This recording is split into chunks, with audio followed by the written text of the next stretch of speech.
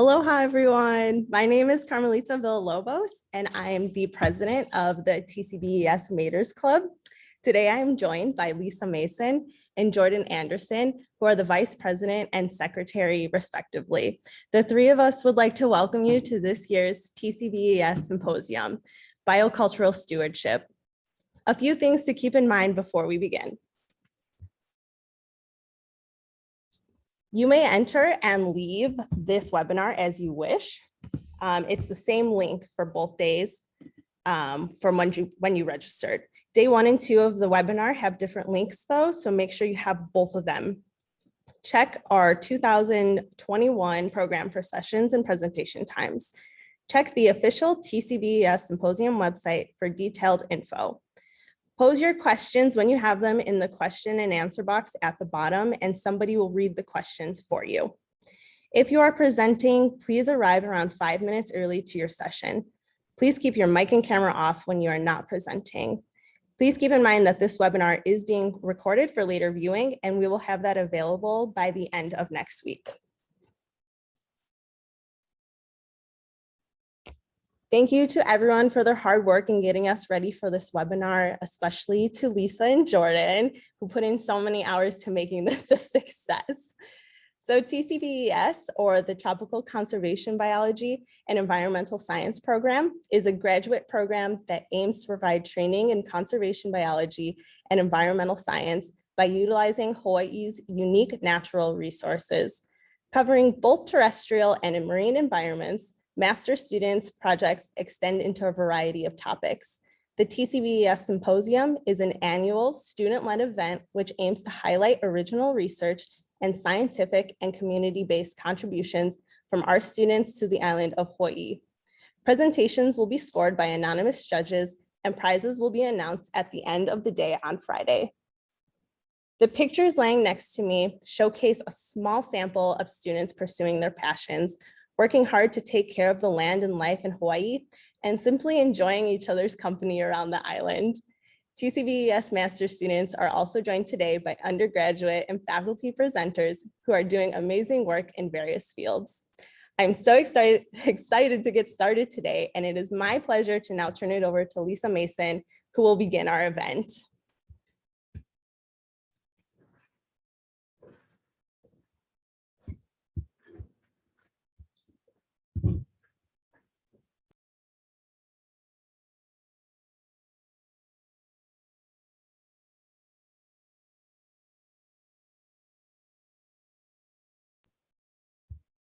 All right, thank you, Carmelita. Aloha, everybody. We will open our symposium with a special Kipai Pai ceremony to open up the keynote and everything that we hope to learn today to really set our intentions.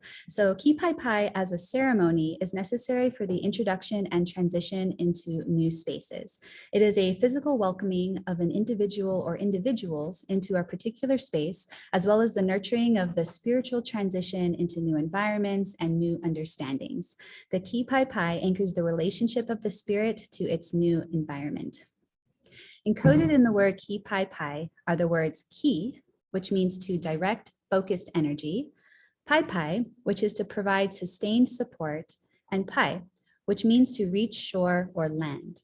Through this definition of Kipai Pai, the individual or individuals are recognized for reaching a particular platform, and thus are being supported by a community in which all of their energies are focused and dedicated to the affirmation of coming ashore, in reaching anew, and together physically and spiritually being reacquainted to one another, to the environment, to the space, and to the encompassing energies.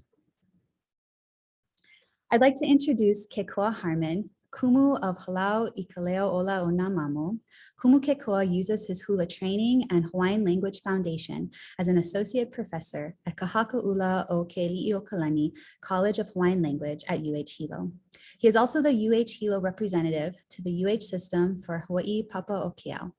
Hawaii Papa'okeau is comprised of representatives of each University of Hawaii campus and is a presidential appointed work committee tasked with developing, implementing, and assessing strategic actions to make the University of Hawaii a leader in Indigenous education. He joins us this morning with his second year language students of Kahakaula o Ke'elikolani College of Hawaiian Language at UH Hilo. Mahalo for being here and leading our Kipaipai. I'll turn it over to you, Kumu.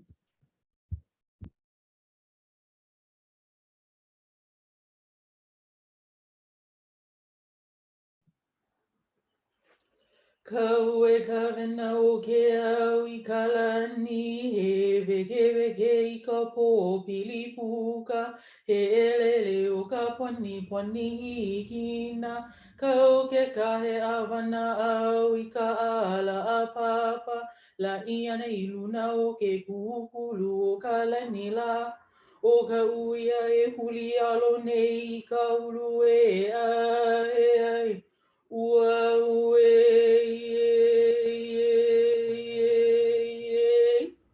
o mai la ko malama I ka honua nei ka mauli ola ua o Hawaii I ke olino nei mai ka pina ka velo na kala ka hiko ia I ka ike mano ka ike koli umai o kikilo mai o ka uno ia o ka pulama a pāma ka ipu o ka ike ai ua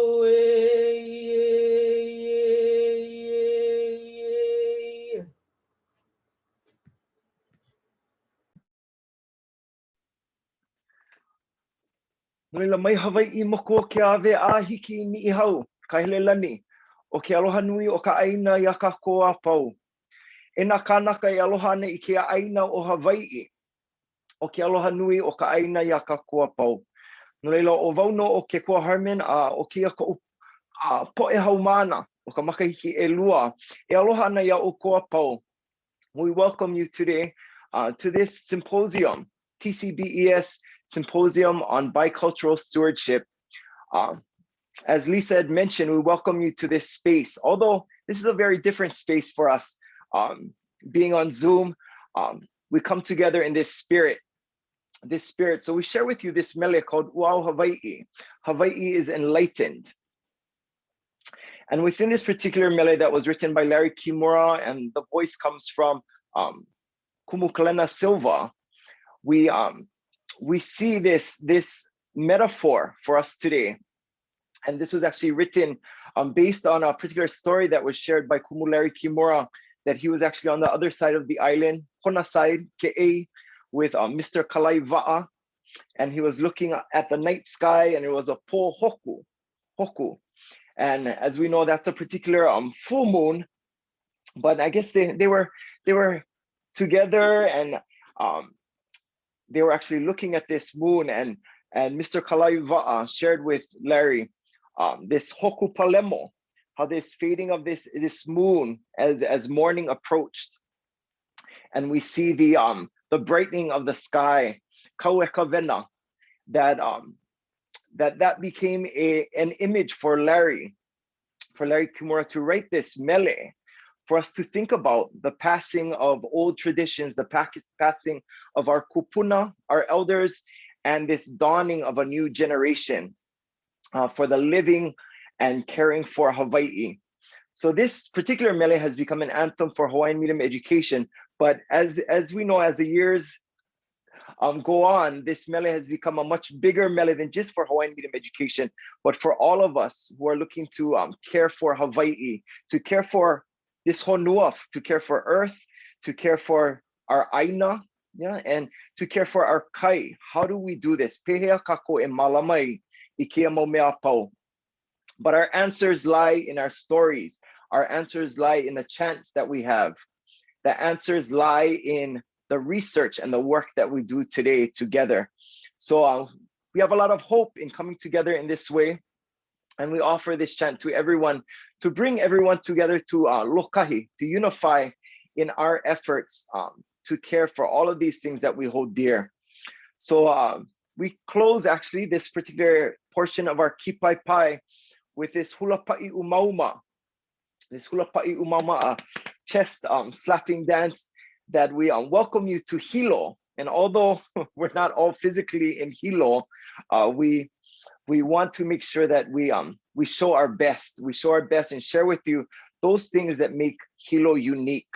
So in this particular mele, we go through Hilo, we see the lehua blossoms, yeah, our pom-pom flowers, our red hula blossoms. And then also we have our Wailuku River. For those of you who are familiar to that area, Wailuku. And then we're going to Haile, famous for the area where the birds dwell. Yeah. And then we're going to Panaeva Forest, famous for the hala, the lehua, and the maile. And then we go down to Kai, we go to Leleivi, and then Molokai, and then we come back to our Ha'ina to end our mele. But although we're not able to all get together in Hilo, this gives us an opportunity through chant to let our spirit huakai, yeah, together as we do this mele. Hula pa'i umauma a hilo au. Oia, aloha nui ka koa pau. Ho'omakaukau. Ai, a hilo au pa. A hilo au e la ho'olu.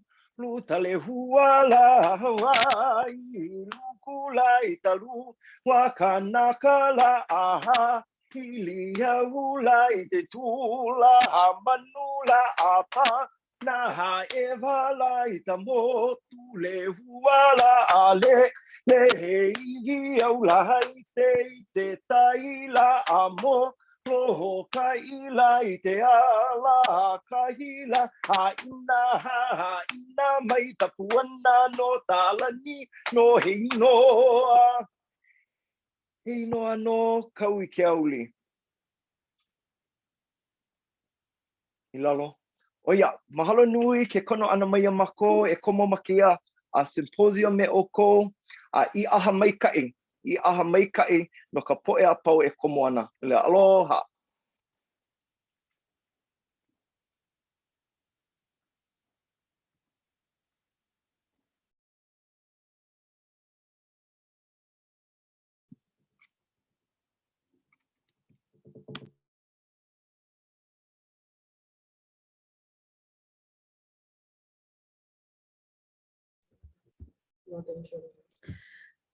All right, mahalo everybody. That was so amazing, and thank you so much for sharing your class with us, Kumukekoa. That was very special and an amazing opportunity for us to see the bigger picture and to really think about our environments in deeper ways and how we can bring them into spaces like this. So mahalo everybody for that energy and that beautiful oli and hula.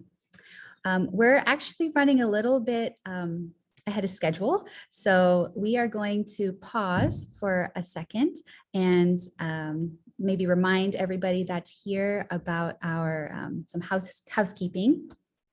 So keep in mind that if you are attending and you are not a panelist, that you're just kind of cruising in the background, but if you have been promoted to a panelist, your camera box and your microphone are live. So we ask that if you are not speaking, that you please keep your camera and your microphone off during these talks. And you are welcome to leave the webinar at any time. Just make sure that you're using the same link that you registered with. All right, we're going to take a short break and we're going to be getting ready for our first official session, our keynote at 9:30.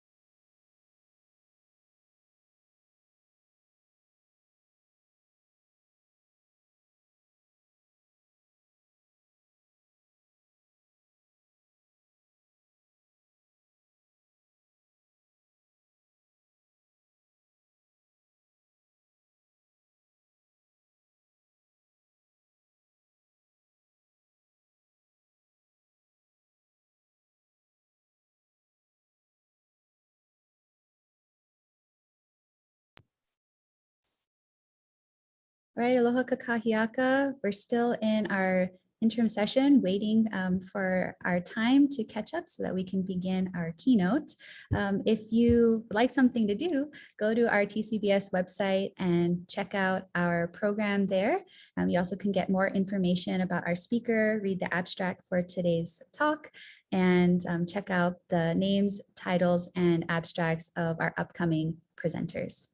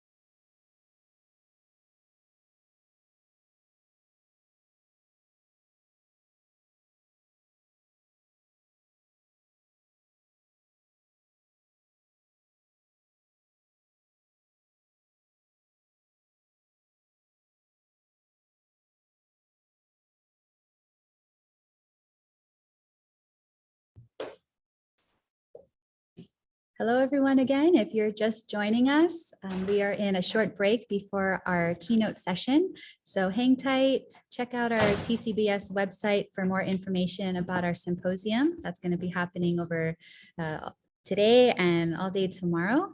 So we will start at 9:25.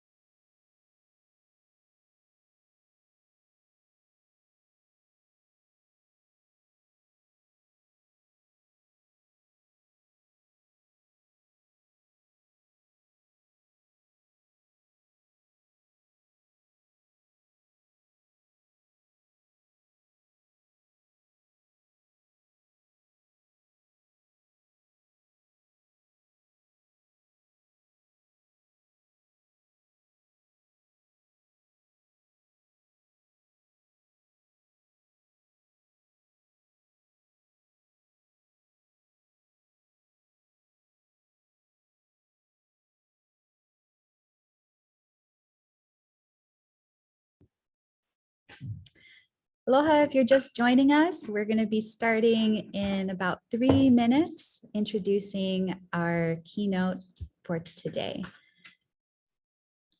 Just so that we stay on schedule, we're going to wait just a few minutes. Mahalo.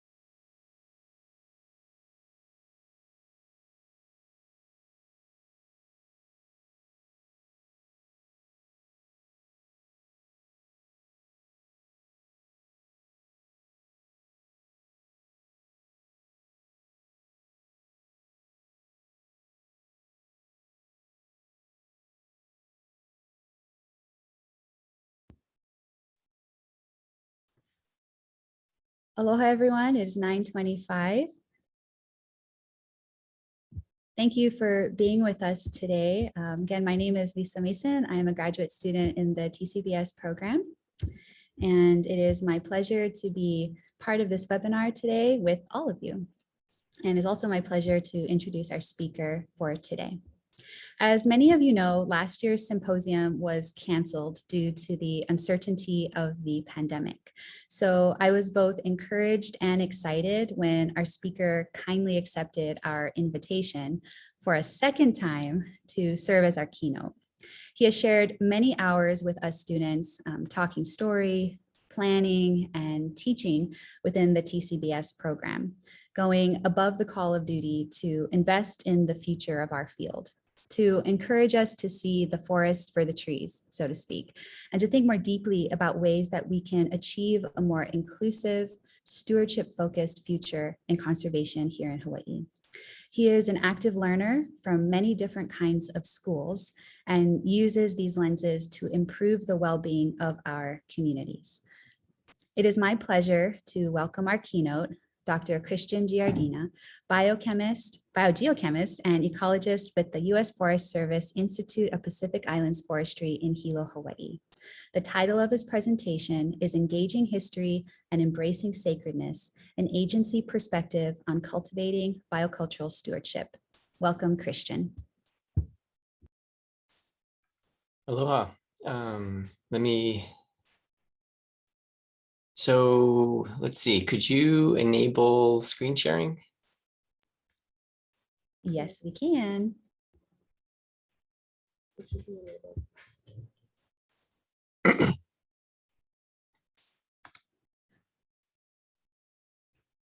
All right, Christian, you should be able to share your screen now. Awesome. Can you all see the screen? Yes, that looks awesome. Awesome. All right.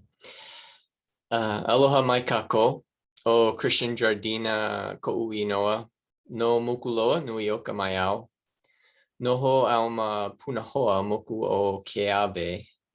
My name is Christian Giardina. I was raised in Long Island, New York, and I live in the Ahupua'a of Punahoa on Hawaii Island, just above Hilo. I want to start by extending a huge mahalo to TCBES for inviting me to talk today. And a huge mahalo to Lisa and Carmelita for their very creative energy and huge amount of support in helping me get ready for today. I also want to mahalo Kumu Kekoa Harmon and his Haumana for a beautiful kipai pai. That's a great way to move into the conversation today.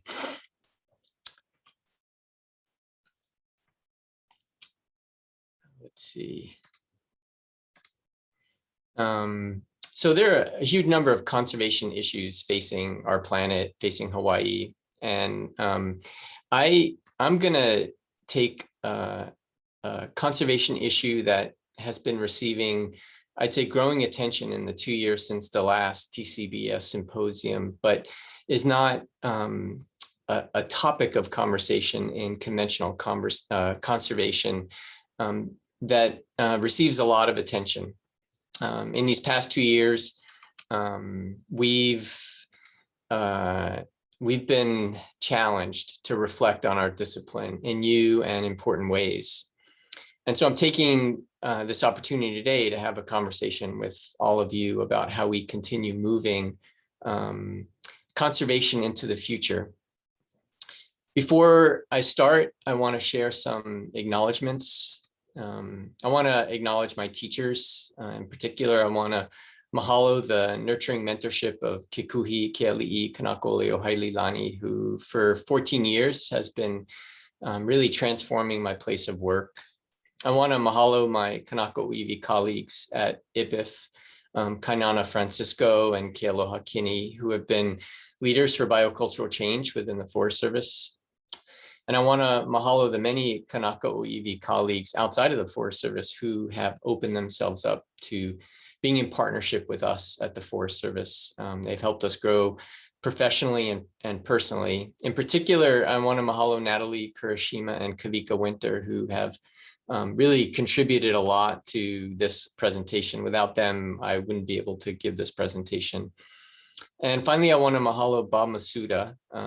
He created a space at IPIF where a change could happen 15 years ago, and he inspired and organized key efforts that help make change happen.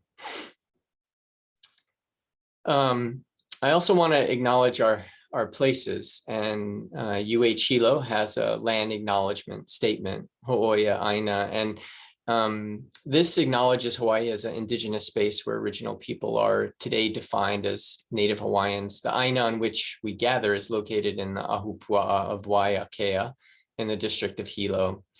The UHH aligns with the UH system's commitment to fostering the well-being of indigenous communities through academic processes put into effect with the 10-campus system-wide transformation called Papa'okeao.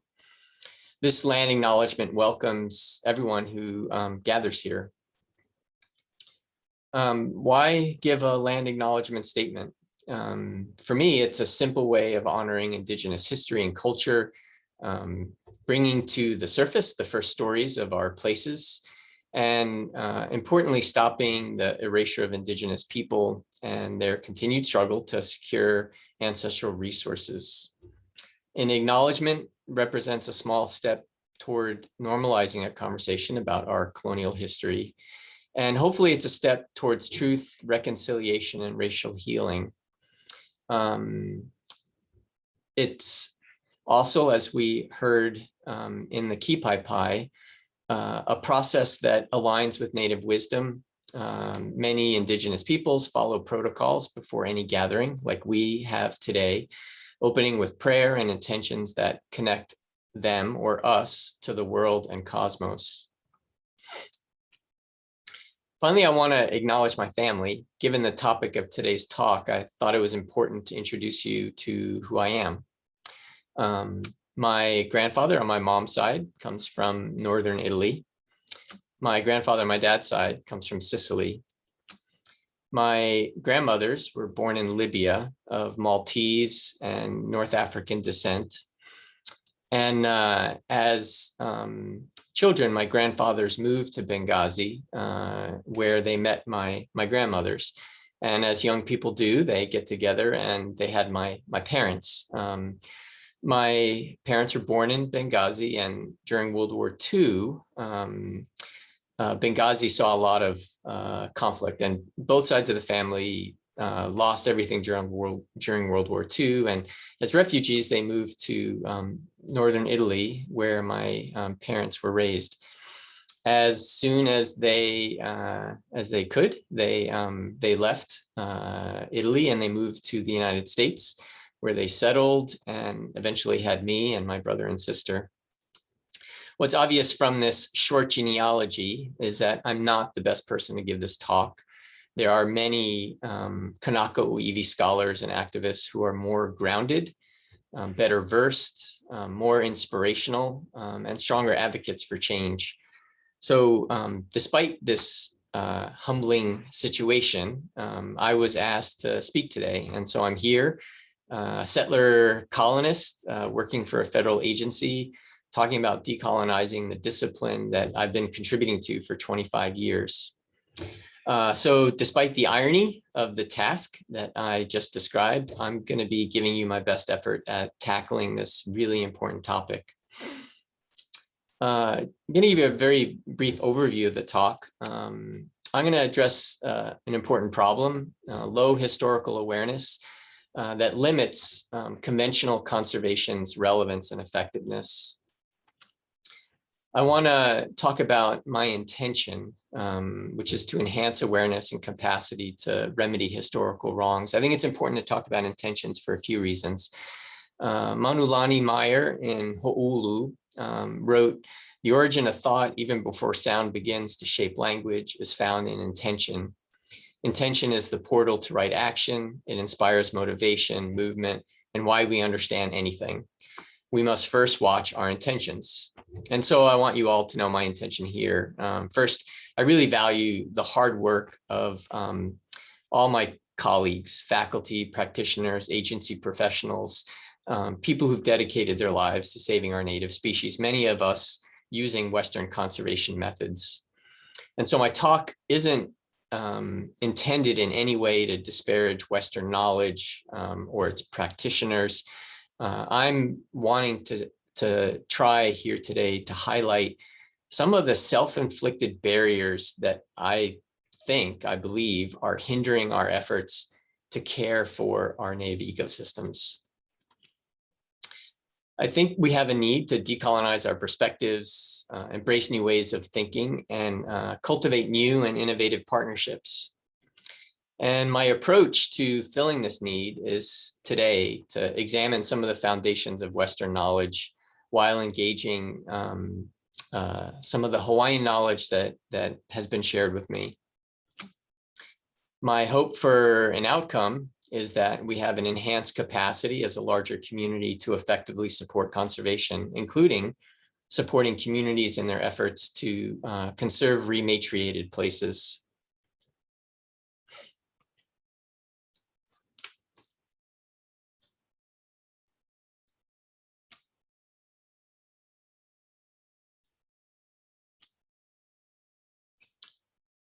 I started my talk with these photographs to highlight the power of images to create dissonance and also learning.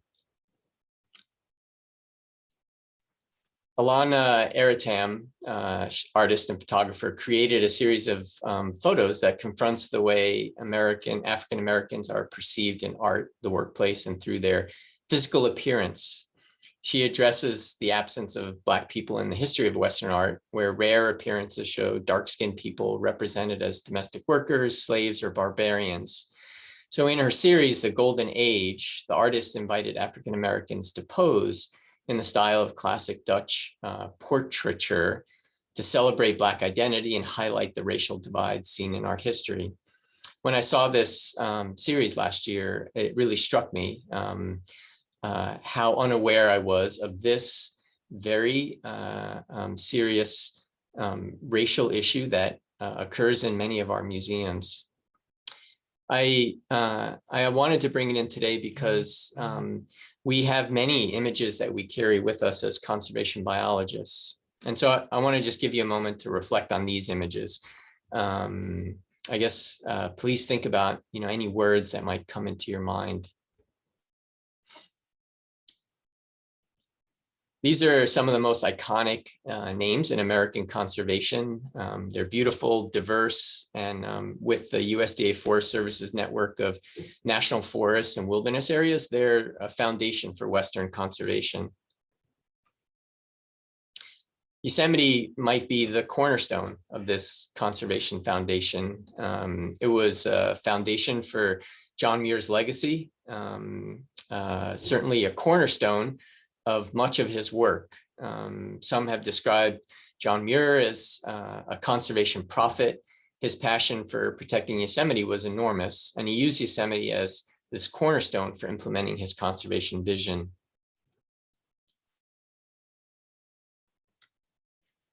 More than a century after John Muir wrote the words on the previous slide, scholars are still trying to understand what conservation biology is.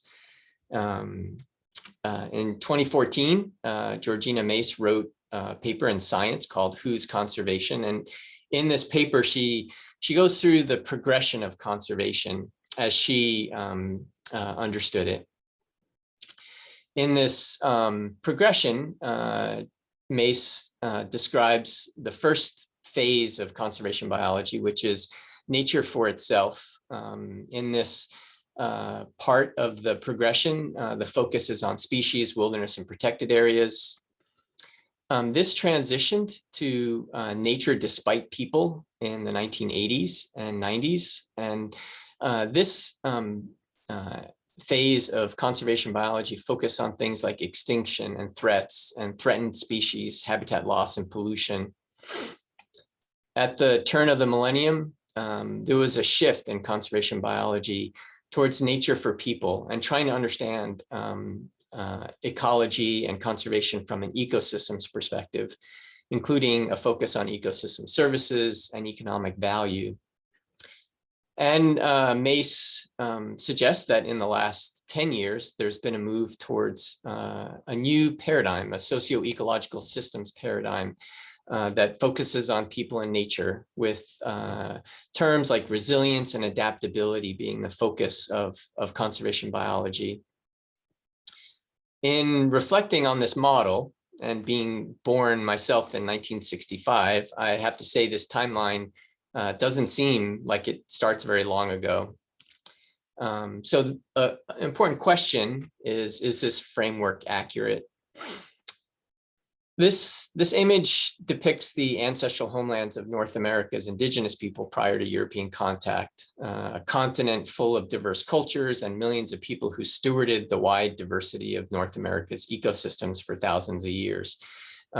You could very easily describe conservation biology as having started when the first people arrived in North America and began stewarding their resources and learning practices to help sustain the ecosystems that they in turn were sustained by.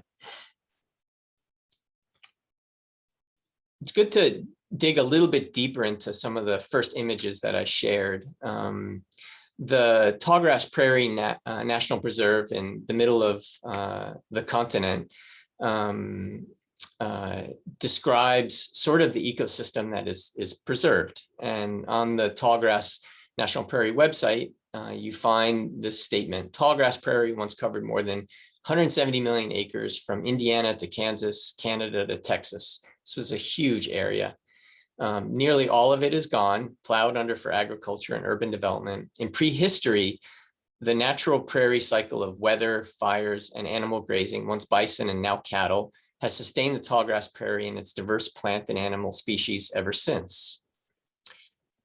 So many ecological and archaeological studies have clearly established that Native American burning created these ecosystems, a multi-generational, multi-millennium stewardship effort to create productive grassland habitat for American bison. It's surprising that in today's depiction of this ecosystem type, that over 70 years of research hasn't yet moved into the description of this tallgrass prairie system. What about Yosemite? This super iconic symbol of Western conservation. Mace used it as an example of nature for itself. Well, John Muir had discouragingly little appreciation for the fact that Yosemite Valley's Miwok and Paiute people had stewarded the land and resources of Yosemite for some 6,000 years prior to his first visit to the valley. When Muir first set eyes on Yosemite, he wasn't looking at pristine wilderness in any sense of the word. He was looking at an intensively cultivated indigenous agroforestry. What was also striking is that there were deep connections between people of that valley and their desire to remain in that valley. So much so that to maintain Yosemite Valley's pristine nature, the US government had to evict Native people from Yosemite multiple times, the latest after I was born. This story is true for the Adirondacks, the ancestral homeland of Mohawk and Oneida people, Rocky Mountain National Park, the ancestral homeland of the Arapaho and Ute people, Yellowstone National Park, the ancestral homeland of the Shoshone, Crow, and Blackfeet people. Basically, every conservation unit managed by the US federal government, Park Service, Forest Service, Bureau of Land Management, sits on ancestral homelands of an indigenous people. Conservation, our perception of these places don't reflect this reality as completely or comprehensively as it needs to. This is from Yellowstone National Park's website today. The history of science in Yellowstone formally began with Hayden's expeditions. Hayden's 1871 survey team included this team of botanists, meteorologists, zoologists, ornithologists. The point here is that there is a perspective that science, conservation science, started when Western institutions began exploring science in these areas. It seems to me that the Western conservation community is about to enter into a time of deep introspection, a time of reckoning, where we finally engage this marriage between colonialism and Western conservation. And it's a really important and exciting time in that engaging this introspection, this will lead us to a better understanding of where the myths of our discipline came from and how it is that we've arrived here today to have some of the perspectives that we do. So many of us in Western conservation hold views that have been handed down by conservation's founding fathers. On the left, Gifford Pinchot, he's founder of the Society of American Foresters, who led the creation of the USDA Forest Service. On the right is Madison Grant, founder of the Bronx Zoo and the Wilderness Conservation Society, and he also helped lead the creation of the modern National Park Service. And in the middle is John Muir, founder of the Sierra Club and inspirational architect of Western conservation. By all appearances, this is quite the collection of conservation resumes. But this is only a part of who these men were. I didn't fully appreciate until recently, for example, that Grant's racist and anti-Semitic writings helped to inspire and inform Adolf Hitler's Holocaust. I learned recently that Gifford Pinchot, who founded my organization, merged eugenics and conservation, and that his early work continues to motivate population bomb policies and actions that blame society's most marginalized for failures of Western conservation. And that collectively their pseudoscientific claims about race really buttressed a violent white supremacist movement across the US. So why do these historical assessments need our attention? My perspective is because it's clear that we agencies haven't done enough to call out conservation's history of injustice or its legacies.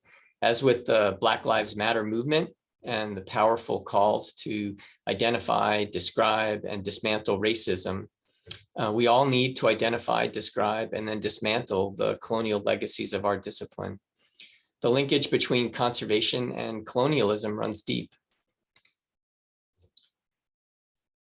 America's early successes in creating our iconic conservation areas were possible because of military-backed dislocation of indigenous people. And this marriage of conquest and conservation, not surprisingly, has a fairly remarkable timeline.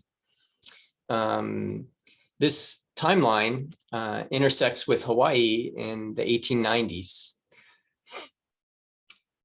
Lauren Thurston, great-grandson of missionaries, he is credited as a founder of Hawaii Volcanoes and Haleakala National Parks.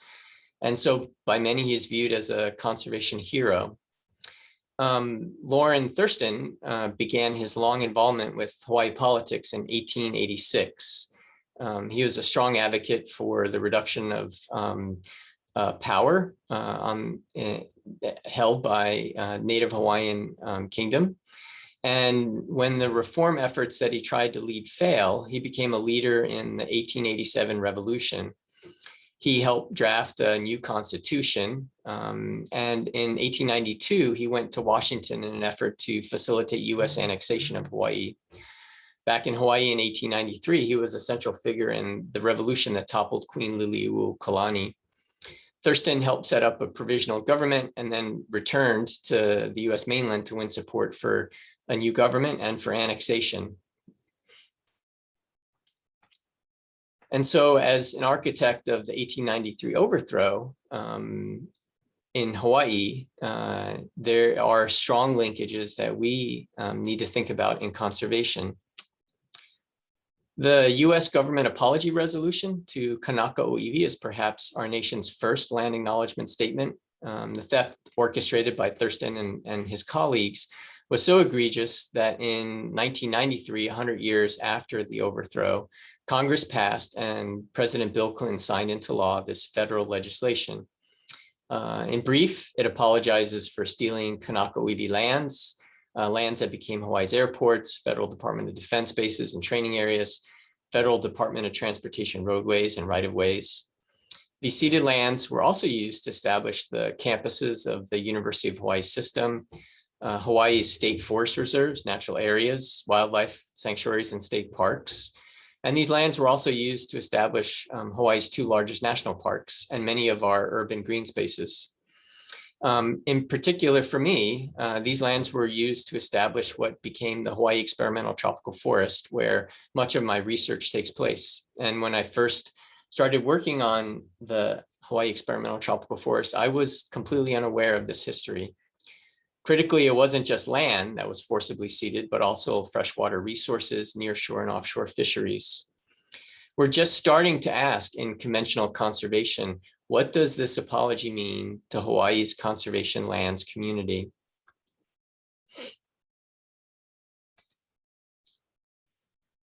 I think that the recency of this conversation about what the apology resolution means is fairly striking. Western conservation lost Michael Soule in 2020. For those of you who don't know who Michael Soule is, he's widely viewed as the father of conservation biology. He coined the term early in his career, and he went on to found Society for Conservation Biology. He spent much of his career shaping the discipline, including its expression here in Hawaii. In 2007, my first year representing the Forest Service to Hawaii Conservation Alliance, he gave the Hawaii Conservation Conference keynote. In 2014, I attended a distinguished lecture that he gave here at the University of Hawaii at Hilo. And in response to a question about indigenous land rights, he shared that removing indigenous people from their ancestral lands was justified, even necessary sometimes, for effective conservation to happen. This was a pretty astounding confession by conservation biology's founder. So just to summarize this section of the talk, our landscapes and seascapes are not what they seem. Socio-ecological landscapes and seascapes across the planet have undergone, many continue to undergo violent removals of ancestral residents. These places continue to be impacted by unresolved land tenure and water rights conflicts, exacerbated by persistent colonial legacies. And I want to highlight that we're all impacted by these persistent legacies, not equally, but we are all impacted, each in our own way. And these impacts come with emotional, psychological, and social costs.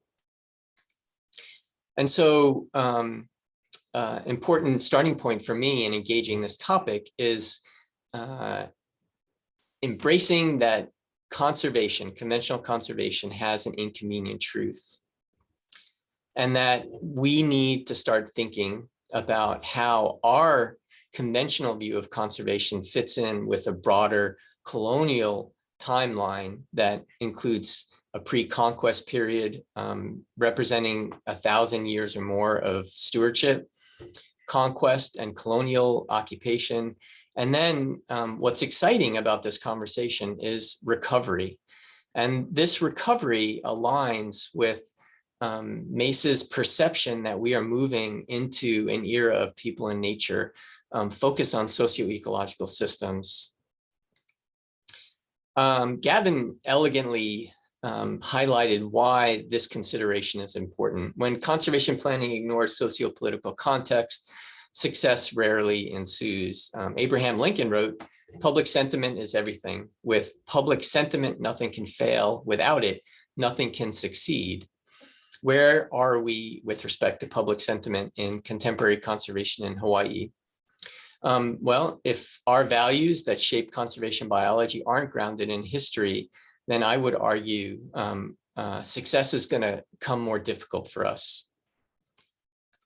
But if we integrate history into our thinking, into how we approach and view landscapes, and we allow history to shape our values, the potential for successful outcomes increases. That's my hypothesis.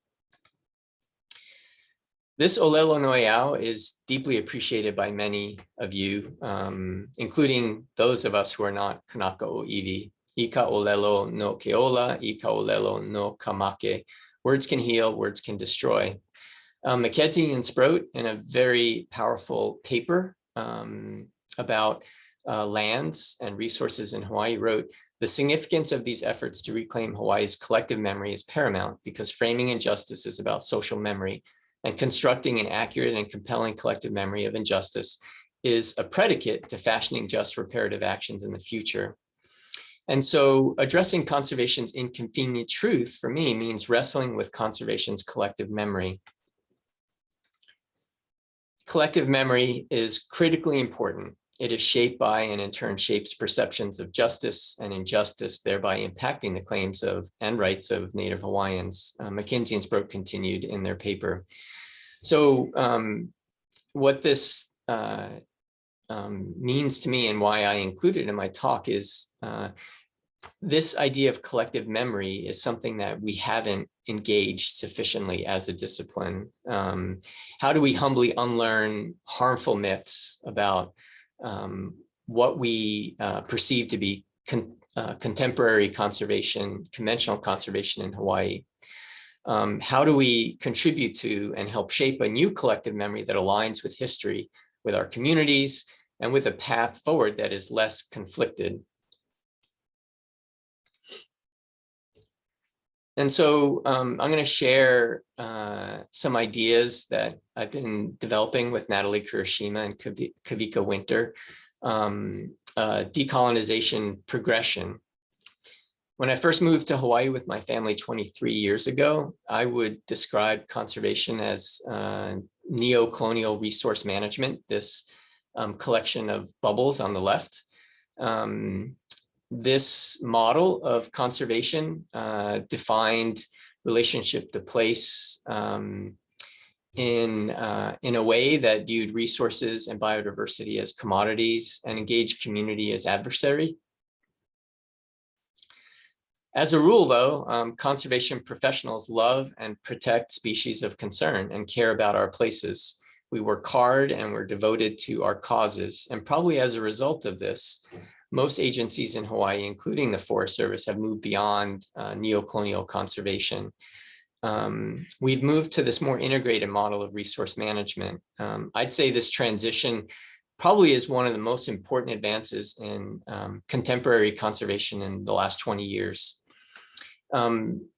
We've moved in this direction because of the really hard work of Kanaka Oiwi leaders, asking for change, helping define what change looks like, and supporting patiently our efforts to change. It also reflects hiring, where many agencies have become more diverse and inclusive in their hiring. And now we have Kanaka Oiwi leaders within our agencies who also help support this change. A question that comes up a lot is, why do agencies need to move beyond this model? Well, places like Aina, Kaupulehu, Miloli'i, Mo'omomi are demonstrating that more change is needed. Mauna a Wakea is telling us why that change is needed. And Papahanaumokuakea is showing us what change can look like. In this model, agency leaders and professionals work much more collaboratively with community leaders and indigenous and local knowledge practitioners. They rely on decolonized Western and shared indigenous and local knowledge. And they steward collaboratively a resource base that is viewed differently. It's viewed as a sacred resource that sustains all of us in Hawaii. So in order to progress towards something, we need to know what we're progressing from. Ikava mamua, ikava mahope. Reflecting on the past allows agencies to redefine their future, basically. And in the past decade, Hawaiian conservation has gone through some important changes, which has included becoming more culturally grounded through persistent and patient leadership of Kanaka Oiwi visionaries. This has clearly resulted in broader appreciation for and a growing desire to engage Kanaka Oiwi knowledge systems. But we still have an incredible amount of dissonance operating in contemporary conservation. One area that I think captures, exemplifies this dissonance is how we view epistemology. Too often, we're a little bit lazy about how we describe different ways of knowing. One of these ways that we're lazy is in describing Native Hawaiian versus Western knowledge systems. Very often, it's caricaturized as Native Hawaiian culture versus Western science. This does a disservice to both. For Native Hawaiian knowledge systems, it doesn't honor the fact that the knowledge system has practices, values, norms, and beliefs, and that it's a science-based knowledge system. On the other side, this caricaturization of Western knowledge systems as science suggests that somehow our science is objective and perpetual and independent of factors that influence other knowledge systems. But we have to come to terms with the fact that our practices are influenced by values, norms, and beliefs, and that Western science does have cultural elements. And so thinking about knowledge systems more holistically is an important step for us scientists. Too often, we in conventional conservation fall back on defining the natural world as a collection of objects. And we get trapped by reporting out our success with producing widgets. The coupled socio-ecological systems concept has been an amazingly successful innovation in Western conservation. And what I'm hoping I achieve in this talk is to be a cheerleader for continuing to make leaps in how we conceptualize conservation. This passage from Donatuto et al. Is really compelling to me because it emphasizes, it captures how we can move forward with the socio-ecological system concept.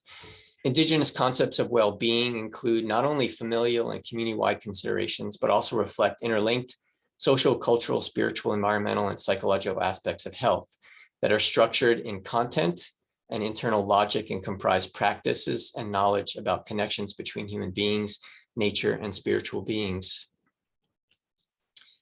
This is something that's also captured in conventional ecology and conservation biology. Chan and al. Wrote that our discipline is focused on intrinsic values and instrumental values, but we have just begun to think about relational values, why we care how we care has an effect on how successful our conservation is. This really brings us back to engaging our first intentions. So many people I know in conservation started out like this little girl, hugging trees, looking up with wonder. Certainly, I'd be willing to bet that she's not thinking about carbon sequestration, ecosystem services, biodiversity inventories. She's thinking about her relationship with this tree in this place. Braiding sweetgrass has exploded in conservation biology with good reason, because it does this brilliant assessment of multiple knowledge system roots to our conservation dilemma. And it provides some amazing strategies for overcoming this dilemma. So Olelo Hawaii has been important to the shift in research agencies. Our interactions with communities have exposed us to new ideas. So for example, the meaning and value of Ike Kupuna, or the power of Aloha Aina and Malama Aina. Many of us learned, and we now regularly chant Anake Edith Kanakaole's Eho Mai. In it is a request for Ike to receive revelations from the gods, knowledge, awareness, understanding, recognition, comprehension, and hence learning. We may not realize it, but in chanting these words, which many of us do regularly, we're asking for knowledge. We can't use and mean these words and not enter into a conservation conversation about the places we steward. And having entered into this conversation via chant, we're drawn to a simple question. What does it mean for an agency professional to be in sacred relationship with place? Logically, for me, it means that we need to do a better job of engaging sacredness, embodying sacredness in our organizational structure, in our hiring, in our operations. I want to take a few moments and reflect on Hala'ohia, because Hala'ohia has fundamentally changed the meaning of conservation for us in the Forest Service through this biocultural learning program. It's involved also thinking about, conceptualizing, and publishing new types of studies. It's resulted in a shift in our work towards community-based projects. And most importantly, Hala'ohia has retaught us how to build relationships with our larger ohana of conservation colleagues. And this building of relationships has been transformative for many of us in the agency. And yet for us, it's just scratching the surface. And so a question for us is, in this last model, and who knows what happens to the right of this in the decades to come, many of you are going to determine that. But in this concentric stewardship of place model of conservation, how does an agency adopt concentric stewardship of place and begin embracing conservation as a collaborative, community-driven process? This last part of the progression addresses the fact that agencies, for the most part, continue to hold levers of decision-making power. I think a start for us is to understand that concentric stewardship of place is place-based. Many of us strive to be place-based. It's multi-generational. It ties many generations of knowledge together in the stewardship of a place. It's multidisciplinary. It brings together art and many aspects of science, as well as personal social dimensions of being connected to place. It's integrated, it's technical, it's sophisticated, and it's adaptive.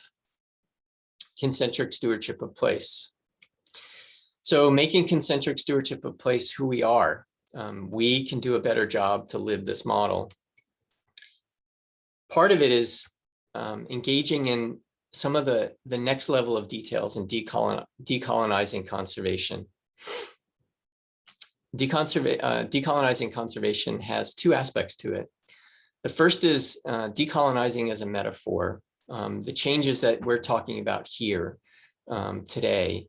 But decolonization is also very much and primarily a process of rematriation of indigenous places. I'm going to take just a second to talk about decolonization as a metaphor, mostly as a metaphor that needs to come with guardrails. Tuck and Yang, in a very powerful paper in 2012, wrote that decolonization is not a metaphor. And these authors listed a range of reasons why we need to be wary of decolonization when it's used as a metaphor. Settler nativism, settler adoption, colonial equivocation, decolonize your mind, and the rest may not follow, asterisk peoples, reoccupation, and then reconciliation, the fate of the settler colonist. These are all things that we need to be wary of in thinking about decolonization. In decolonizing conservation on the rematriation side, there are concrete steps that we could do better as agencies. We could engage Kanako Iwi as a self-determining nation rather than as one of many collaborative stakeholders. This is a direction that we could take. Identifying and engaging with existing or intended environmental governance processes and assertions of self-determination by Kanako Iwi. Creating opportunities for relationship building between Kanako Iwi and policy or governance practitioners within agencies. Choosing venues and processes of decision-making that reflect Kanako Iwi rather than Eurocentric values and approaches. Providing resources to Kanako Iwi communities to improve capacity for collaboration or for policy reform and decision-making. Finding ways to support Kanako Iwi communities in their own continued environmental decision-making and self-determination. I wanted to try to synthesize these into a handful of concepts that I'm going to leave you with. Going back to Ika Olelo no Keola, 123 years after the Ku'e petitions were brought to Washington, D.C. to protest Hawaii's annexation, 40 years after civil disobedience and a court ruling secured access to and the rights to Malama Kohema Lama Lama o Kanaloa, 20 years after the Apology Resolution, and 2 years after Kanako Iwi redefined the management of ceded lands on the summit of Mauna Awakea. What steps do we need to take as agencies to make some of this biocultural stewardship progression real? I feel that a key to this is embracing Olelo Hawaii and terms like Aloha Aina and Malama Aina to become, as agency people, Hoa Aina, and to support Kia'i Aina. For me as an agency person, this means understanding that there are unseverable relationships between people in place. Hepelina vehena ole. If we viewed relationships as unseverable, that would change how we practice our science. It would affect how we hire people and who we ask to lead our practice of science. In this photo, this is a kupu team who worked with us on the Hawaii Experimental Tropical Forest. A number of these kupu young professionals are multi-generational in this place. They are stewarding these places because they are connected to these places as lineal descendants, and they are aware of and embracing this responsibility to Malama this place because their ancestors were a part of this place and they came from it. In a Hawaii Business interview with Dr. Haunani Kane, Hawaii Business asked, what do you think is the Kanaka Maoli advantage in your respective industry? And Haunani responded, perspective, responsibility to place, family and community, and future generations that inspire our work, rather than being seen as a burden. And this Hepelina vehena ole speaks to this perspective. ikaolelo no keola. So we don't approach our work sufficiently from this perspective of nahana ku ike aloha, deeds done with love. We are often trapped by reporting and checking boxes, but we need to really embrace that the work we're doing is because we love the places that we work. We love the species that we are trying to save. Finally, I'm very struck by Keiki Hanai and Makua Hanai as not just a non-Hawaiian, but someone who's not from Hawaii. I want to recognize the huge influence and acknowledge Uncle John C. Kekua, head coach with Kamehameha Canoe Club. In 1998, when I was a young postdoc here, I'm all the way on the right with Halani, the canoe that we had paddled across the Kaiwi Channel. I rolled up completely clueless about canoe paddling, but Uncle John took me into the halau and introduced me to paddling. And more than that, he took me into his family. And being embraced by Uncle John and the halau is something that represents probably the most important thing that I experienced living in Hawaii. And I want to share this because becoming hanai by our places is something that is important to moving forward in this progression, to becoming more of place. And so I want to end with that notion for those of us who are not Hawaiian, but those of us who may not be even from Hawaii. So mahalo nui. I felt I needed to quote Po navigator Chad Kalepa Baibayan, who shared with the UH Hilo community this very powerful message. Be responsible for owning your dream and vision of where you want to arrive at. Be persistent and relentless and working that sail plan so that you arrive at your destination. And so continuing with this metaphor of the canoe, we hear very often, you know, get in the va'a and paddle in the same direction. Having a shared collective memory, having a shared appreciation for our places can only improve our ability to paddle together and arrive to our destination. So mahalo to all of you for listening.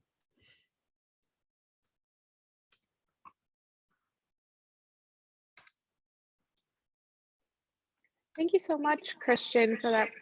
Can you move? Sound. Thanks. Sorry. Thank you so much for that presentation. We do have about 15 minutes for questions from our attendees. So if anyone here has any questions, you'll see that the Q&A feature is enabled. So just please enter your questions into there and we'll present and answer them in that format.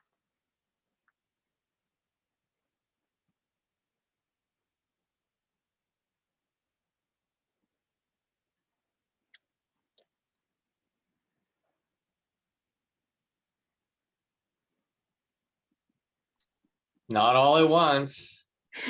I'm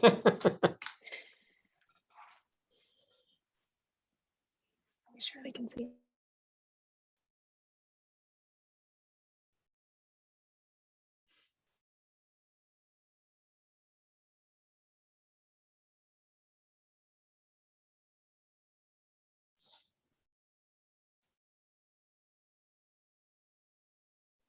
Here we go. We got our first question from Chad Wiggins, and he asked, what have been some of the most challenging and most rewarding moments of moving beyond neo-colonial conservation?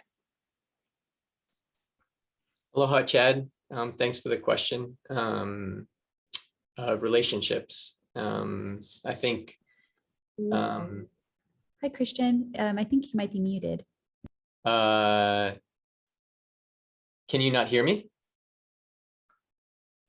Nope, you're all good. Sorry about that. We can hear you now. All right.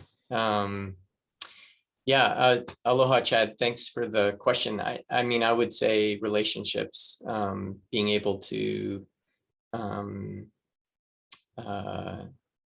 point to, something rewarding. There are conservation stories, but for me personally, it's been breaking down barriers and trying to acknowledge and move into a different place as an agency person, recognizing that we have a lot of baggage that we bring with us, and building relationships out of that engagement. It's a good question. I would love to hear from other people what their experiences are in making change happen along these lines. Thank you. Chad says, thank you for that answer. Now we have a question from Dr. Ostertag. She says, thinking about this audience, what is one thing someone as an individual can do to start this change? What would you recommend being that first step?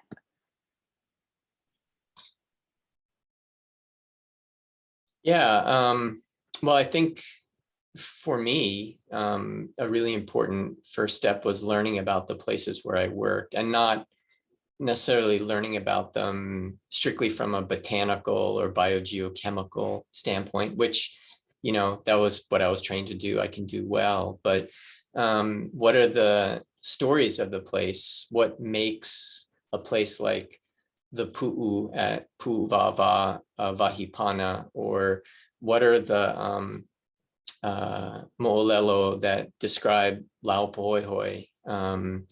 And what is the history of the places where we work? The histories tend to be very complex, and usually wrapped in that complexity is some historical injustice. And so how do we begin engaging that? I wish when I was a postdoc in 1998 that I had delved more deeply into both the culture and the history of the place where I work. I didn't have those kind of, I guess, guiding conversations, maybe the way that I do now and I've had in the last, say, 10 years. But yeah, becoming connected to your places through some digging in history and culture, I think is a great first step. I don't know, Becky, what do you think?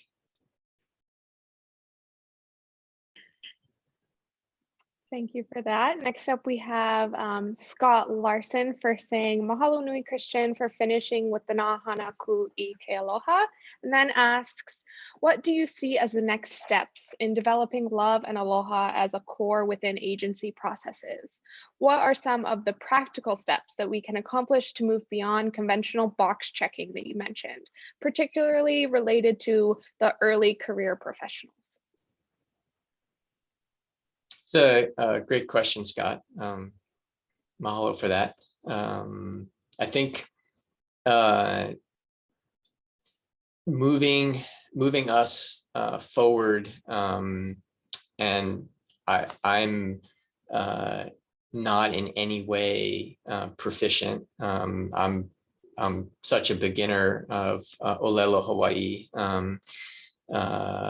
And one of the things that I've increasingly become aware of is my personal need to embrace Olelo Hawaii and start learning it. And so that is a start, I think, for those of us who are not fluent. I think a big set of next steps is normalizing this conversation about decolonization. And we've relied for a long time on our Kanaka OEV colleagues to carry the burden of shaping that conversation and really taking responsibility for change. And we've certainly helped support that change, and now maybe it's something that we can take a bigger role in, certainly side by side, helping support these conversations for change. I'm sure there's a long list, and people in this session and in the next session can certainly share their thoughts on how we advance this.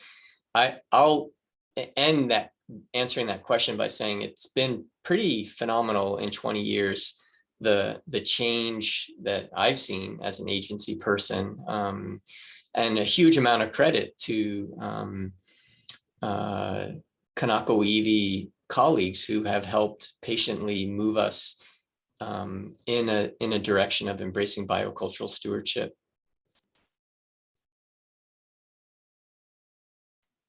Great, thank you. Next up, we have a question from Malia. First says, Mahalo nui e ka anohi, I'm gonna get there, and asks, where'd it go? There it is.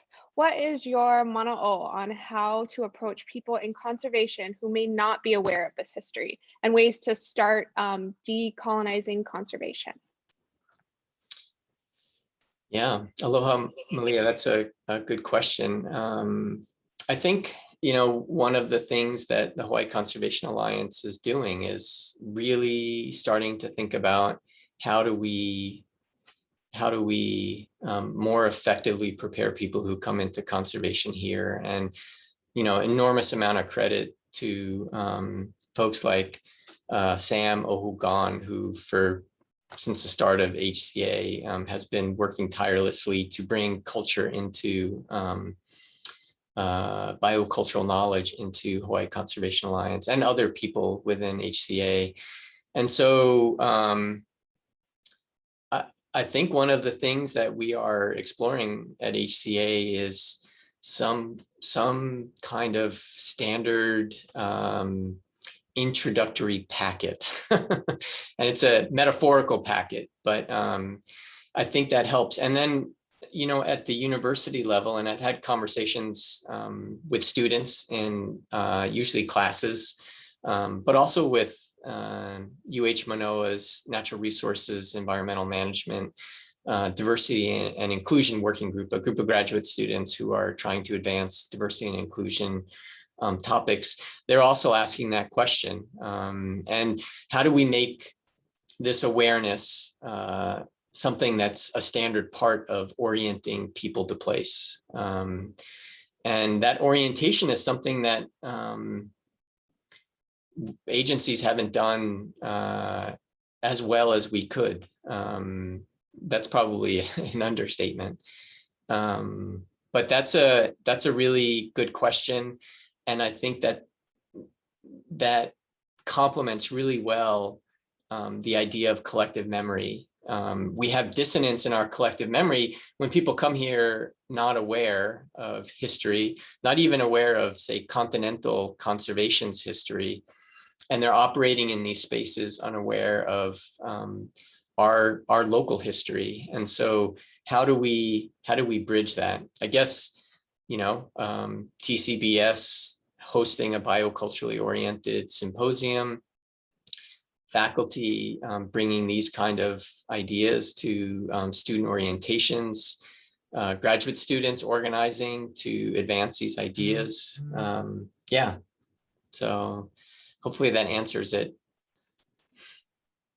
Yeah, that was a great answer. Thank you. Next, let's see, we have Nicola asking, how would you recommend an early career scientist go about making changes in their own workplaces? Well, I think a lot of the things that we just talked about applies equally well at the workplace. Creating space for these conversations, changing agendas so that agendas reflect place, integrating Olelo Hawaii into the workplace as Hawaii's second official language, creating opportunities, funded opportunities to bring biocultural experts into the workplace to support biocultural trainings. Yeah. Great, thank you again. Let's see, Paula Matos is asking, do you believe a social ecological model can be the solution to current environmental issues? How can we convince people to turn that into practice within communities? Yeah, those are interesting pair of questions. So I don't necessarily see a particular model being the solution to an environmental problem. I mean, our environmental problems are huge, and hopefully I didn't give the impression that by switching models, we're gonna somehow have a streamlined road to success. The road to success is pretty intense. My message, hopefully the message I conveyed was that right now we are not operating in a way that is conducive to a large collaborative approach to conservation. We have a lot of potential to build out a more collaborative approach. And my thought is, and what I've been sort of, I guess, coalescing around is this idea that if we could more effectively engage history, if we could more effectively come together over some of the justice issues that really affect our ability to work across different lines, that we would become more effective at finding solutions for current environmental issues. The other thing I want to, I guess, touch on with that is the Vahipana concept, I think, is really powerful. It implies relationship, it implies so many things, and through engaging Vahipana and being a part of a community, and by community I mean, you know, it can be agency people and people who are lineal descendants, a team, that there's a lot of inspiration, there's a lot of lifting up of spirit in that kind of approach. And sometimes we get discouraged in Western conservation when the federal dollars stop coming in, or the state is in a budget crisis and we have to let people go, and we get discouraged. And so this socio-ecological, community-based, concentric model is a way to uplift us in this challenging pursuit of solving some really serious environmental issues. I personally don't think you can convince people of kind of anything. People have their beliefs, and if they do embrace a practice, it's because they're prepared to do it when they're ready to do it. So I tend to shy away from that sort of convincing idea. But I do think that building partnerships and breaking down silos, walls of silos, can only help us in the agencies. Great, thank you. Now we're going to have our last question before moving into our Talk Story Forum. So that final question is from Renee, who states that oftentimes students don't have professors who understand that there's this shift. What can we do if they want to begin theorizing in these spaces but don't have the support from their backing departments? Aloha Pua. That is a really good question, a question I hear a lot, or a comment, and I don't have an easy answer. You know, change happens, and it is happening, but sometimes it happens more slowly than it could or should. And I know that sometimes there can be frustrating interactions, and I wish I had a compelling answer for you, but encouraging people to find spaces that are supportive, and building larger scale support through straight up organizing, which Kanako Iwi have been doing since the overthrow and before, and have done that very effectively, that it's a continuation of that. I wish there were more more compelling answer I give. But if you hang around for the talk story, I am going to guess that some people have really good answers to that question.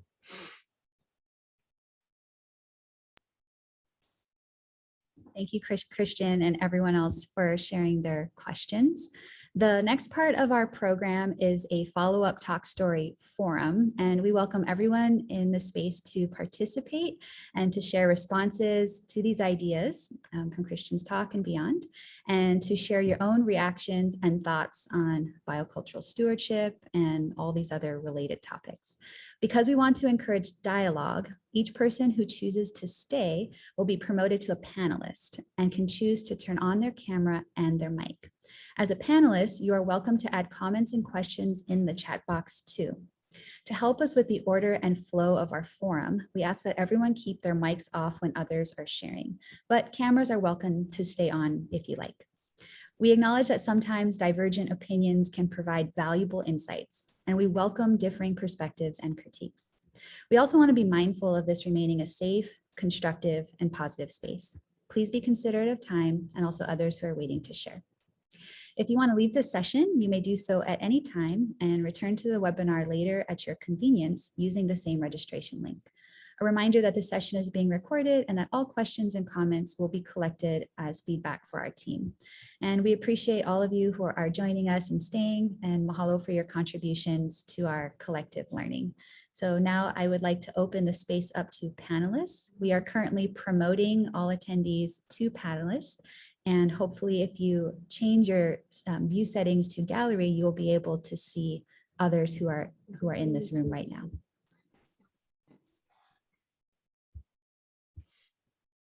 All right, so at this time, I'd like to open up the space. We can pick up with some questions that maybe were not answered during our Q&A.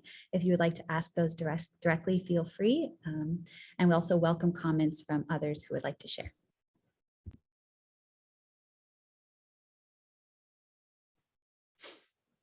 Well, right off the bat, Celia and Lisa have some really compelling questions that they put into the chat box. Do you want me to start? Maybe, I don't know. Sure. Yeah, I would love to hear. I would love to hear your perspective on that question. I think it's a great question. Well, it's one of these moral dilemmas working in settler institutions, such as the University of Hawaii at Hilo, as well as working for the Forest Service. And so and especially in recognizing the decolonial shift that the agency is taking. It appears that there could be some logical dilemmas, logical and moral dilemmas at play for folks of us who are working in settler institutions and wanting to create pathways for decolonization within our institutions. But then the question always remains is, what does this mean, right? And is there an implication that we would necessarily have to dismantle parts of our institution or all of the institution in order to really be beyond decolonization as a metaphor, as Tuck and Yang argue, and also in that article at the end, they argue for an ethics of incommensurability, which requires us to see decolonization as separate to the aims of settler agendas, particularly within education and within conservation biology or conservation institutions. And so how does one decolonize within a settler institution without dismantling it?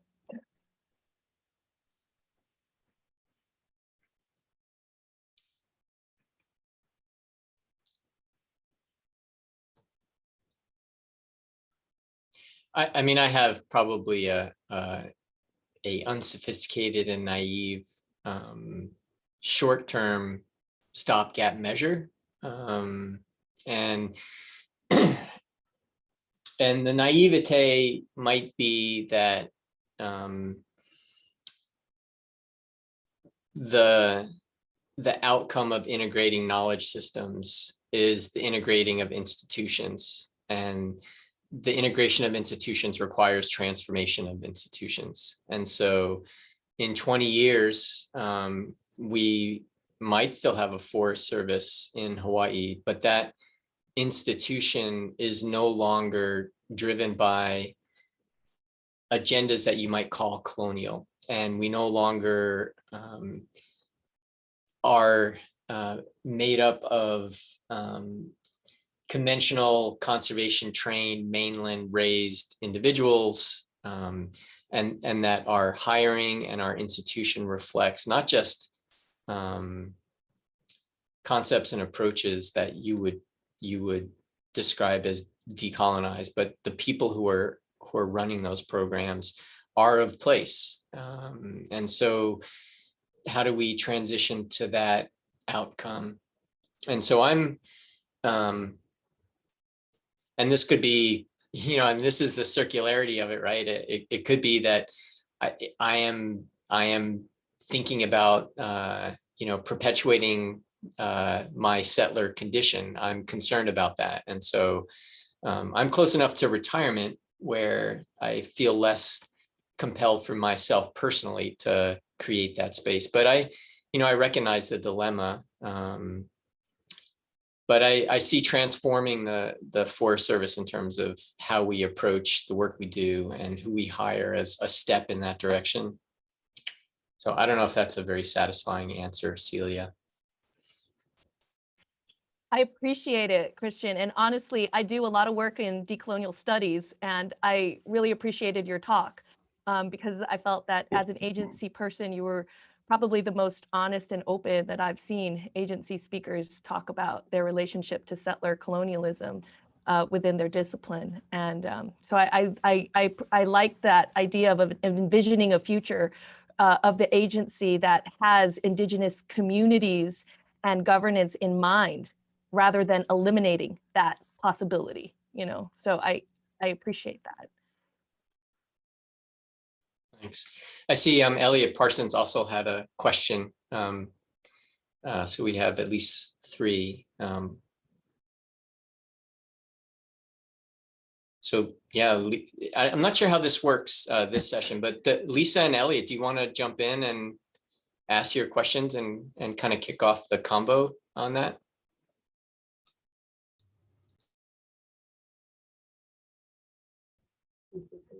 Yeah, I think if Lisa is here, you can go ahead and share your question, Lisa. Hi. Oh, sorry. Can you see me now? Hi, everybody.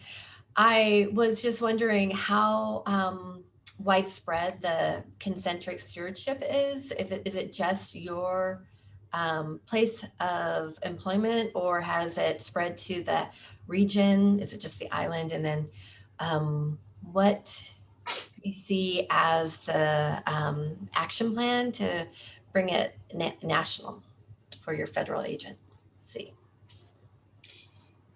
Yeah, I'll say that the Forest Service Research and Development branch of the Forest Service has hired Indigenous scientists into positions, and they have stimulated some, not just conversations, but change in how things are done. And there's really substantial changes that are happening across the agency. Now, where those conversations are going to go, I don't know. But I think I don't see it so much as spreading out as just these nuclei of change. And I don't feel like it's in any way easy to capture in terms of some general patterns or anything. Every effort that I know of is very place-based and has specific aspects, but it's been really impressive, the change in the Forest Service nationally in 20 years. And I've interacted with and work across the agency. So yeah, I don't know if that answers the question. I'm personally excited. I wish I was, starting today as a new scientist instead of, being 55 at the end of a career. But yeah, it's exciting to see the changes that are happening. Yeah, I was kind of wondering if you had a working group that was across the different units and regions? Yeah, there is a informal group of people who are tackling this in the Forest Service, and there's a number of people. So, yeah. All right, thank you.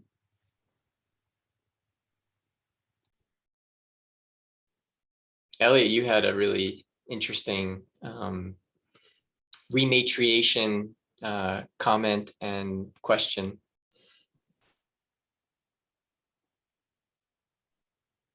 Mahalo nui for the great talk, Christian. Yeah, I think that, you know, the question I think that you and Celia raised, kind of like going beyond the thoughts and theories and concepts towards practical ideas for what to actually do and setting a vision for the future. What do we want to move towards? And so that article came out recently. I thought it was super interesting.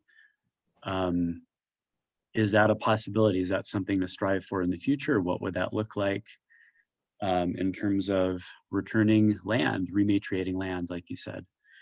And you know, there is a really interesting story that I was just looking at on NPR. I don't know if you remember from last summer, where the Supreme Court ruled that about half of Oklahoma is Native American land. That's the name of the article.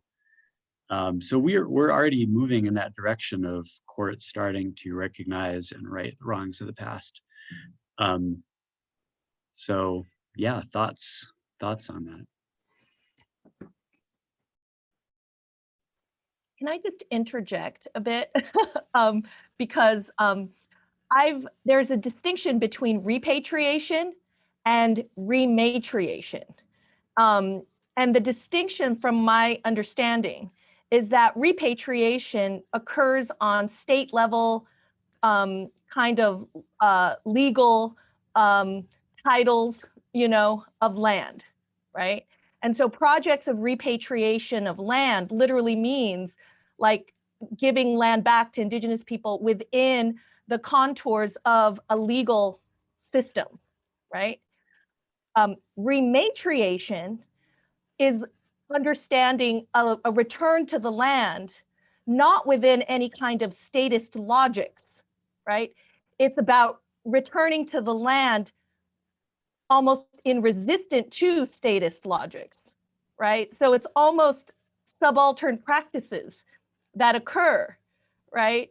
Beyond just, you know, giving the land back to Indigenous peoples, but offering opportunities and spaces to allow a rematriation or a relationship back to the land, right? Through non-statist means, which might involve activism, which might involve sacred ceremonies, which might involve other like farming, agriculture, fish pond restoration that occur outside of any kind of legal norms, right? And so, so when you use rematriation, I thought you meant it through repatriation, not necessarily in terms of rematriation. I meant it as a broad umbrella that includes repatriation. So I guess I wasn't aware that repatriation, the statist, fee simple kind of arrangements was distinct from and not included in rematriation. Got it. I will use the terms more coherently then. So my intent was to, and this is reflected in the Forest Service, where there are programs where it's actual repatriation through some different programs. And then there are rematriation programs that are reverse engineering, sort of Forest Service arrangements with tribes And so, yeah, I'll explore the definitions a little bit more. Thank you. But to Elliot's point and question, I guess, I'll just share very briefly. I was part of Pau Mau Mau with Halau'uhia, and Kikuhi led us to Aotearoa, and in Aotearoa they are successfully repatriating national parks to Maori stewardship and straight out ownership. And so there are mechanisms and models for how to do that. And I'll share with this group that the Forest Service is exploring through the congressional delegation the potential to establish a national forest here in Hawaii. And a group of us are very much keen on seeing that process engage this question of decolonizing land. How do we forward engineer a national forest so we're not finding ourselves reverse engineering to accommodate historical legacies of injustice? How do we actually become part of the solution in this process? How do we create a national forest that benefits communities, lineal descendants, has clear leadership and decision and governance aspects to it that improve, enhance, represent solutions versus creating a new set of problems. And if the legislation passes, there'll be a 3-year study to ask these questions and solicit input from a really wide range of people on how do we do this as a enlightened and historically aware process.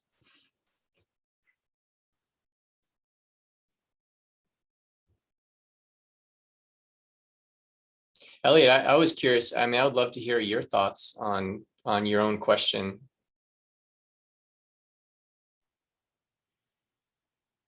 Yeah, it's something that I'm really excited about what you mentioned about New Zealand. And so I want to take a closer look at that.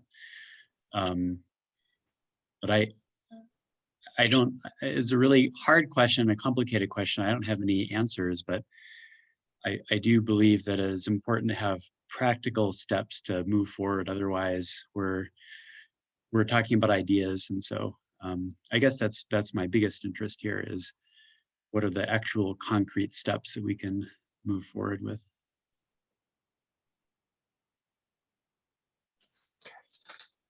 I mean, from what I've heard, a very concrete step that we can all contribute to is facilitating and enhancing the community-based subsistence area efforts, streamlining, supporting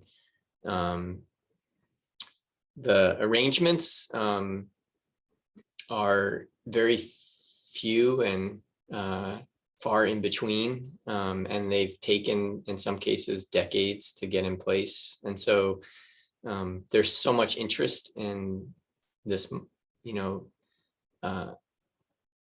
this reconnecting, and how do we support that more effectively? So that feels like to me a very practical step that we can take as agency people. And I think it's not me saying that, it's all the agencies are saying that. It's part of a Hawaii Conservation Alliance conversation. Yeah, and the shift has been pretty dramatic. 10 years ago, Hawaii conservation conferences were almost entirely conventional conservation. There was very little biocultural content at the conservation conference, and now it's really shifted dramatically. And I'm excited to see what the next 10 years kind of results in. And that's like the people that are on this call are going to be the drivers of the next decade of change. And I just can't overemphasize that. Elliot's still young. I'm a little bit older. I definitely am trying in the places where I can, but like you guys, this is where change happens. And whether you are working here in Hawaii or not, these kind of questions are being asked, well, internationally, but certainly nationally, and finding allies wherever you land and building teams and asking hard questions. Just got to do it. So.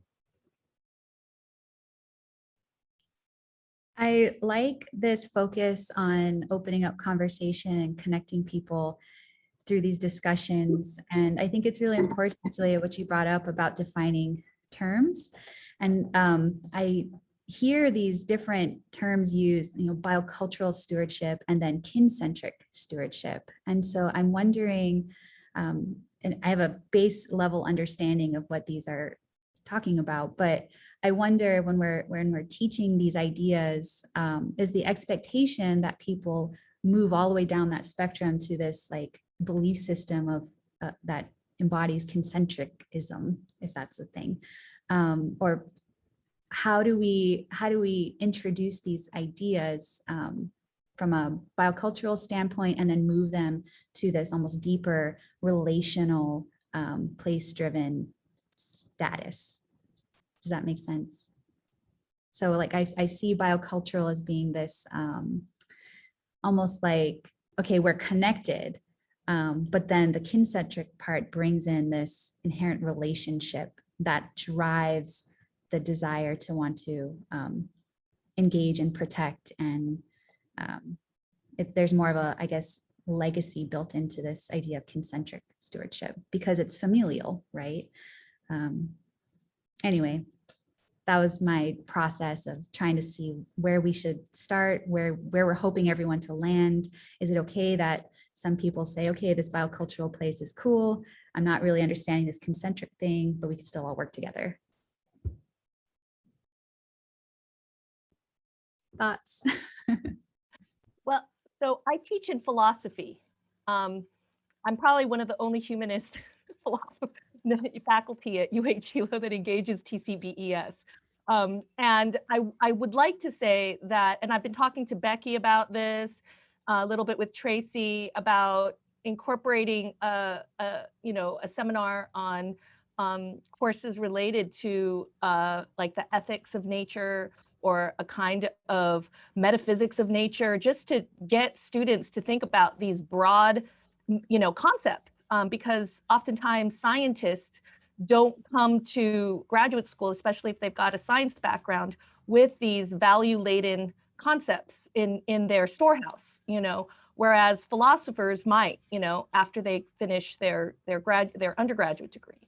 And so I like to see my courses as introducing the TCBES students to start to think about, these kinds of ethical relationships, of reciprocity, of, environmental ethics. The Forest Service in particular has environmental ethical paradigms that they've operated historically, and to kind of see how these value-laden concepts can emerge and co-evolve here in Hawaii are essential ways, I think, to bring this storehouse of concepts together for our TCBES students.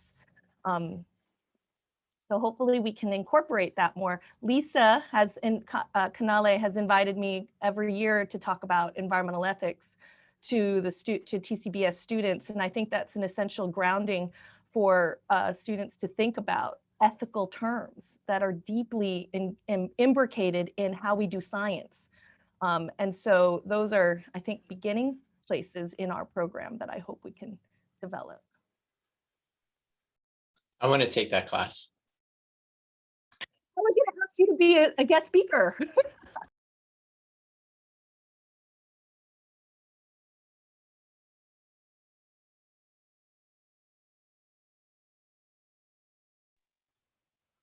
Yeah, I also Christian, think as new paradigms are developing, you have to be cognizant of one size does not fit all for everyone.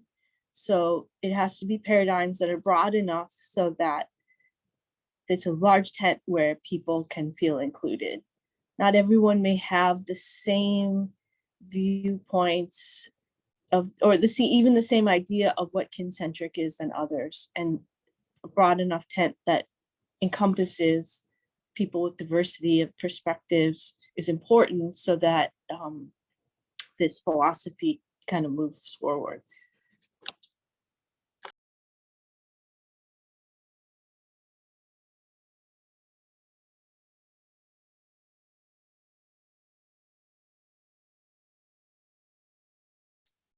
Would definitely love to hear from, all the folks who are on. A lot of great thinkers on the call. So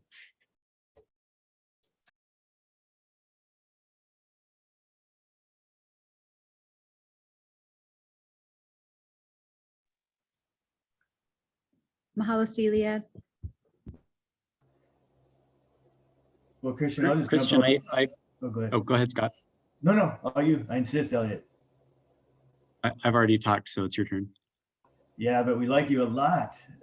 Thank you. I just wanted to comment on Christian's. A lot of the folks were asking about how do individuals, maybe who aren't from here, maybe early career grad students, get involved, and how do we, decolonize agencies in those ways or institutions? And a lot of questions are kind of centering on that early career experience, which I think is very exciting. And one of the things I think about is not only moving in Olelo, Hawaii, or these other suggestions that Christian, you mentioned, which is one was really neat. I thought it was integration of worldviews, and in a university setting, I think a lot of increasingly interdisciplinary, and not unlike what Celia just mentioned, but in that zone of interdisciplinary, there's a lot of exciting work being done, and one of them is building diverse knowledge forms. So, like, for instance, one of them I'm thinking is environmental anthropology is something that's really been growing in the last decade through, particularly one fellow, Tim Ingold, has kind of created through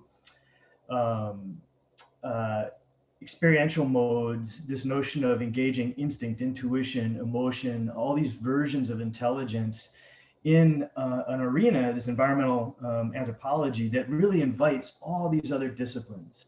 And I think that that's an exciting way, both engaging different forms of knowledge and also different disciplines. And I think TCBS is really neatly situated as it builds that. So I just thought I'd throw that in there of another form of integration, the way that Christian, you mentioned. And now we go to Elliot. Elliot, what's up?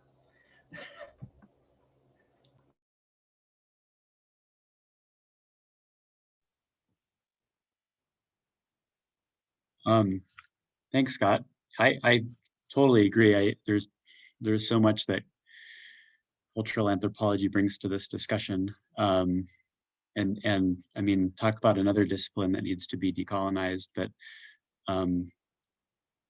I had a couple of quick thoughts. One was, there's been a lot of discussion about biocultural indicators, and maybe we need biocultural indicators for decolonization of conservation. And, a couple, some things, some metrics that I would suggest maybe, could start with the number of agency staff who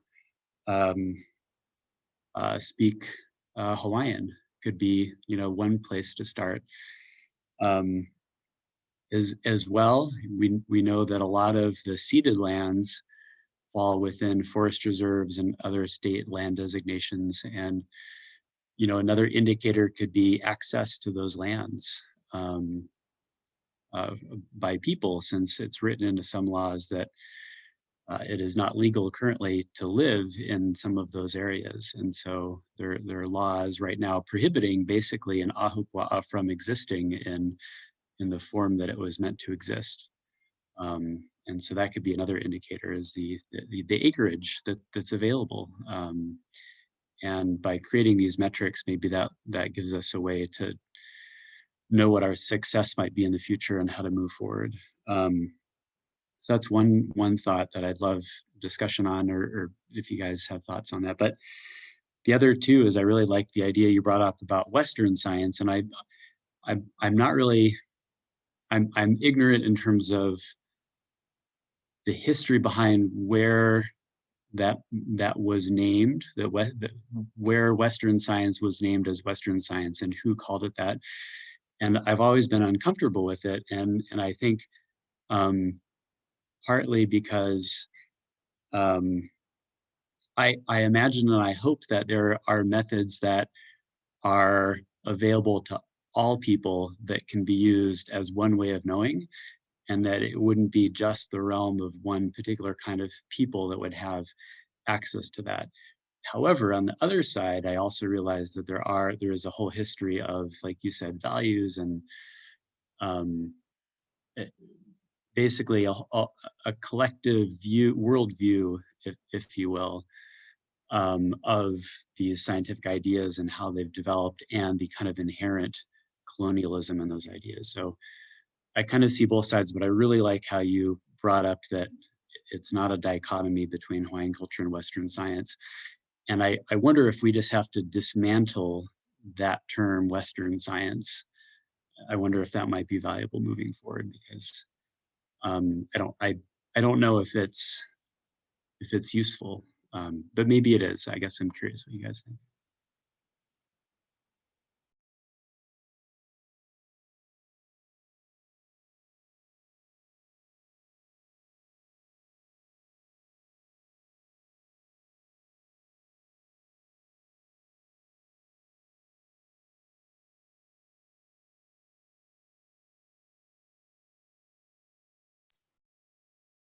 Should we all take our mutes off? Maybe that'd help.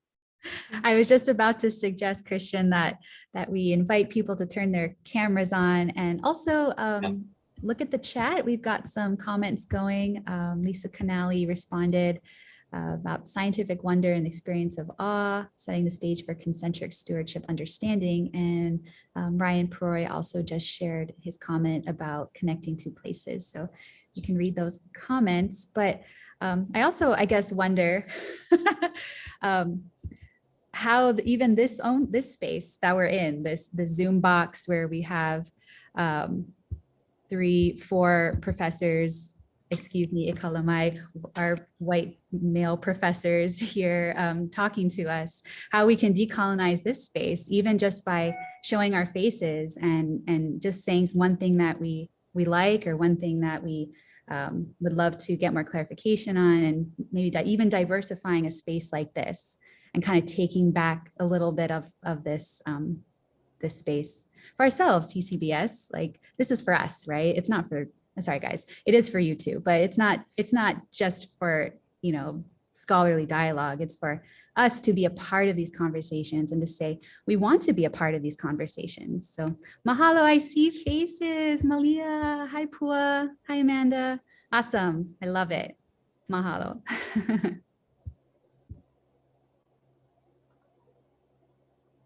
I think I just want to make a comment, or just like share my mana'o, and mahalo nui ka'anohi for your talk, because I didn't get to see at the Hawaii Conservation Conference, but Pua we talked about it, and then now I get to see it. And you know, I just really appreciate the recognition that you bring into this space and into, you know, that awareness of what has happened in the past, but also this awareness that people are doing now in order to really just recognize what has happened, but also move forward from that. And I really appreciate that a lot of people that I've learned from in conservation, you know, they're my mentors, and they've taught me a lot of things, but I also appreciate that with this recognition that you're bringing to the space and you're bringing this awareness, that it helps me to think about what it is that I come from and my kupuna and my knowledge. And it's not that it validates it, but it makes me feel as if I'm being seen. And and you're giving, it's like you're kind of giving me that power and that, bringing me up with you in this like huli of, change. And I'm not the best at like giving my mana'o about things, but I just feel very moved and I feel touched with the aloha that you bring with that. And in reference to my question earlier, I was like, how do I approach people? And I think I already answered that. And I do that. I approach people, in conservation who may not be aware, is that I bring that aloha, and I always try to just bring aloha to them. And even though they may not be getting it at first, I have that hope, and I give that pule out that, they've recognized that. And so mahalo again. I went all over the place, but mahalo for just your talk. I really appreciate it. And it's so good to see everybody too.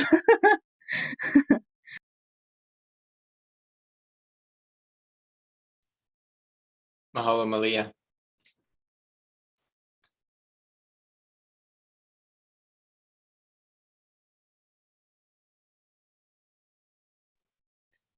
Aloha, mahalo, Christian, for that wonderful talk. I want to talk to you separately because I got to make a talk, and there's several points you made that I could use in my presentation a couple weeks from now. But I wanted to kind of get back to what Elliot was addressing about the idea of Western science. It brought back a memory of a different conference, a different time, when a Hopi elder came up to me, because we were talking about just bringing up this term indigenous science and geography and just trying to just put that term out there. And he just came up, pulled me aside, he goes, it's all just science, right? And I just looked at him like, oh shit, here's the Hopi elder telling me. It's like, yeah, it is all just science. And I really wish we could get everyone on the same page that you're on. That's the honest truth. But there's too many of us, and here, Malia, I'm gonna copy you, and I'm gonna answer my own question. And here's when, because I always get the question I asked you, I wanted to get pointers from you on how to answer the question I asked about students who come up in departments that don't have support. And so my answer to that is that very much similar to yours, to find those places where you can have support, but also if it means that much to you, become the node that starts the movement for your department in your place. And that's not easy. So I tell people that you need to make sure that you're in a safe place before you can do something like that. And whatever that means to you is what you have to do. Because I don't necessarily talk to a lot of people or students here in Hawaii, but I have had the opportunity to talk to students in the continent. And it's so similar. It's like, it's just so similar. So I just try to make them feel like, it's going to be a tough fight. And if you're willing to put forth the effort, the generations that follow you are going to have an easier time than you are. And that's what you have to look forward to, or that's what you have to fight for if you're in that kind of a space. That's what I think about science, though, and about the concept of indigenous science and Western science, is that it's the way that we're going to look at science and how we're approaching it. Because as a cartographer, I really think the way that we see the world is how we are going to engage with it. So if we see the world on a map, we're probably going to be distanced in the way that we engage with the world around us.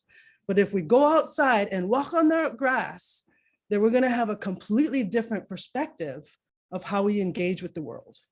So that's why I'm so taken with the way that Hala'ohi'a has allowed us to expand our learning. And it's brought me, the academic, outside of the hale and onto the grass, and using my hands, and just doing that, being brave enough to step outside of my own shell and learn something different, changed my perspective of what the understanding of science is, and what learning is. And I think that I will continue to put the term Western on it because of the way and the mode in which it's taught, and the way in which people are engaging with the world in the way that we're taught in academia. And so that's the way I'm going to continue to use it. I don't want to take up too much more time, but that's, oh, the other one more small little thing was, we also got to think about how we continue to support each other in academic writing, right? Our publications. That's the other thing. So think about that too, because that is also another cycle of how we maintain the hierarchy in academia that we have. Well, I love that point that you made about getting outside and reconnecting to our places. Maybe one thing in TCBS we can do is kind of bring in this concept of land acknowledgement. And maybe this is an idea for the PIs of the labs that all kind of overlap in our program to form our program, to maybe collectively say this is something that we would like to have as protocol within our labs. And so we're all kind of doing the same thing, kind of coming more together across our labs. So that would be I guess, Mega Lab, SDAV, LOHE, all of them, right? And maybe we can start to, as students, request these things and then have our advisors thinking about how they can best like serve us in teaching us how we can better connect our research to these ideas that ultimately are going to strengthen our community and help us to be better conservationists, right? Malama Aina, like in the future. So yeah, I really love that idea of connection, Pua, and maybe that's something practically that we can even do this year, right? Yeah, Lisa, I want to echo that too, because like, I liked Christian's idea of like this introductory packet and like what that includes. And I know like during our orientations for TCBS, we go to like a local IA and we get to help out with the fish ponds and stuff, but we only do that once. And I think having like another, I don't know, either excuse or opportunity to like be outside and do that is a really good idea.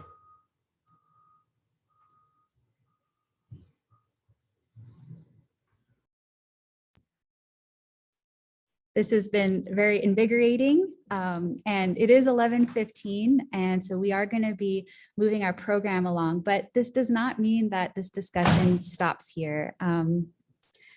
We will find out a way somehow to continue this dialogue and these conversations amongst each other. And with that, I'm going to go ahead and pass it off to Carmelita for a second while we get ready for our next sessions that are coming up. So mahalo everyone for your mana'o nui. It's been amazing, energizing. I know we all feel it sitting in this room here together. So just thank you so much for being here and contributing. All right, well, this concludes our forum and we're going to be moving on to the next bit of our program.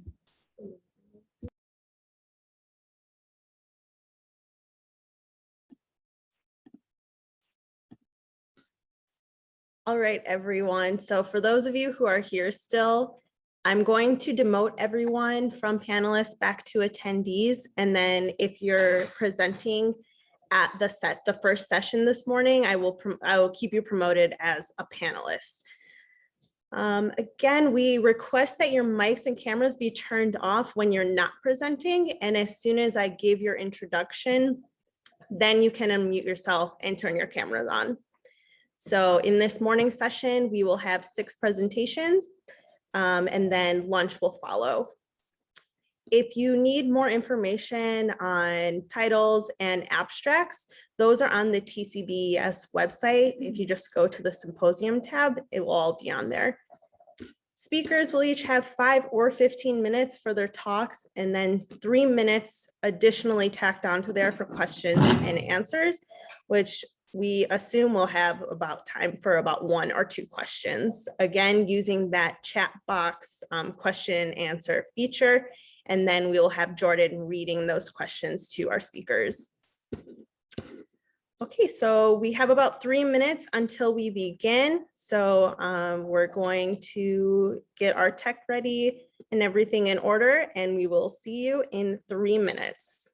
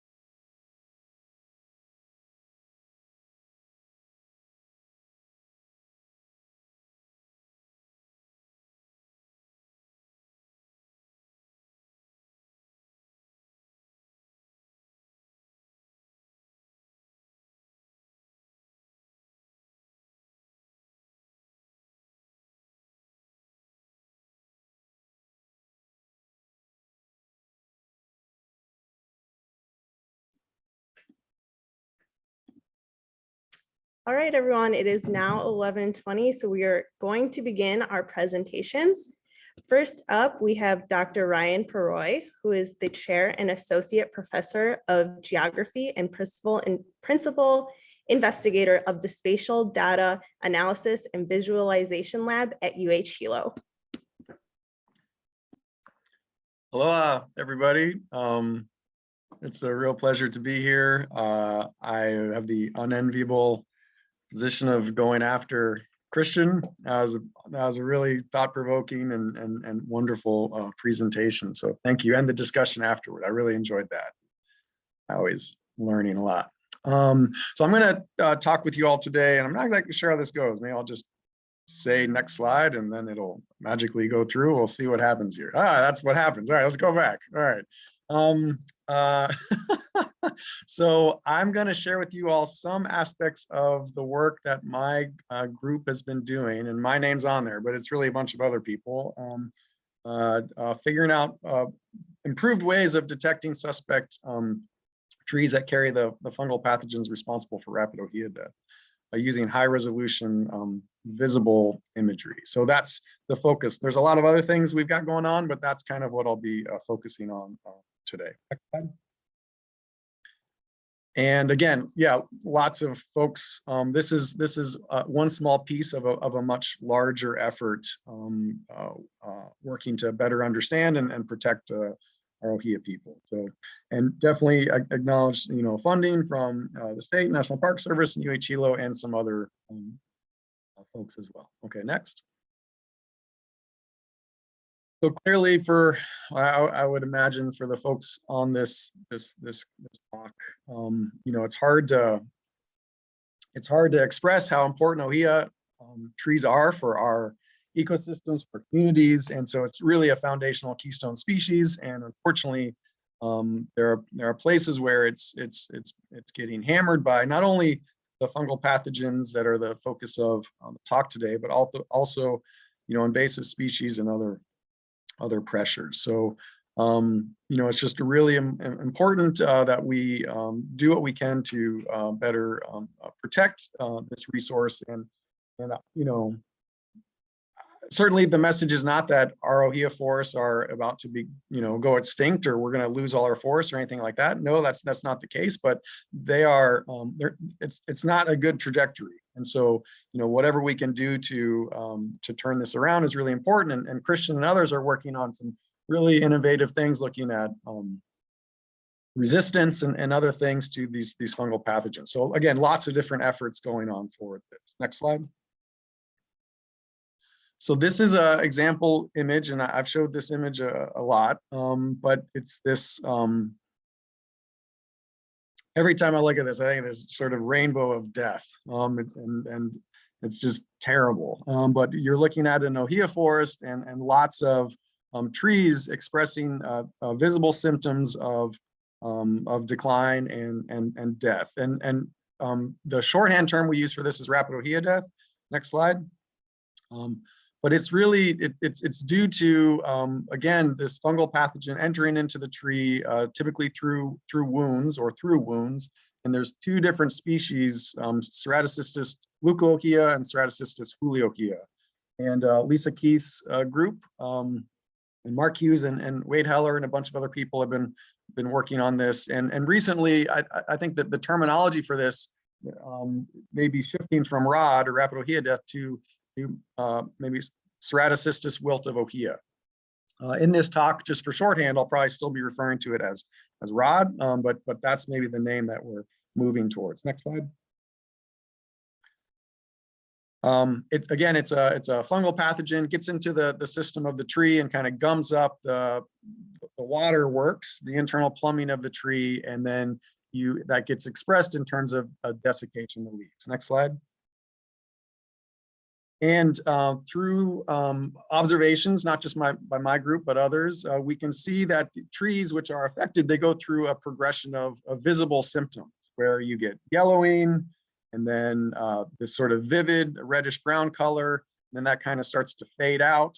And then you get what we call fine white, where there's still fine branches. And then after that, it turns into what we call skeletons, where it's lost the fine branches. And so the trees that get affected go through this. It's actually a continuum, right? We've broken it out into these stages, but it is a. And actually, all right, I'll say next a lot, because they're going to watch one single tree go through these stages. So next, next, next, next, next, next, next, next. And it's very depressing to watch this, and my lab spends a lot of time watching trees die. But all in the effort of trying to understand this better, to hopefully do something about this in the future. Next slide. And we can quantify this decline, or qualified or quantify it different ways. We can use different types of vegetation indices. Next. We can use our own eyes as people. Next. And we can also train the computer, and actually Erica Ta and some other folks in my lab put this slide together using machine learning and basically teaching the computer how to identify these symptoms. Next. And so we train the computer to identify these different stages. Next. And then we see what it can do. Next. Next. And so these are just some examples, next, of the computer identifying these trees to automate the system, because we take tens of thousands of photos. And so it's problematic for people to have to go through all those photos. So we're teaching the computer how to do this for us. Next. Next. Next. This is an interesting one. I imagine you'll know what I'm going to say next, which is next. This is actually not an ohia tree. This is a eucalyptus. And so, you know, there's always the danger of misidentification. And that's something that keeps me up at night, because from our information we provide, we send ground crews out and they may have to, you know, hike for 2 or 3 hours through really dense forest to sample the tree. Because from the air, we cannot confirm that, at least at this point, the tree is dying from the fungal pathogen or not. We need a physical sample at this point. And so I really want my lab and the folks that are using these techniques to do a good job so that we minimize the amount of unnecessary sampling and trekking that happens in the forest. Next. And the imagery that we work with, you know, I don't really care where it comes from. If you have a trained carrier pigeon, you can put a camera on that thing, like, let's use it. So we use drones and helicopters and civil air patrol and satellites, whatever we can get. It needs to have high enough spatial resolution that I can see the trees I need to see. And for us, it's usually less than half a meter. That's kind of our sweet spot we found. Next. And we're working with partners. Folks over on Kauai, and these are from 2 sites, and you can see those red, maybe you can see those red boxes, really small little areas, and so that's with drone. Next. And sometimes we need to cover bigger areas. So just last month we were over there doing some helicopter mapping with the system we developed with National Park, and so you can cover a lot more ground. That's now 56,000 acres instead of just 100 acres. And so I want to go through in the time I have some information from at least a handful of these, if we have time, sites that we've been working and monitoring, and then that have also been extensively tested to be able to verify if the trees we've identified as suspects actually come out as positive. And so again, we want to make our system as robust as possible. So we're going to start with Lapoya Forest Reserve. Next. And that was first identified in 2016, and we've been monitoring it since. Next. And so it started out just 1 tree. We saw some other suspect trees, and nothing really came back positive. And so more recently, there was kind of an explosion. And the maps you're looking at here, the colors of the dots represent our confidence level. It's like, are we high confident that that's a suspect tree, medium confident, which would be orange, or are we low confident, which would be yellow? Next. And those confidence ratings come from a system we've developed, next, based on the canopy condition and some other things. And I won't get into the details of this, but we're we're going to hopefully submit this for publication relatively soon here. Next. And so from detection to testing, basically the process is we get our imagery, we analyze it, we find our trees with confidence ratings, we provide that information to ground sampling crews if they want to sample. There's a need to sample, and then those samples are collected, taken to the lab, and then we get the lab results. Next. And so what you're seeing here is for Lapoya Forest Reserve. On the left-hand side, it might be a little bit hard to see, but there's a series of small maps, and they're basically showing the mapped area. And it started out being with the drone. Then eventually we started to use the helicopter because we can cover a lot more ground. And so over time, we saw this kind of explosion in terms of what was happening up in Lapoya Forest Reserve.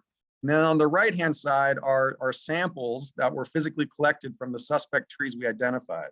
We identified hundreds, so not all of those got sampled, but a subset got sampled. Next. And then for Ola'a unit, another location, next. Same kind of situation. You have suspects from different points in time on the left. And then on the right, we've got sort of some sample results. This one's a little bit different in that we're also showing fence lines on these maps. And there's some interesting patterns associated with intact areas where the ungulates are kept out. We see very few cases, but either if those fence lines get breached or there are unfenced, we see a lot more suspect trees in sort of unfenced areas where ungulates are present. Next slide. Thurston Thurston area National Park. Next slide. So this is a place where we had a bunch of suspect trees, but thankfully only one of them came back positive. Next slide. And then just down to Kahuku. Next slide. And again, we started out doing drone operations, but then have ramped that up since with a helicopter to be able to cover much larger areas. And in this bottom one on the bottom left, again, you see this really strong fence line signal where there's a lot of suspect mortality outside of the fenced area, but inside not really too much. Next slide. And then our laboratory results for 4 of these areas. So this is broken down by site, and then the number of trees which were sampled, and then confidence rating values. And you can see that we're, for our medium and high confidence trees, in general, we're doing pretty well. So we're hopefully not wasting anybody's time if we say that this is a suspect tree that should be sampled, or if folks want to sample it, with one major exception. Next slide. Thurston. So Thurston, which has been a challenge for folks on the ground or from the air. There's a lot of, there are trees that are dying there that look very symptomatic for the fungal pathogens for Rhapsodidia death. But when we sample them, they're dying for some other reason. And so Thurston is fooling us. And it's really interesting, and I want to figure out what's going on there. But for the other sites that we've looked at, not only here on Big Island, but in Hawaii and other folks, we've been pretty successful in terms of the trees we identify actually coming back positive. Next slide. And so again, this is just a tree from Thurston. Like, that's a classic rod suspect, but it's not positive. So something else killed that tree. We're still trying to figure that out. Next slide. And again, image platform agnostic. We're working with Brian Tucker and some other folks to start incorporating high resolution satellite imagery, which has even the bigger benefit than helicopters of being able to cover much larger portions of the areas of interest. And either I'm over time or I'm doing great on time. I don't know. Next slide. I think it's my last one. All right, that's it. So that is my talk. If there's any questions, I'll do my best to answer. And again, this is part of a much larger effort, and I just feel real lucky and thankful to be able to work on this and hopefully make some progress to protect our forests. So thank you very much. Thank you, Ryan. And if anyone has a question, you can type it into the Q&A box and I will read that out loud.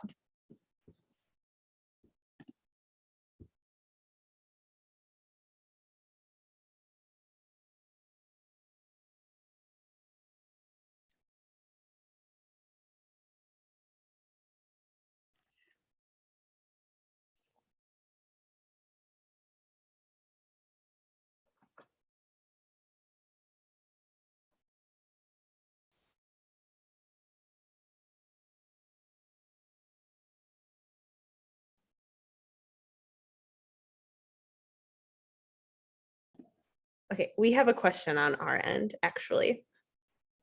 We would like to know what's the shortest height of an ohia tree that you can see from those images? That's a great question. So the imagery that we collect is typically around 3 or 4 centimeter resolution. So if you zoom in on the image, like you get it to where it gets those squares for pixels, that's about the spatial dimensions of that.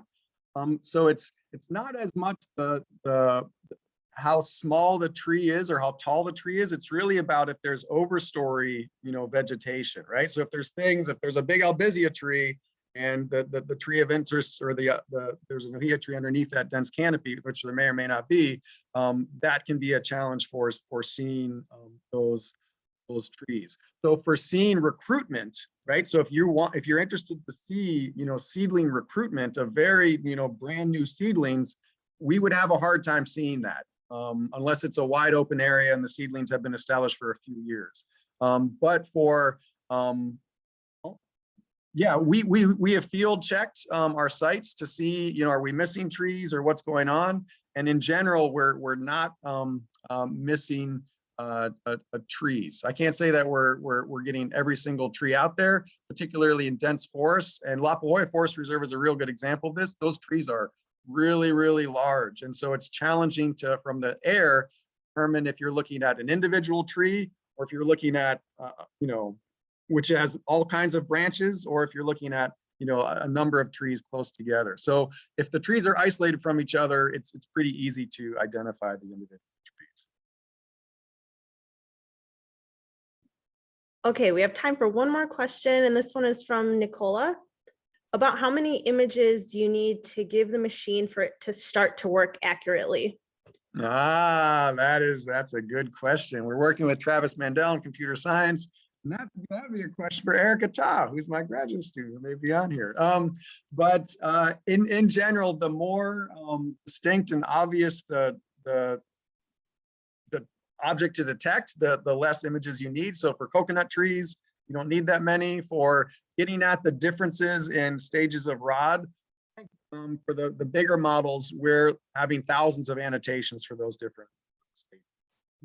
The answer is you always want more, but that's kind of where we're at. So, great, thank you. And if anybody else has other questions or this is piquing your interest, you want to talk to me, feel free to shoot me an email. And we will be writing down or taking note of the questions that are in the question and answer box that we haven't had time to get to, and we will send them along to you. Great. Thank you, Ryan. All right, next up, we have one of our very own TCBES graduate students, Andre Nguyen.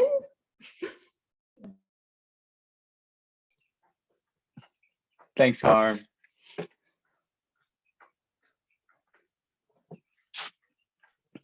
Okay.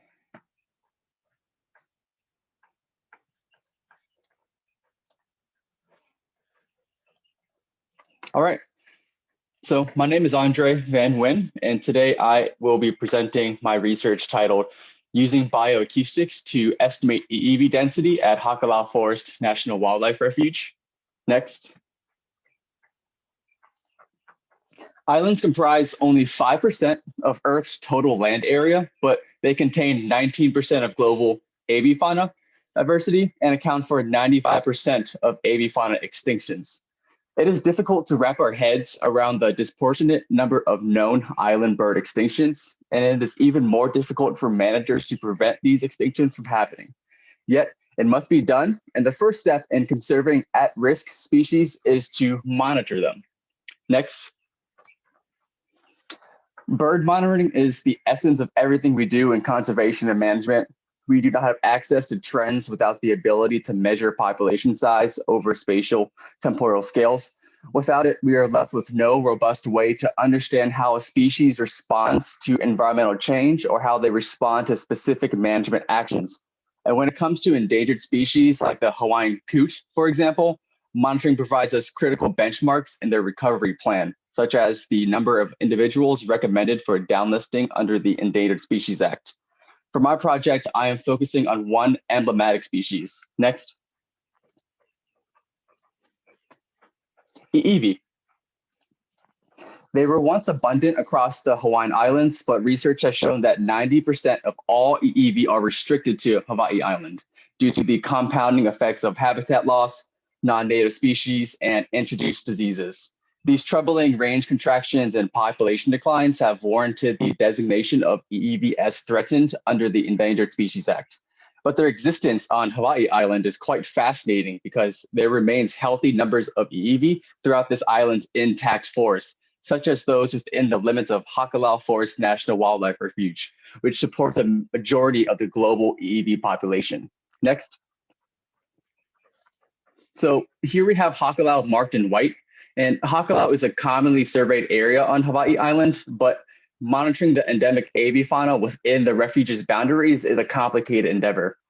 Traditional surveys often require expensive, highly trained personnel. They only occur once a year, and so they're limited in spatial coverage, which is a problem considering the refuge is 33,000 acres. And there are inherent biases that come with using human observers, including hearing ability and skill level. And with rising temperatures expanding the range of disease-transmitting mosquitoes, island biologists and managers tasked with protecting our birds require new and improved techniques that provide early warning signals for periods of critical slowing down. Next. So for my research, I am developing a sampling analysis framework consisting of traditional distance sampling and acoustic monitoring. In simple terms, distance sampling produces density estimates. And during my counts, I am concurrently recording the sounds of the forest. And this is considered a pair sampling effort. And the goal here is to assess if there is a correlation between population density estimates derived from distance sampling and vocal activity obtained from my acoustic recorders? In other words, do EEV vocal rates increase with increasing density? And if a correlation exists, this suggests that we can reliably estimate EEV density by deploying cost-effective acoustic recorders, providing us fine-scale information on EEV populations every single month and not just annually. And the objective is to demonstrate the feasibility in using automated techniques for conservation monitoring of Hawaiian birds and other sound-producing taxa. And that's it. Mahalo. Thank you, Andre. You think by now, after being friends for 2 years, I'd know how to say your last name. So my apologies. But Andre will take any questions now, type them into the box, and I will get those to him.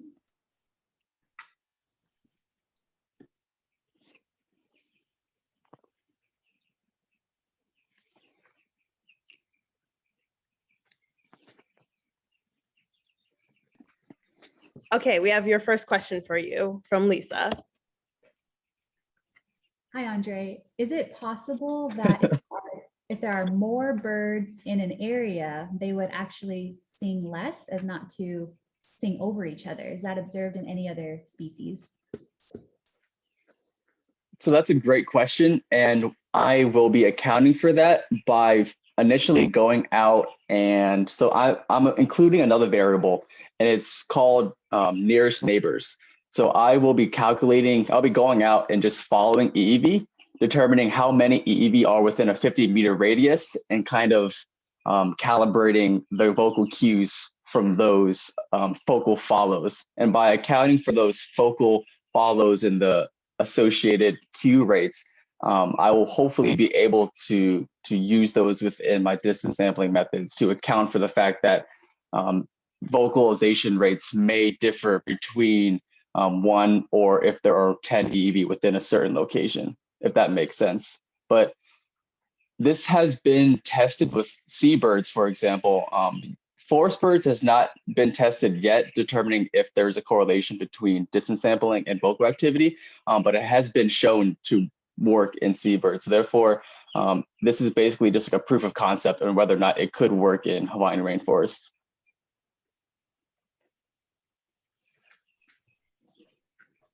Thank you for that answer. Looks like we have time for one more if anyone has a question.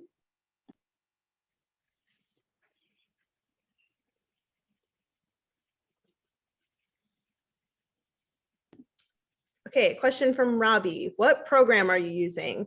For this, is there any thought for an attempt in creating an AI for a next step? Have you thought of any difference in type of recorder used?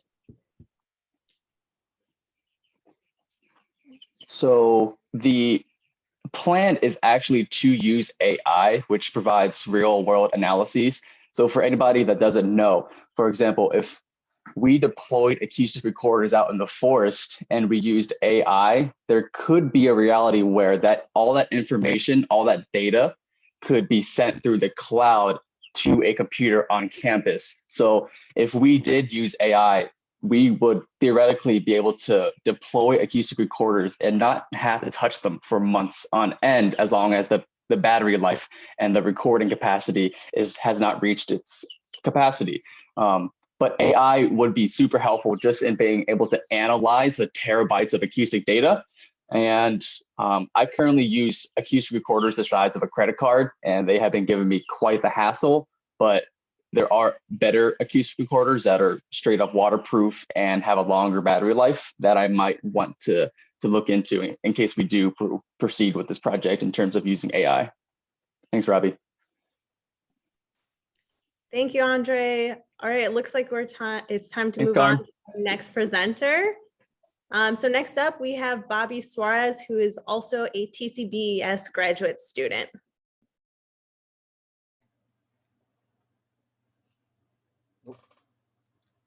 Can you see me, Carmelita? I cannot see you, but I can hear you. Okay. So I There you guess, are. Yeah. Okay. All right. So thank you for the introduction. As you heard, my name is Bobby Suarez. I'm a graduate student at the TCBES program. and affiliated with the USGS Hawaii Cooperative Fishery Research Unit, which is headed by my advisor, Dr. Timothy Gabrowski.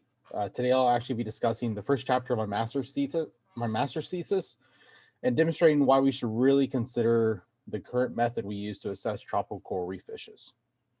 Next. So let me start off this story by obviously stating the obvious. Tropical coral reef fishes are important. They're an important part of the economy. They provide food security, and they also act as ecological service providers to help maintain coral reef. But the current method used for management within the U.S. agencies can also create biases.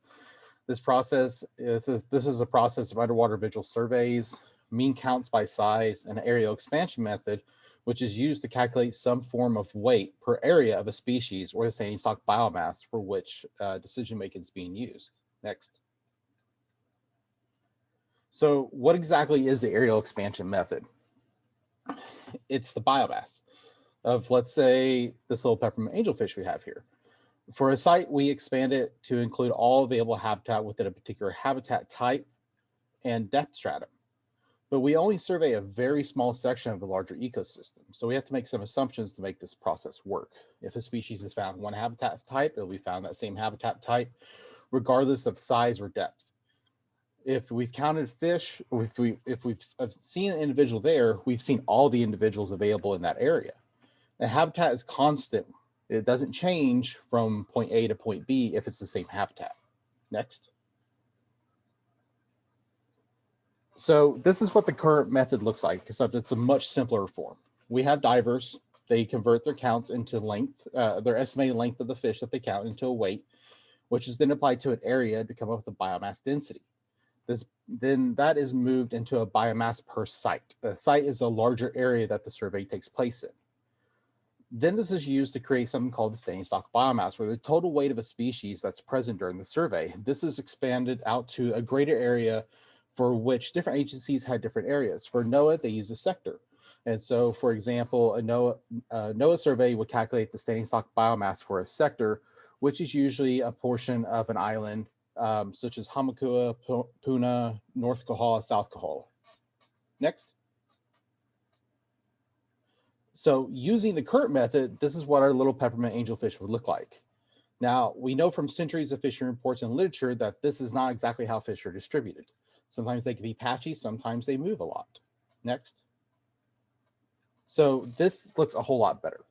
So using the current method, how do we get to this point of knowing that the fish are not distributed throughout the whole region, but just certain parts or habitats? Well, that's where we come in the variations in occupancy and detection when the survey is being done.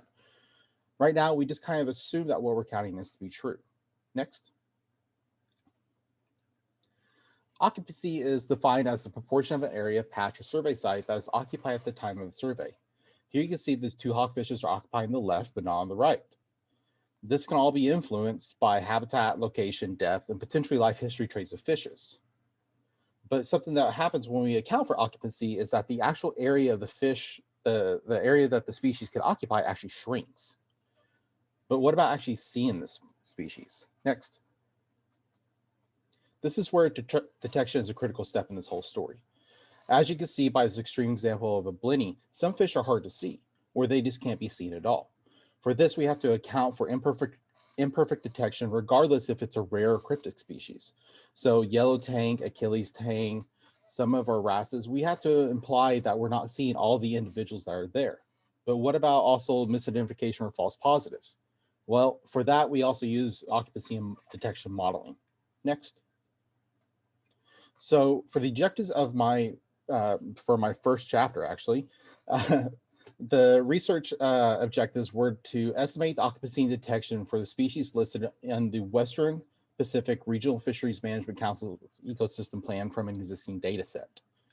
And the second part of the objective was to apply those estimates to the current standing stock biomass estimates from that data set. Next. So this is the data set. It's available online from Heenan et al., the 2017 paper. As you can tell by the yellow highlighted part, it is a huge data set. It covered over 44 islands, 5 regions, 5,177 sites. All these surveys were done by a set of paired divers. But for the purpose of my study or my work, I consider each diver as an independent replicate survey because the sites were not visited more than once. So a few assumptions also have to be made about this data set as well. Time was not recorded, so all surveys were completed at the same time of day and the same season. The sites were randomly selected and surveyors had the same air consumption for calculating effort. And finally, experience was not given prior to the survey times or the survey event. So we assume that everyone started at a 0 level experience. Next. So just as before, occupancy and detection approach has assumptions. We say that the modeling assumes that no fish or species come into or out of the survey area, that they are equally available to both surveyors to count. Sites are not influenced by each other. So a fish or a species seen at site A wouldn't be available at site B and vice versa. Occupancy and detection is considered constant, and any variation, those estimates can be explained by covariates of both the unit and the survey itself. And finally, there is no misidentification of species. Next. So this is a very, very simplistic form of how the modeling works. We have divers, which gets turned in, we have diver counts, which gets turned into a binomial 0 or 1, 0 being absent, 1 being present. And there we add the unit covariates, which is covariates that would not change from survey to survey. And then we have the survey covariates, which would change from survey to survey. From there, we come up with a list of candidate models. I could go into a whole nother talk about how those candidate models were formed. But for the sake of time today, we'll say that there's 20 models. Finally, those went through some statistical wizardry. And finally, we come up with AIC scores. So the top model was selected from the lowest AIC score that was averaged throughout all the models. And finally, this gave me the probability of occupancy and detection by the individual sites and species. Next. So as before, this is the current method that we used. Here you can see that we added detection in to boost the number of species seen. Finally, we added in occupancy to actually decrease the area that the species could occupy. Next. So when we compare the mean site detection probability and the mean site occupancy probability for almost 700 species in total throughout all 5 regions of the Pacific that were surveyed, we found that there is this positive correlation between detection and occupancy. So so how big of a difference are we really talking about here? So let's throw the percent difference into this and let's see how the current method and the occupancy and detection method compare to each other. Next.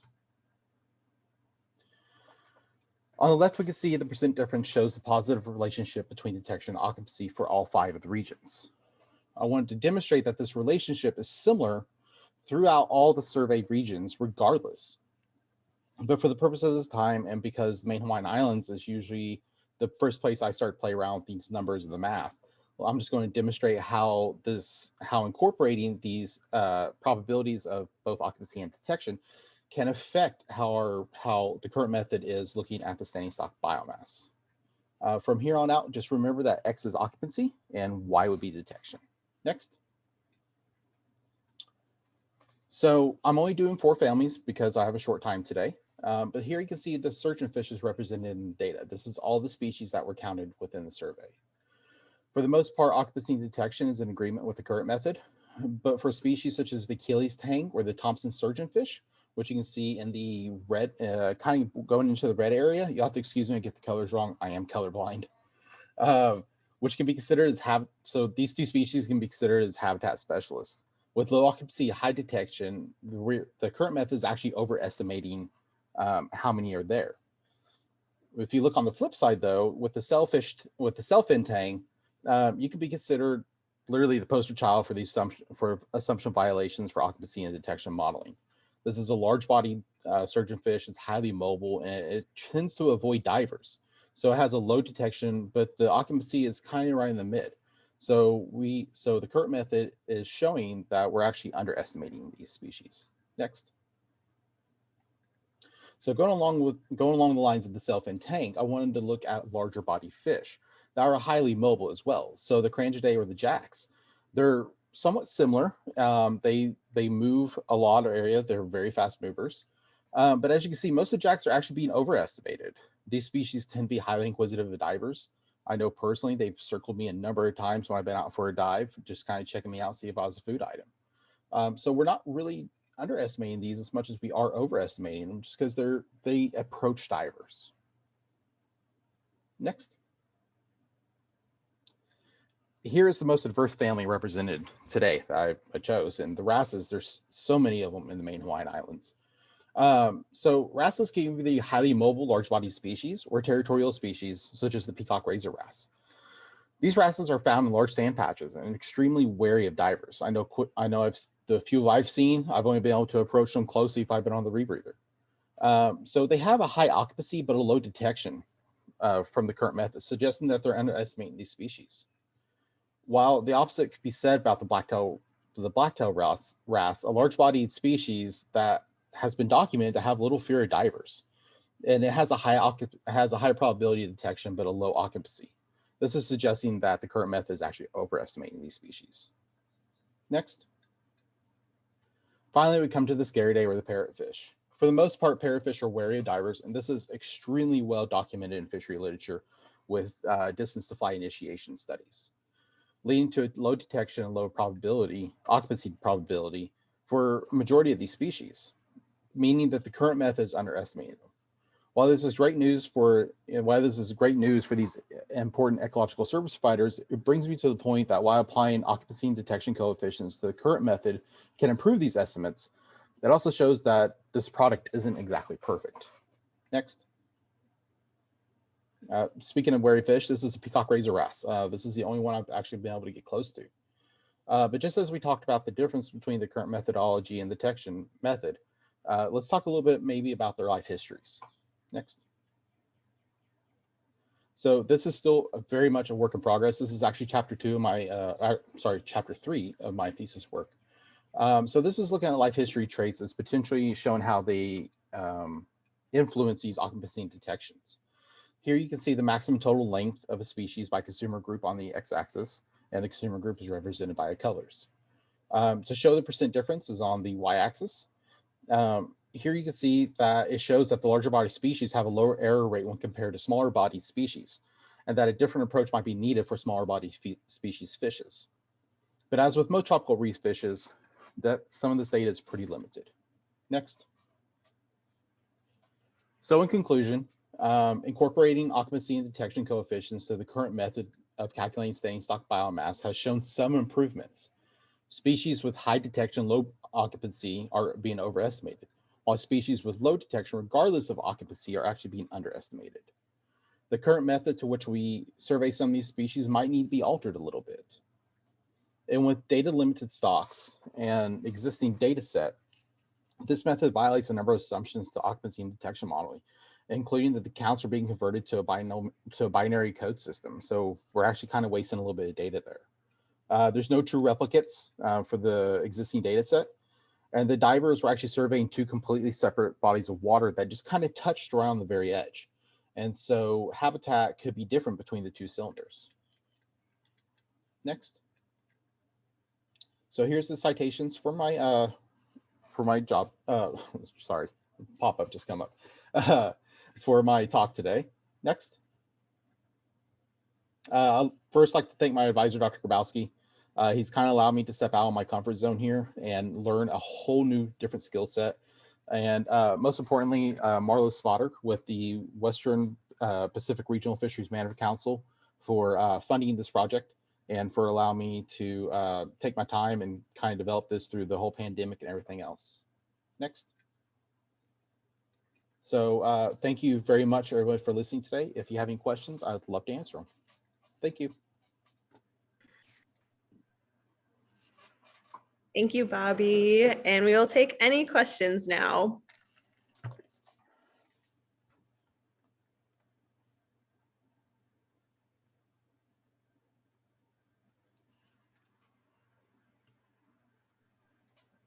Okay, we have a question from Nakoa. What is your opinion of time swim surveys focused on targeted resource species as an approach to surveying underestimated species like parrotfish? So as I suggested, some of these surveys might need to be tweaked a little bit, changed. I think, honestly, working with different people from different management agencies, talking to people, I'm not afraid to cold email somebody. I think while a different approach for each species could work, I think it'd be very hard to implement that into current survey regimes. I do believe that looking at different ways of modeling these ecosystems from the backside of the surveys, or once surveys are completed, could probably answer more questions than trying to come up with a whole different regime for each species individually.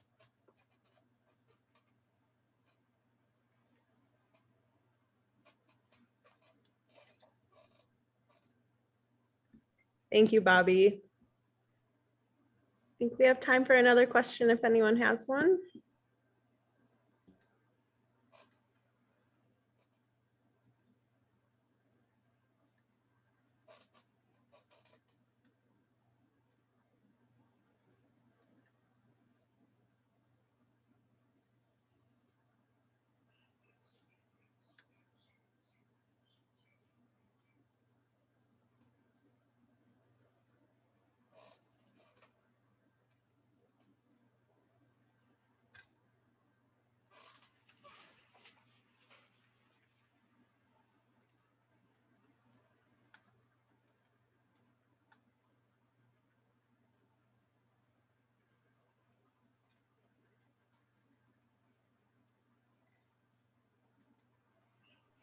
It looks like we have one more question.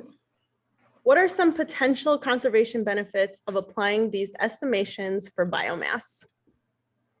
So with the current methodology, management agencies are looking at these numbers.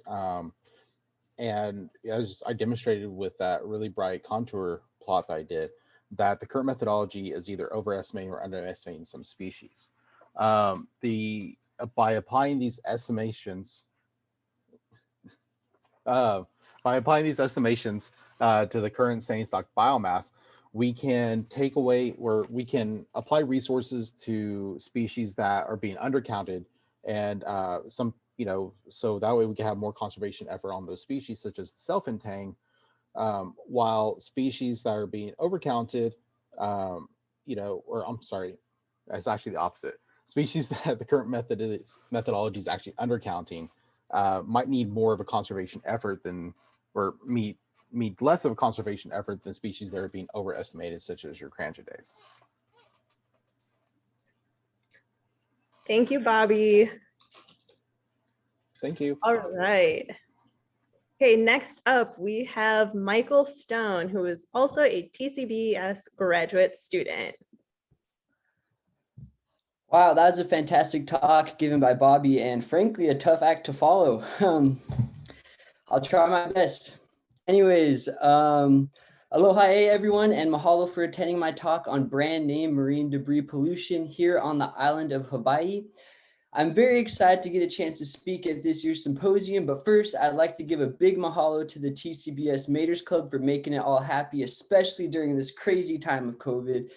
Also, with that being said, Hawaii Wildlife Fund just recently hit 300 tons of marine debris removed from this island just this past weekend, which I'm beyond stoked for. I've been smiling cheek to cheek ever since.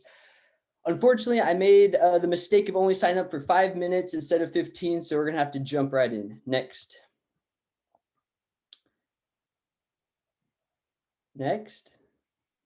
There we go.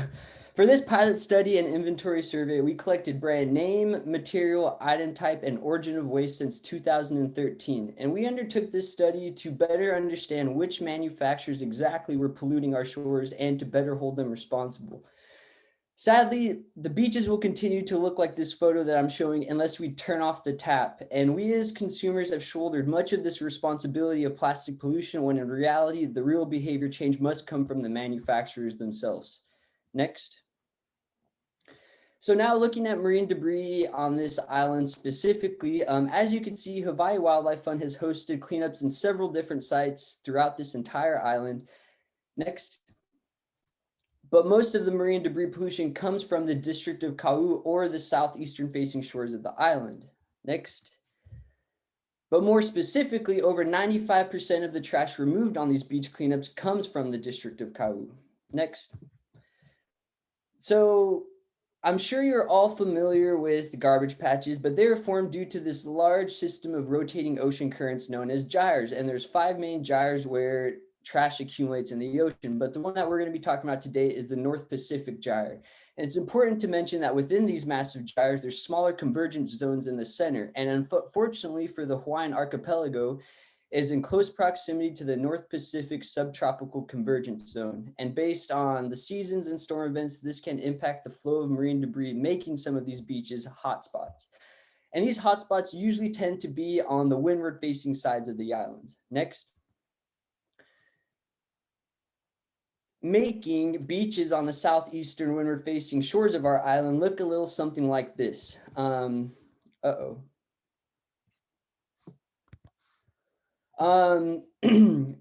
This photo is taken at Camilo Point, otherwise known as the Trash Beach or Plastic Beach here on the island on August 16th, 2018. So after several years of collection, we established a database of marine debris, including material, item type, and brand name and origin. And here's what we came up with. Next. So plastic, to no surprise, took up a staggering 88% of all material collected for this survey, and not to mention that some of these survey areas were also popular campsites and fishing areas. So a lot of, we found out a lot of the trash that we found was locally sourced, and that's where we'll find a lot of the aluminum, metal, and glass. Next.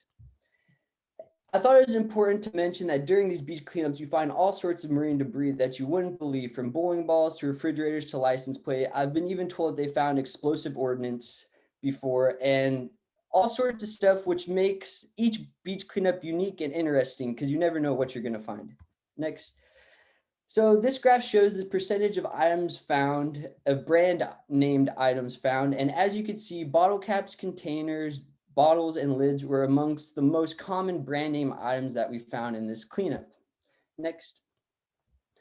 So here are the top 24 most relevant name brands that we found in this study, and we had a total of around 236 different brands, but it's important to mention that several of these brands that we found we are unable to identify due to either partial characters or characters from a different language that we are unable to identify. Next. And here's a brief overview of some of the brands that we found organized by prevalence. And there's more than just the initial 24 that we have on this. So just an interesting way of looking at it. Next. So as you may have noticed, Nestle was one of the most prevalent brands in this study. And this is just a small fraction of marine debris that we found from Nestle alone. Next. So actually in 2018, we actually sent all of these lids back to the manufacturer in Glendale, California, and they didn't reply to us, unfortunately. But so just kind of holding the manufacturers a little bit more responsible. Next. So moving on, we found that out of the 35 countries we were able to identify, most of the marine debris we found had a multinational origin or is identifiable as coming from the US. But once again, like I mentioned earlier, it was hard to track down several of these brands due to the language barriers and other factors. Next. So you all might be familiar with many of these brands, but you might not know that several of them belong to larger parent companies, as you can see here, which just goes to show the sheer size and power of these manufacturing companies. Next. So it's sad to think that no matter how many beach cleanups are conducted, it won't stop this issue of marine debris from all over the world littering our beaches on this island, unless real change is made by these manufacturers. And hopefully by conducting this survey, we can make these manufacturing companies change their behavior by internalizing the cost of pollution that they are creating. And this could take the form of implementing an extended producer responsibility or EPR program, which can hopefully inspire significant change. Next. And one last thing I'd like to mention is I have a talk show called Conservation Conversations with the Garbage Patch Kid. That's my radio name, on 101.1 FM University Radio on Tuesday mornings at 9, where I have TCBES students on to talk a little bit about their research and other conservation issues. I'd love to have more people on. Bobby, if you're hearing this, I'd like to have you on maybe. And without further ado, I'd like to take any questions. And mahalo, thank you so much for listening to my talk. Thank you so much, Mike. That was awesome. And we have time for one quick question if anyone has one.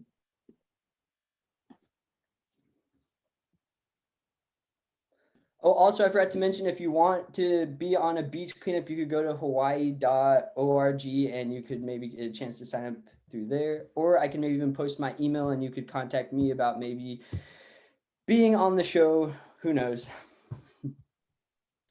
Thanks, Mike.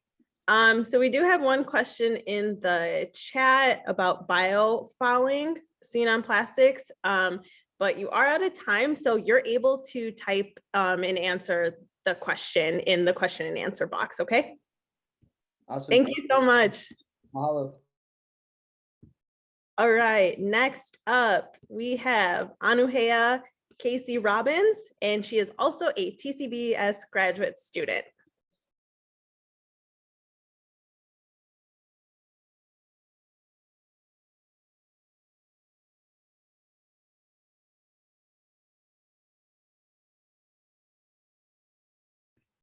Can you guys see me? If you move forward a little bit, we'll be able to see you. Okay, how does this look? You're good. Okay, perfect. Aloha mai, my name is Anuhea Robbins and I'm from Waianae, Oahu. And today I'll be sharing about my master's thesis, which will focus on linking plant litter and litter dwelling arthropod functional traits to predict ecological interactions. Next. Leaf litter is an important ecological component because it supplies forest ecosystems with nutrients, regulates the microclimate of soil, and provides habitat and food for fauna. Next. Arthropods represent one subset of such fauna. Arthropods are invertebrate animals and make up the largest phylum within the animal kingdom. They include common things you'd find like insects, millipedes, mites, ants, and arachnids. Next. Arthropods are important because they facilitate decomposition, nutrient cycling, and soil development. Studying the interactions between leaf litter and litter-dwelling arthropods can give us insight into the ecological interactions that occur on a micro scale. Next. As a geologically young island where there's comparatively little soil development, understanding this relationship here on Hawaii Island can give us insight into the role detritivores and other arthropods play in soil development. Next. A good method to study this relationship is through the use of functional traits.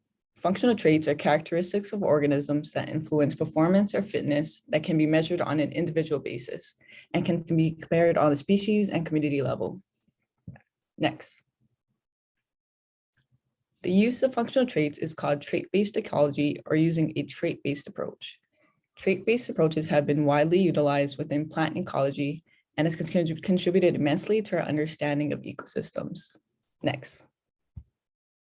However, the use of trait-based approaches in arthropod ecology is scarce. And up until 2018, the incorporation of both arthropod and plant traits to understand their interactions were non-existent. Next.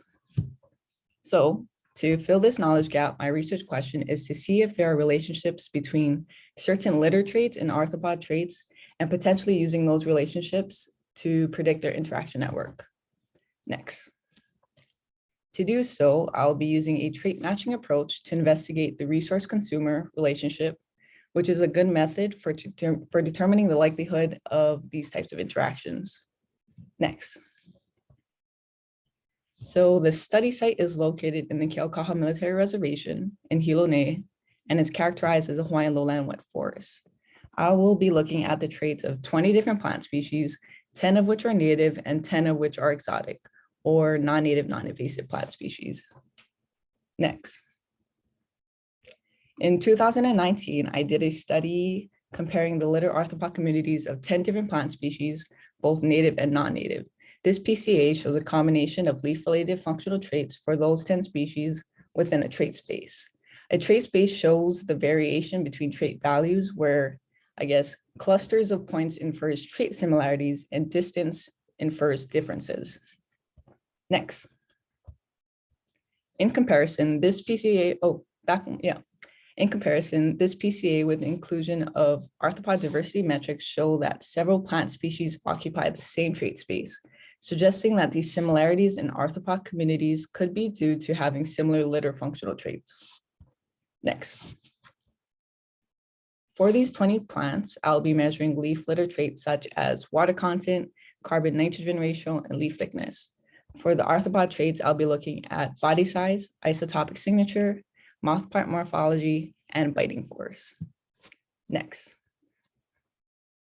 Research begins with the collection of litter, and the arthropods are roughly separated from the litter samples using Berlesi funnels. And then the resulting arthropod samples are counted and identified by morphospecies. Next. Once samples are identified, we will collect data on arthropod and litter traits and calculate the community weighted means, and then determine the relationship between the two through the use of multivariate analyses. Next. Studies looking to understand the intricate interaction networks and food webs within our degraded Hawaiian lowland wet forests are important as we work towards restoring them. Next. Every species interaction, whether it be micro or macro, have consequences on larger local ecological processes, which is why understanding and being able to predict these interaction networks are so important. Next. This understanding can give us the ability to not only predict resource consumer interactions, but to manipulate them as well. So for example, in a restoration setting, understanding which traits are most influential in key ecological processes and function gives restoration managers the ability to create even the smallest of ecological interactions. Next. And this concludes my presentation. I'd like to acknowledge these funding agencies for their support, and a big shout out to my mentor, Dr. Rebecca Ostertag, and the Liko Napalina Hybrid Ecosystems Project. And again, mahalo for listening. If you guys have any questions, let me know. All right, looks like we have time for one question.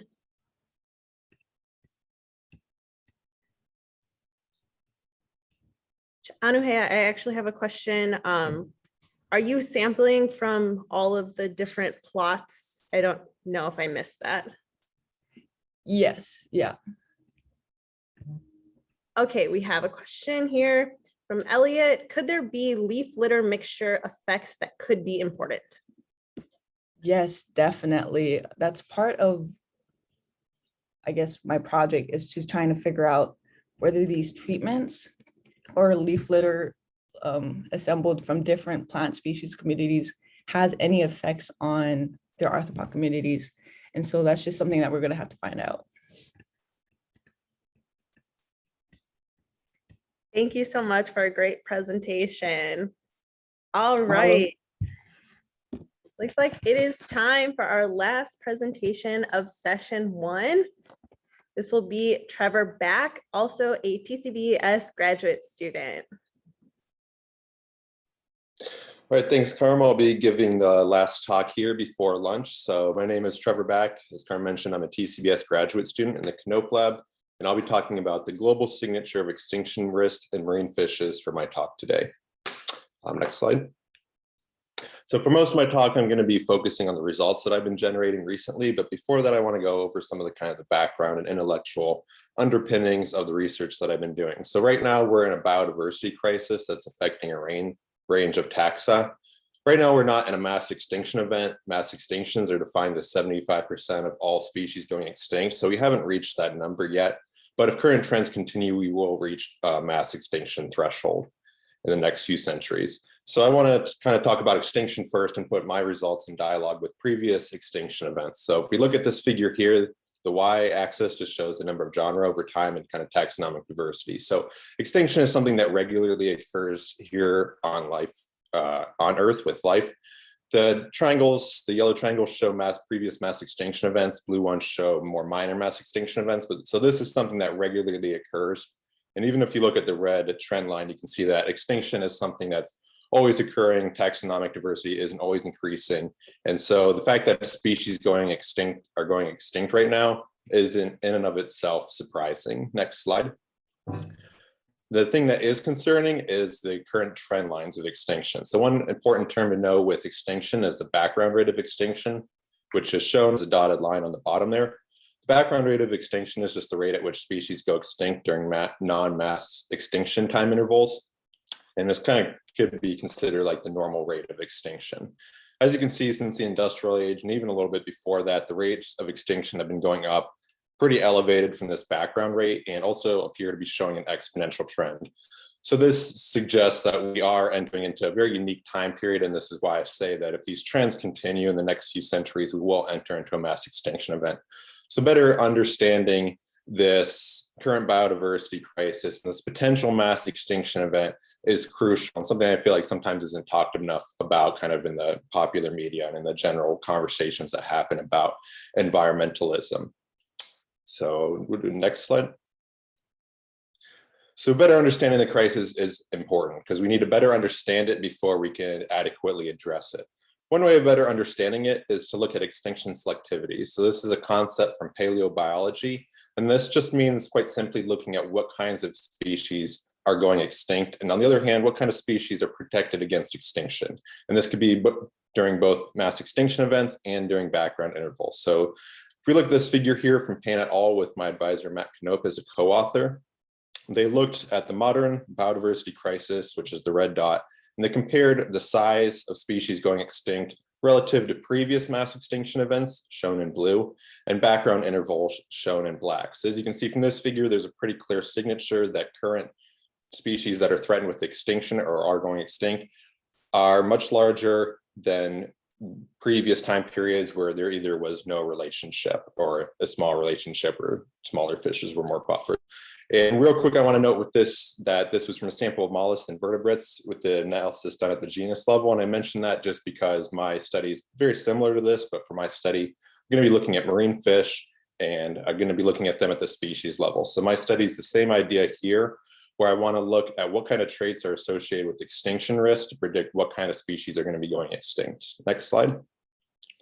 So before I get into my results, I'm going to be going over real quick the predictor variables, the response variable, and the statistical analysis model I'm using.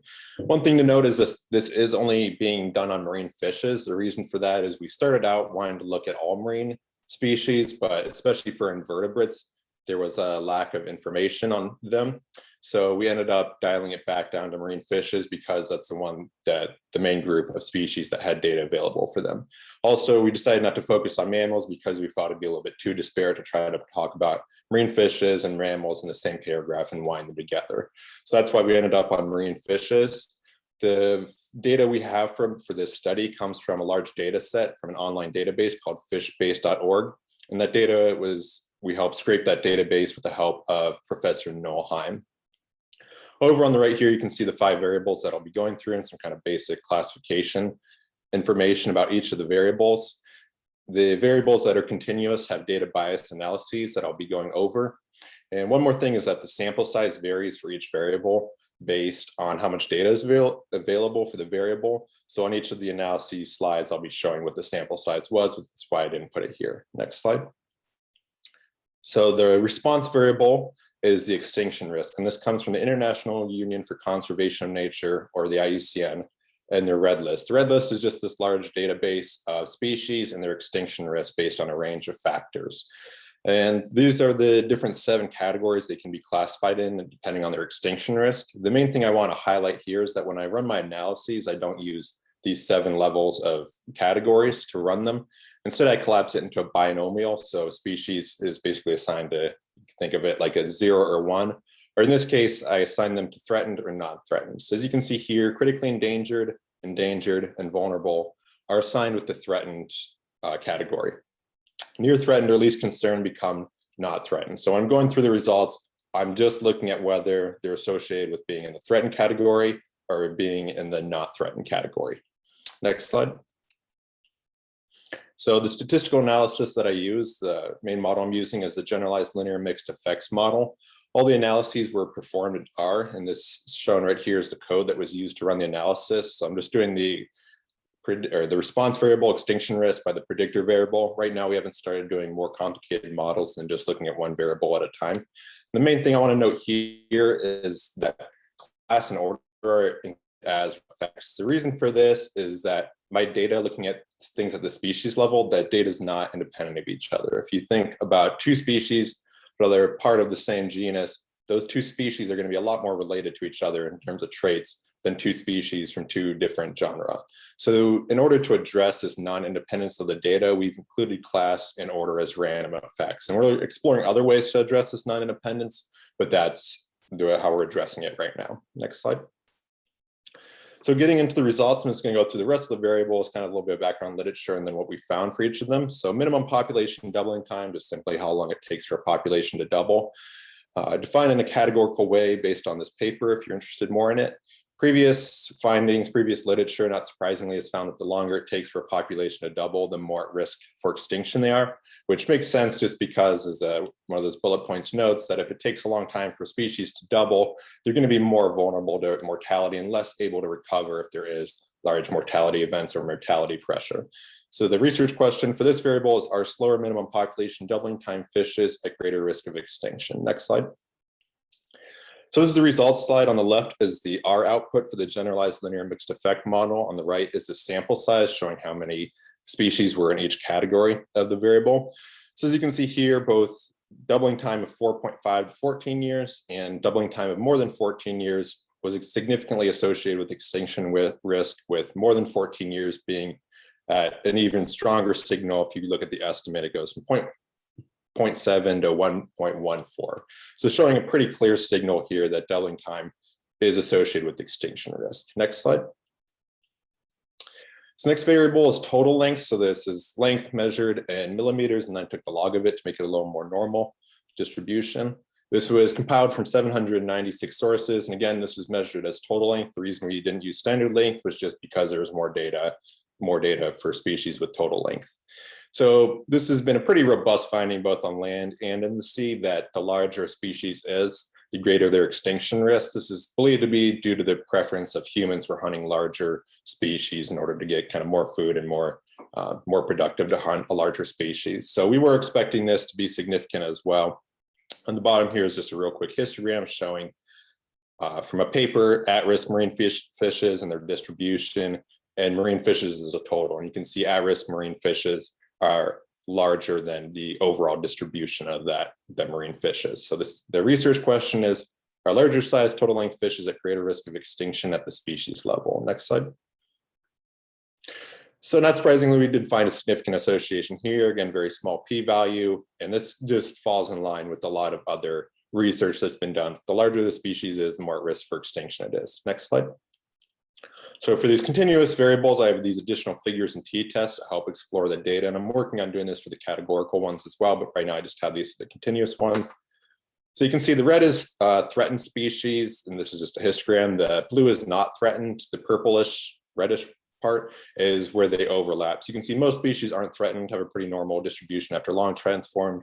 The threatened are a little more spread out, but clearly clustered on the larger size. And if you look at the means of it, you can see the mean threatened is 2.7 versus mean not threatened being 2.4. And this is also log, so the actual differences, non-log, would be even larger. Next slide. So this is one of the really interesting analyses that we were able to do, is looking at the bias of data coverage by the IUCN. So review just means that the species had an IUCN assignment. Unreviewed means that the species has not been reviewed by the IUCN. We don't have adequate data on how threatened that species is for extinction. So you can see a pretty pronounced trend where unreviewed species tend to be smaller and reviewed species tend to be larger. And this may mean that a lot of these conclusions, there's a lot of research being done looking at extinction risk based on the IUCN. Some of these conclusions might be not as warranted, or the picture might be different because we do have this pronounced data bias trend going on. Next slide. So the next one I looked at is trophic level, which is defined as 1 plus the mean trophic level of the food items the species eats. You can read the example there if you're curious on understanding how that works. But yeah, just a basic equation for understanding the trophic level based on this paper, if you're curious about learning more. Next slide. So prior findings has been a bit mixed in the literature. Overall, there's been found a relationship that the higher a trophic level a species is, the more at risk it is. But some studies have found different things. Some have found for terrestrial vertebrates that herbivores are at the greatest risk of extinction. So not entirely clear what the relationship is. Our research question, are higher trophic level fishes at greater risk of extinction? Next slide. So with this one, we didn't find any significant association of trophic level with extinction risk, at least in this model, which kind of makes sense to me based on the sort of mixed literature that I found when looking at trophic level and extinction risk. One thing to note, and the reason for this long title, is that we didn't find significance here in the generalized linear mixed effects model with random effects. But if we go to the next slide, the t-test did find significance in between the two different means of the groups. And if you look, the means are pretty close together, so it's not a huge signal, but there was still a significant p-value. I also tried running the generalized linear mixed effects model, or generalized linear model without random effects, and that came back as significant as well. So that might also be kind of how the random effects are playing into this. Next slide. And then again, same data bias analyses where there's a bias in the kind of species that have IUCN coverage, with unreviewed species being at lower trophic levels and reviewed species being at higher trophic levels. Next slide. So coming up here to the last two variables, the first of the last two that I'm going to go over is fisheries type, which just looks at whether species are commercially fished and to what degree they are commercially fished using a compilation of sources. So prior findings has found pretty strong evidence that harvesting can push species towards extinction. One study found that harvesting caused most local, regional, and global marine extinction. Seems pretty clear that there is a role that harvesting is playing in pushing fish towards extinction. So the research question is, are commercially exploited fish at greater risk of extinction? Next slide. So again, we found some very significant results here where the fish were broken down into the categories of no interest fisheries, of potential interest to fisheries, subsistence fishing, minor commercial fishing, or highly commercial fishing. And both commercial fishing and highly commercial fishing were significantly associated with extinction risk. If you look at the estimate 2, you can see it goes from 1.27 to 2.1. Showing that the more that a species is fished, the greater the extinction risk becomes, showing a pretty clear signal that harvesting is pushing species towards extinction risk. Next slide. Then my last variable here is price on the marketplace. This is pulled from the paper on the second bullet point. This one thing to note is that 82% of these prices are based on a model rather than being actual prices that were documented, and this was due to the difficulty of finding the actual prices, at least for this paper. Next slide. So previous literature has hypothesized that as a species becomes more rare, price in and of itself can drive that species towards greater extinction risk. And the reason for that is, if you think about rhino horns, although they're really costly to harvest as they become more rare, people are also willing to pay more for them, especially that rarity kind of makes them more valuable. And so that in turn can motivate harvesting a species that's already becoming really rare and keep pushing them towards greater extinction risk. And a lot of the literature being done on this has supported that. However, I'm kind of discussing this right now with my collaborators that we think this also could be both a cause and effect relationship going on, that the higher prices could also just reflect them being more rare. So we're discussing how we're going to address that and whether the GLM ER is the best to address that. But nonetheless, that's what I did for so far. And the research question is just, are higher price fishes at greater risk of extinction? Next slide. So again, we did find the significant result where the highest priced fishes, the fishes in the very high category, were at significantly elevated extinction risk, confirming previous literature that high price may be pushing species towards extinction risk. Next slide. And so just real quick, this is some additional research directions I want to explore before my thesis is done, hopefully be able to present on these next year. This is exploring which kinds of extinction threats are pushing species towards extinction based on a data set by the IUCN. Doing those data bias analyses for categorical variables and potentially looking into range and geographic locations and how they're associated with extinction risk. Next slide. And I'd just like to give a really quick mahalo to the following people: my advisor, Matthew Keynote, for all his support and help, my committee members, Becky Ostertag and John Burns, TCBS graduate student, Maya Munsterman, who really helped me get started with this program, undergraduate assistants, Jeff, Angela, Lily, Sydney, Christina, and Natalie, and finally collaborators who are coming on board, Jonathan Payne, Douglas McCauley, and Noah Heim. Mahalo, and I'll take any questions.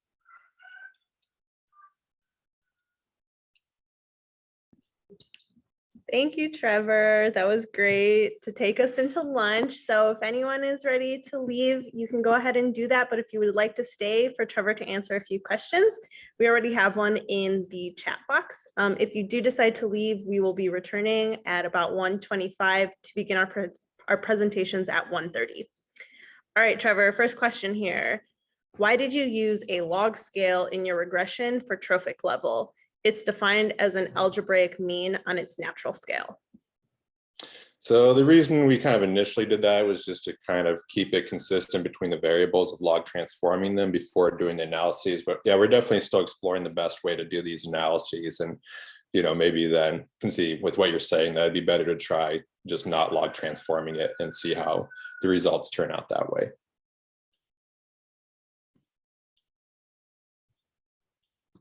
Any other Thank questions? you, Trevor. We'll see if any other questions come in.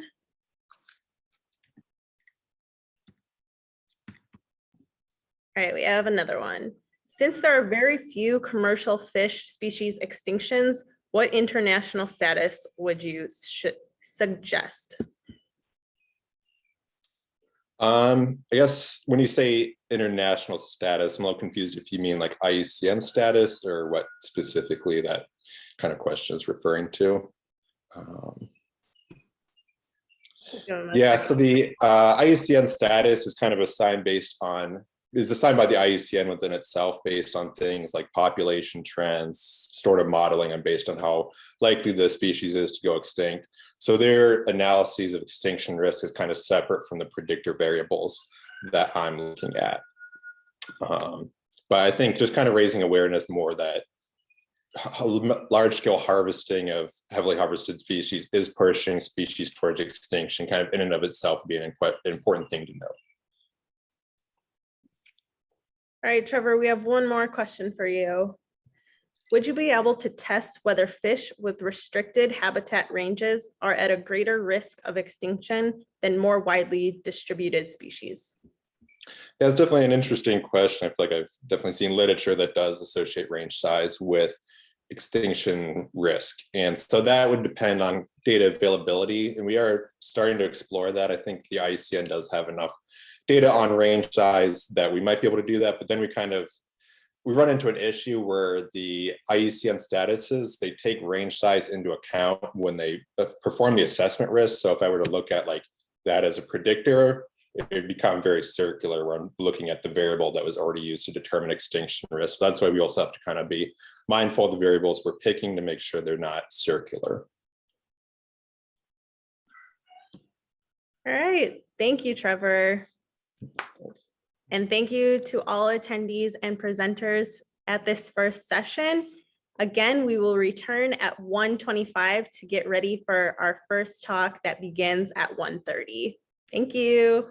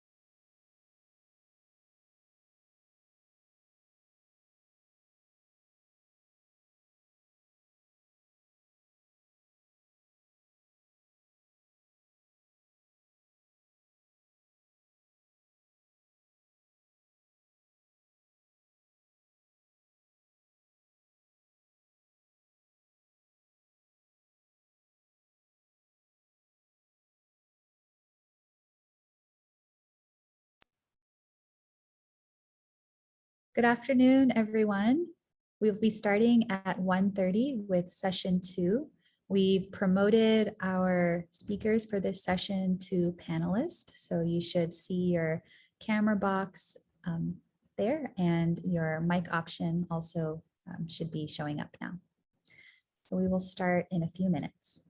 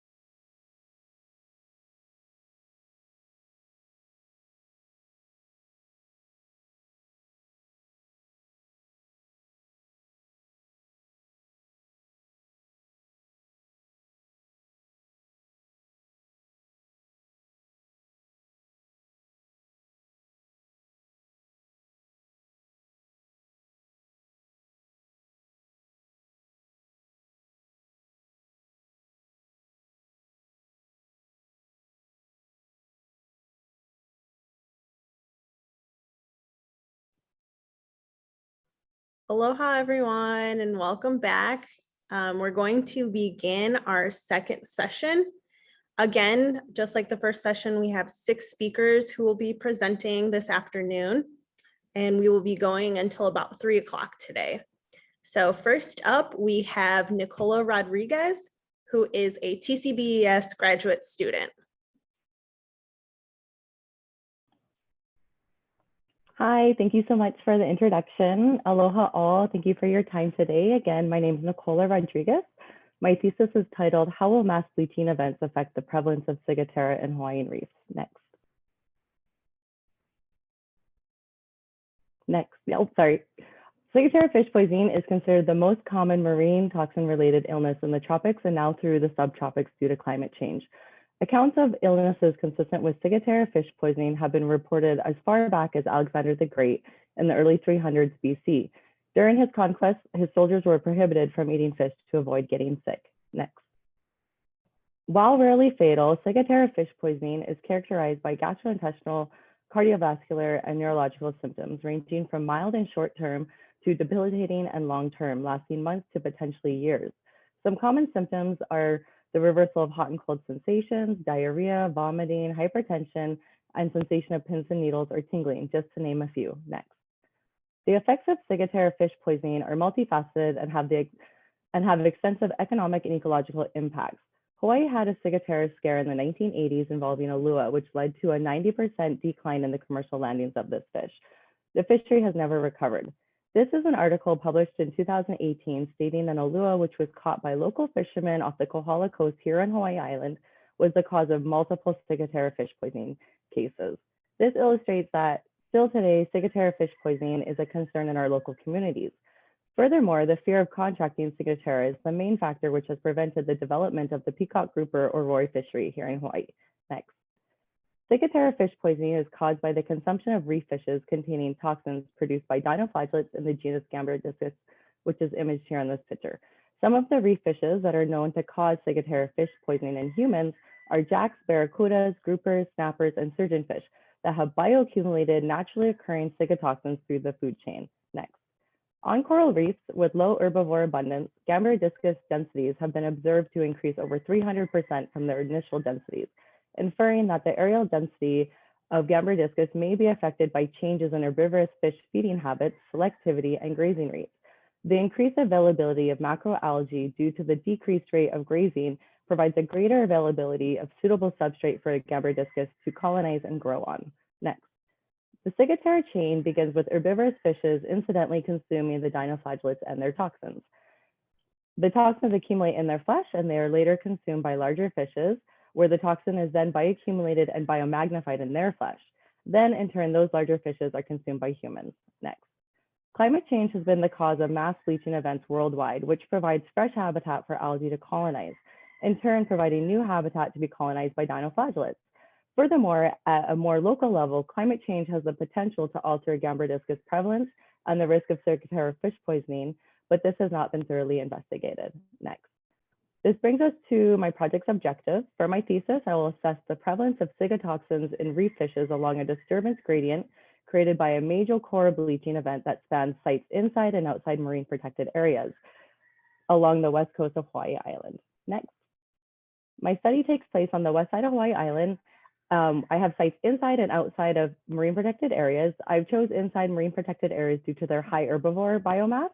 So the sites inside are Ka'upulehu Fish Replenishment Area, which is the top red star, Old Kona Airport, which is the middle red star, and Kealakekua Bay, which is in South Kona, the bottom red star. The sites outside of marine protected areas are Puoko, which is the top green or top orange star, on a Honolulu Bay, which is the second orange star, and then KA, which is the bottom orange star. Next slide. My study will focus on two species, peacock grouper and kole.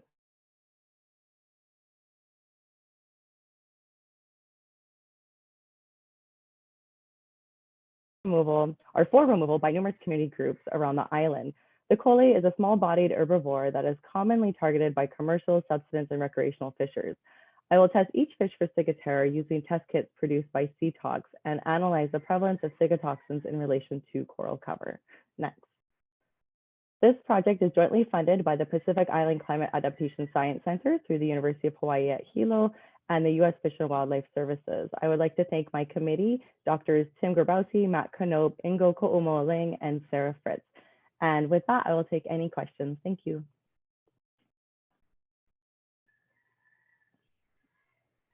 Thank you so much, Nicola. And we will give a few minutes for people to enter their questions into the Q&A box.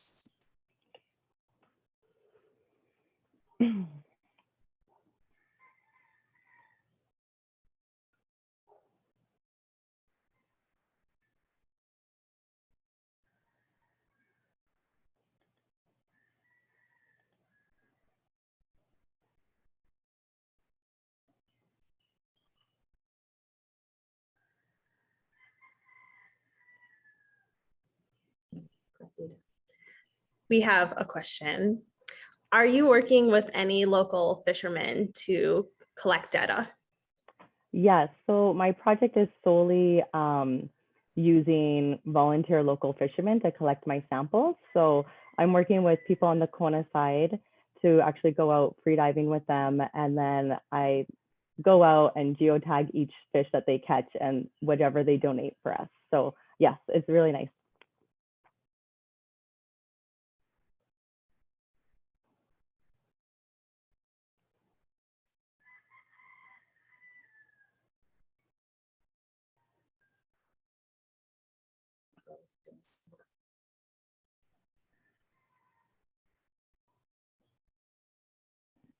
All right, we have another question.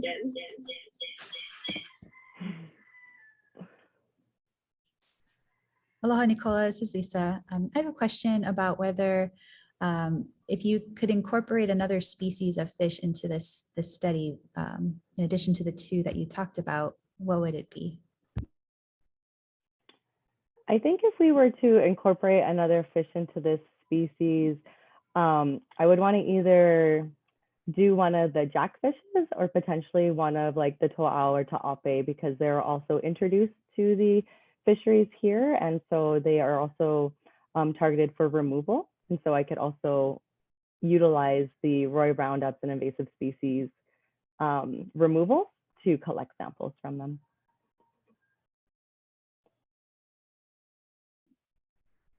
All right, thank you, Nicola. I think that's all the questions we have for you right now. Perfect. Thank you so much for your time, everyone.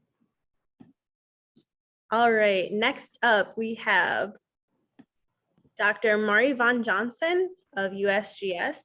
She is the director of the Pacific Islands Climate Adaptation Science Center.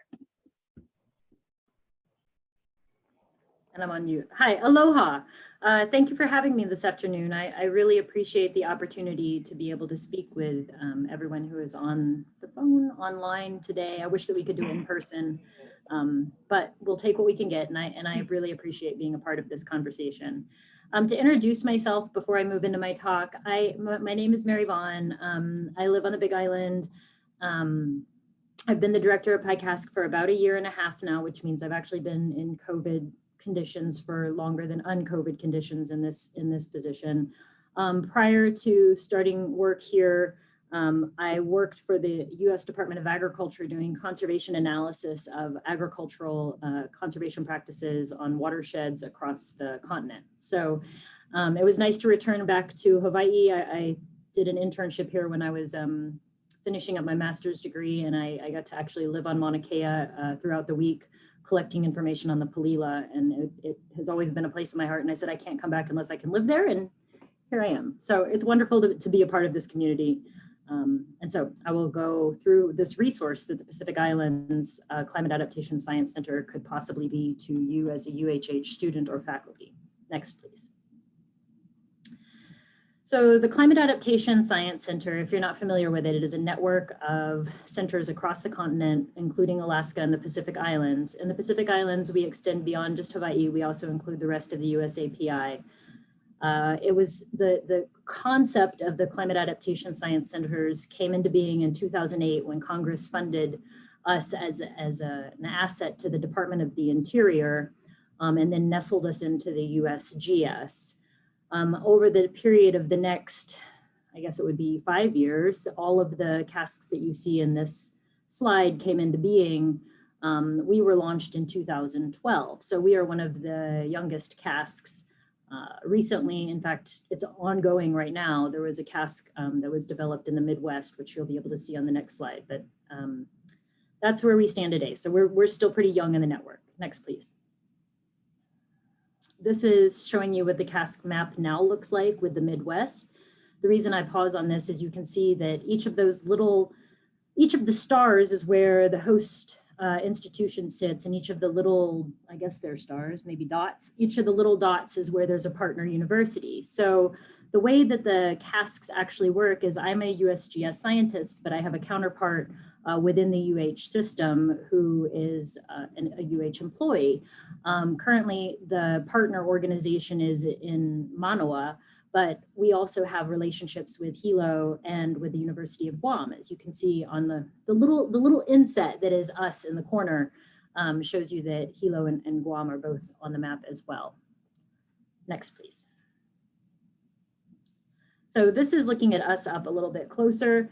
As I noted, we aren't just Hawaii. We also include a number of other islands throughout the Pacific. These are those that are affiliated with the United States, to include American Samoa, the Republic of the Marshall Islands, the Federated States of Micronesia, the Commonwealth of the Northern Marianas, Palau, and again, Guam.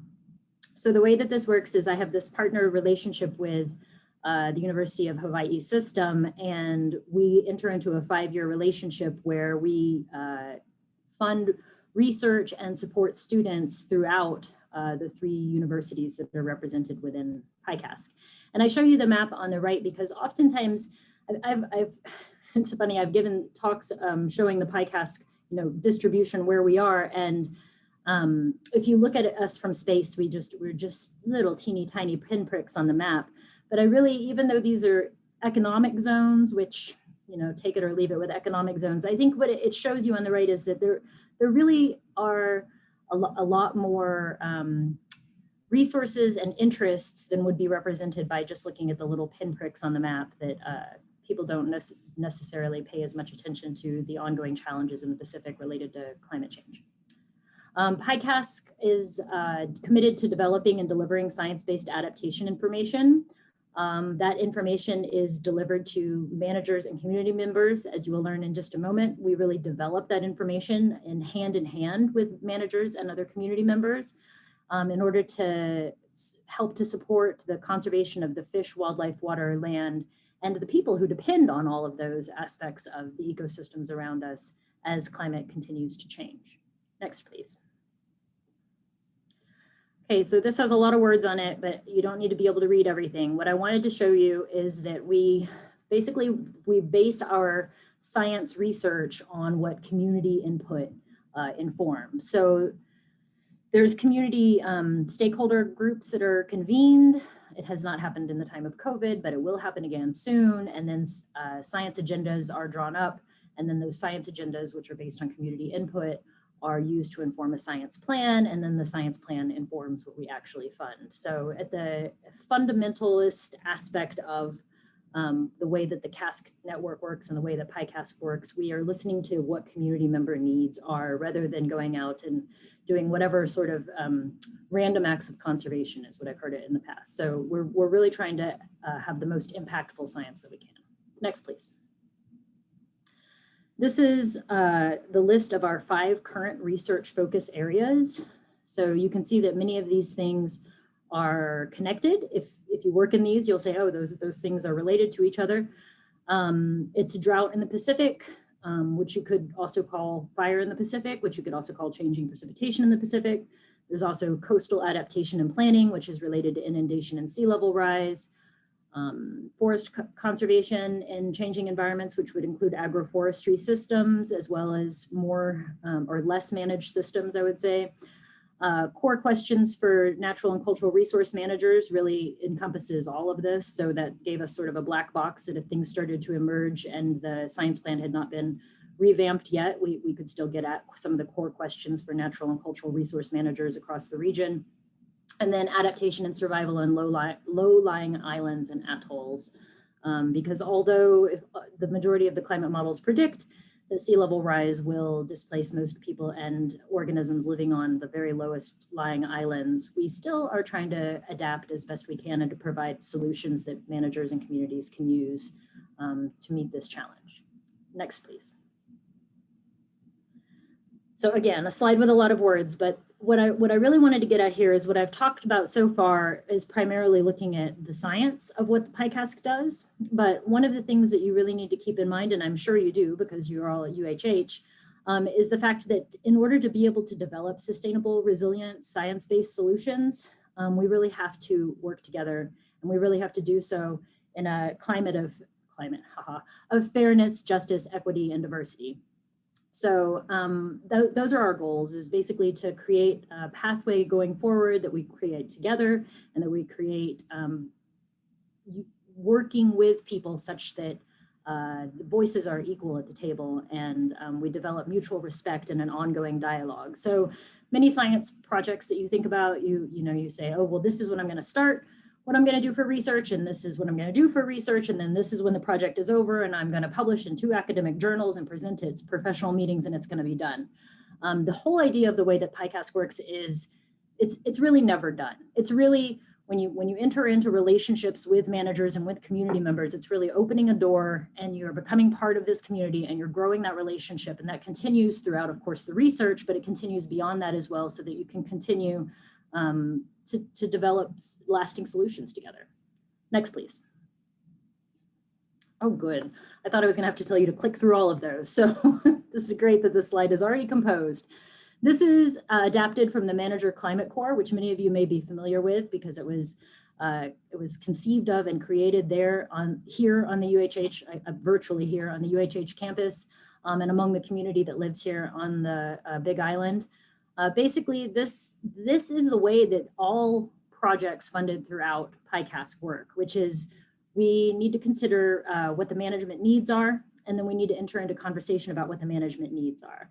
And then as scientists, you analyze the opportunities of what can you bring to the table with the skill set that you have, and or what team can you build to bring the skills that the managers and the community members are informing you need to be met. And then bringing those together and creating these networks of conversation and information exchange to be able to propose and achieve the research that is needed to be done to be able to achieve the answers and solutions that will then be the products that would come out of this collaboration. Next, please. So with limited time, I will go through some of the opportunities that we do have within the PICAST. Next, please. The first is traditional competitive funding. So so far, this is basically what I've been talking about, is sort of this traditional idea of funding a research project where the PI would tend to be a faculty member or some other researcher, and they would then tend to hire graduate students or postdocs under that. That's how these systems work. We have 32 ongoing projects within that sort of research arrangement. We are open to research proposals from anyone within the UH system and the University of Guam. And we are committed to projects that provide solutions and that are capacity building. So that should prick up your ears for those of you who are undergraduates or for those of you who are pursuing your master's or your PhD and looking for funding. Capacity building is oftentimes the funding code word for let's fund students to get some of this work done and develop some of this knowledge. So we are definitely committed to growing that. The FY22 proposal competition is currently closed. We're reviewing the statements of interest. We received about 25 statements of interest for this FY22 competition. However, I would let you all know that we do have an open door policy. So if you have some great, fabulous research proposal that you have in mind that fits with the constructs that I've shared with you today, where it's bringing together management and science and contributing back to community interests related to natural and cultural resource management in light of climate change, which is a whole bunch of stuff to have to get together in a proposal. But if that's where your research is going and what you're wanting to develop, then please do contact me and we can talk about some unsolicited funding. Okay, next, please. There are also opportunities that are directly available to undergraduates and graduate students. The first is known as SURF, which is Summer Undergraduate Research Fellowship. It's a 10-week fellowship where students work 40-hour weeks under a faculty member. There currently are 3 students supported in FY20. We think we're going to hire 6 to 7 in 21. And the trick here is that we need faculty members to host these students and to have them work in their lab. So the more UHH faculty who come forward and say, I'd really like a student, the more UHH students who come forward and say, I'd really like to be part of this program, the more we can move this onto this campus. Next, please. These are the examples of 3 of the SURF projects that are being run right now. So you can see that they're primarily plants this year or in FY20, but I think in the next cohort, they're not going to primarily be plants. So don't feel like you have to take it in a particular direction. Next, please. And here's the Manager Climate Corps, which you may be familiar with. It's a research funding opportunity open to UHH faculty and students. And as I mentioned before, it really is one of our flagship programs within PICAST. It's something that I think that we and UHH are very proud of. It's been founded upon the relationship building that I mentioned, which is really fundamental to achieving sustainable change. I encourage you to look it up. It's competed every other year. Next, please. These are the ongoing projects. You'll probably see names that you recognize in there. And so I think that'll open back up. You can contact, you can look it up on the website. You can look up Manager Climate Corps and find them and contact us or contact them. Next, please. So these are the pillars just to show you that Manager Climate Corps is committed to dialogue and to developing usable products that are developed through co-production with managers and researchers. Next, please. So this is the PICAST Scholars Program. This is really new. We just had the first year of it this year. There are 2 ways that this is currently working. One is called I'm calling. I made these terms up, that we were just sort of winging this in terms of trying to grow as many student support projects as we could. But one is called Partnered Launches, which is right now Sea Grant. Darren Lerner, who is my counterpart in the university system, is with Sea Grant. And what we developed was a collaboration where Sea Grant supports the research funding and PyCask supports the student support. So we're supporting 4 projects mutually through FY20. They're all at the Manoa campus, but we hope to grow and diversify as we move forward. The second is what I'm thinking of as PyCask augmented support. So this is where a professor and a student were already working together or already planning to work together, but they didn't necessarily have a climate change component to the research that they were doing. And they were able to identify a climate change adaptation component that they could incorporate into their research. So therefore, we funded a student, 4 students actually, for a year each, to be able to do that climate change adaptation research within the context of their current work. Next, please.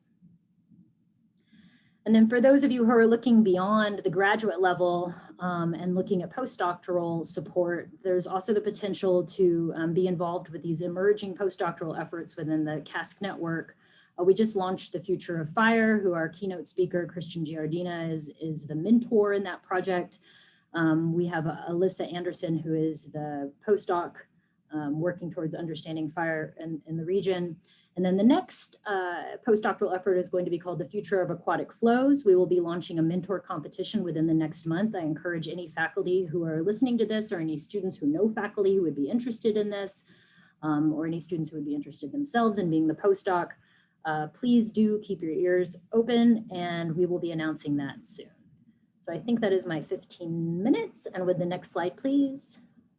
I would say mahalo, and I would say I really, again, enjoy the opportunity to initiate this conversation with many of you, and I hope that we can continue it. Thank you. Mahalo. Thank you, Mary. We'll wait a second and see if we have any questions.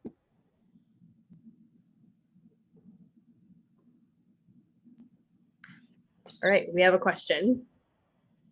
How do you envision engaging specific communities within the Stakeholder Advisory Committee? So the top portion of your upside down triangle. In other words, how might local communities and grassroots efforts within those communities influence the Stakeholder Committee and resulting place-based research products, collaborations, etc.? Well, that is quite a large thing to address. So that is, as you said, we put it at the top, but we could have turned it just the other way, and we could have said this is basically the foundation to everything we're doing. And how can you get involved, or how can the community members and or other people that you're working with get involved with influencing this foundational aspect of the research that we fund? And I would say right now we are still figuring out how to organize the Stakeholder Advisory Committee with the ongoing COVID situation. That has been very challenging, so I don't know how it's going to emerge. What I would suggest is if you have interest that you feel are not, I encourage you first of all to go to the PyCast website, and I'm sorry I don't, well it's there in the slide, but I don't have a clickable link. You can write to me and I can direct you to these resources as well. I encourage you to go there, check out our science agenda. If you feel that there are things that are missing from the science agenda, please feel free to reach out to us and be like, hey, you're really missing decision support tools around herbivores and coral. And I really think that that's something that you should consider. And that is definitely something that we will put in our files to say, hey, a community member reached out to us, here's who they were, and here's what they think we really should be thinking about. And when the science advisory stakeholder group, whatever they're going to actually, however they're going to be formed, comes around, we will potentially reach back out to you, and or we will consider the advice that you put forward around what was being omitted erroneously. Thank you, Mary Vaughn. We really appreciate you being here today. Thank you. I really appreciate the opportunity. I look forward to working with y'all. All right, next up, we have Kira Robinson. She is a recent graduate from the UH Hilo Biology program. Aloha. My name's Kira, and I recently graduated, and I'm kind of taking the year off right now for things to mellow out a little before deciding on grad school, but I thankfully got to stay involved on this project that I started in my last undergraduate semester. So this project was started by Jeff Stallman. He's a past TCBES student. Some of you may know him, and it aims to put together an analysis of the overall natural history and biogeography of Hawaiian mushrooms. All right, next.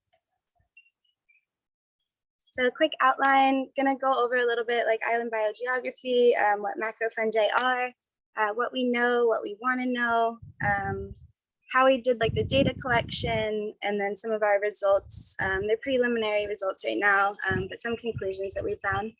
Next. So the Hawaiian Islands have been an important area for studies of evolution and biogeography due to their history of isolation in the middle of the Pacific Ocean and for their known geological history. And there's been extensive studies on the biogeographical and natural history of some of the other taxa here in Hawaii, such as like angiosperms, arthropods, and birds. But a large scale study of fungi is lacking right now. Next. And so on this slide, so Price and Wagner that did the study on angiosperms in Hawaii created a new model to analyze external biogeography. And you can see it on the left side under new analysis. And this is the model that we adopted to assign external biogeography to Hawaiian fungi. Next.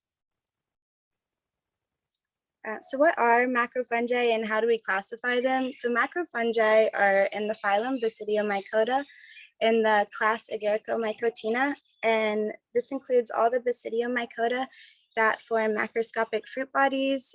This includes like mushrooms, jelly fungi, and a few yeasts. And today I'm focusing on just the Agaricomycetes that are in the order Agaricales.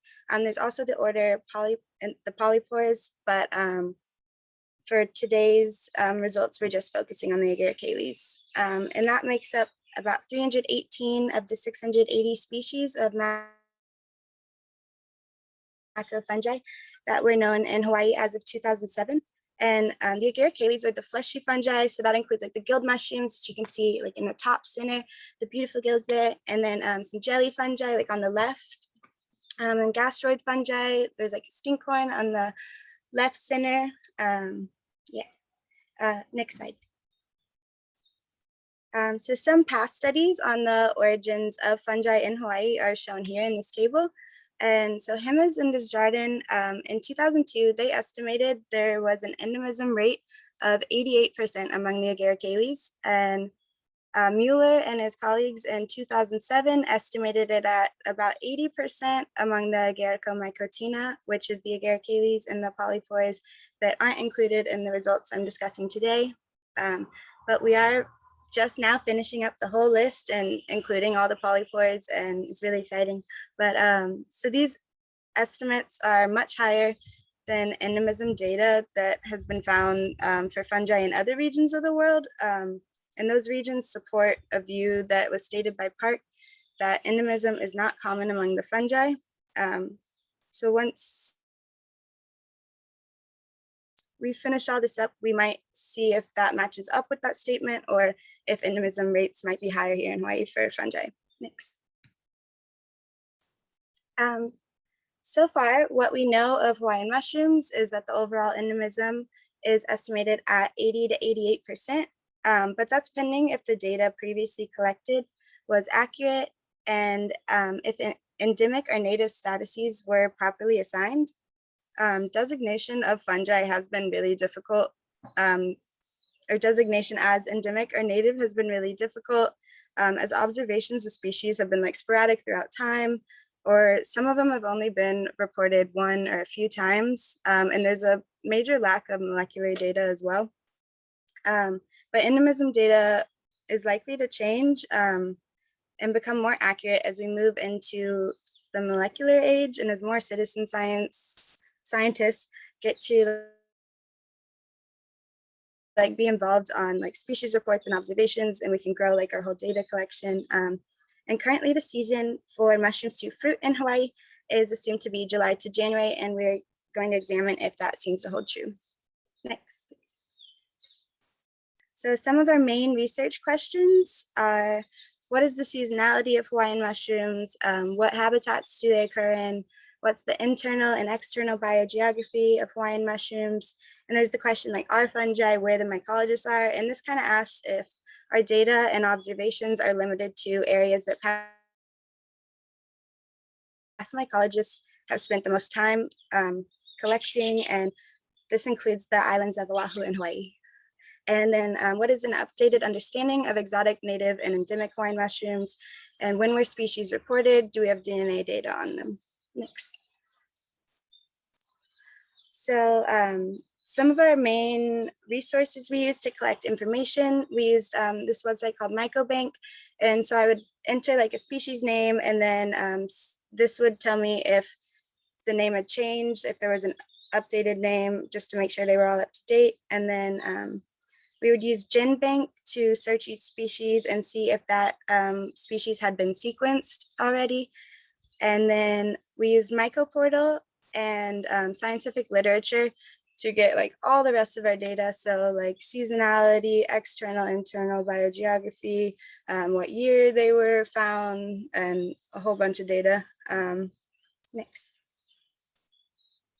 And this is just a preview of what our data sheet looks like. So the zeros on here are corresponding to no's, and the ones are going to correspond to yeses. So just a bunch of data on each species. Next. And then we used the program OpenRefine to clean up our data, and then we ran our tests with RStudio. Next. So fruiting body form was split into 6 categories, and fruiting body form is the major driver of diversification in mushroom forming fungi. And then we also designated the species as fleshy or polyporoid. And at the bottom of the slide, you can see like which body form matches up with if it's polyporoid or if it's fleshy.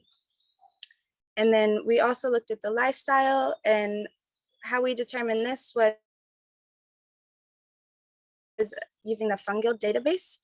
And there's 4 categories. There's saprotroph, which is like your wood rotting mushrooms. They grow on wood. They're involved in like the decomposition. Then we have this symbiotrophs, which includes the ectomycorrhizal fungi that form mutualistic associations with plants. And then we've got the pathotrophs or pathogenic fungi that are like the troublemakers. And then we would put NA if they fell under multiple of the categories or if there was any uncertainty. Next. And then lastly, for methods, we looked at habitat type and external biogeography. Here you can see how elevation and annual precipitation were divided up into categories. And then on the right side, this was the map that Price and Wagner used to divide up the regions of the world. And additionally, we added a category that was Eurasian to include the European countries that was not previously in their model. And then if a species is found in more than one of the regions, then we consider it widespread. Next, please. So all the results I'm going to discuss today are from tests run focusing on just the agaricales, excluding the polypores, whose data I said that we just finished up, and then we'll get to have like a much bigger picture, and it's going to be awesome. But so the first results that we got, for all the islands, most species were found in July to January and peaking in the month of January. And then among the agaricales, the family Agaricaceae by far contained the greatest number of species, and there was 58 families in total. Next. And then looking at the species that we considered to be native, we have the following results. And I should note that we were really strict about designating species as native.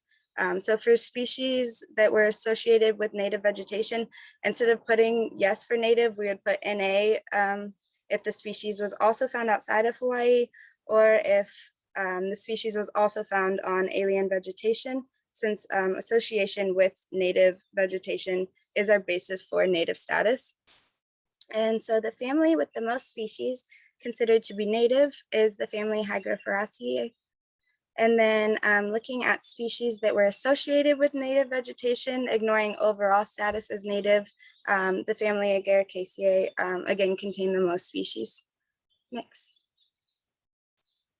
And then the season for mushrooms considered native is not as clearly defined as it was when we analyzed all the Agaricales. And then, but it is more clearly July to January again, when we're looking at those that were associated with native vegetation, with the exception that many were also found in May. Next. And then the highest number of species occurred in wet climates, which isn't very surprising. Many Basidiomycota are known to grow in wet climates. And the majority occurred in lowland habitats, and that also could be because they're more accessible, but yeah. And then next. So Hawaii Island actually had many more species reports overall and among native species than the other islands. And this is kind of interesting as this doesn't follow the assumption of the theory of island biogeography with like the succession rule.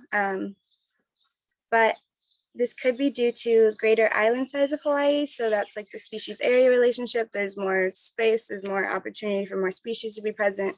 And there's a greater variety of habitat here, and it could also just be largely due to more exploration being done on Hawaii Island in the recent past than on the other islands, like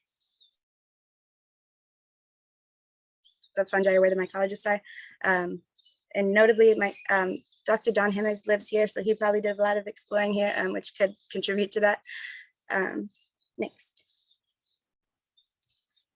And then most species external biogeography was designated as widespread, so it occurred in more than one of the regions.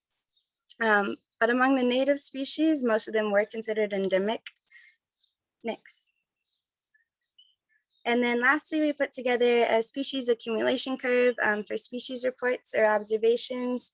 And as you can see in the curve, reports have greatly increased over the last 50 years, especially in the last 20 years. And incredibly, from 1992 to 2007, our knowledge of mushrooms occurring in the islands grew from less than 100 to over 600 species.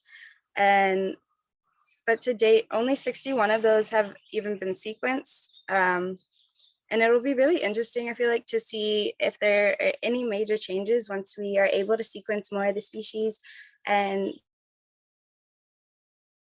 this could lead to like realizations of species once thought to be exotic, possibly being new endemic species. And this could open up the possibility of like researching if there's like adaptive radiations in Hawaiian fungi and lots of other things. Next.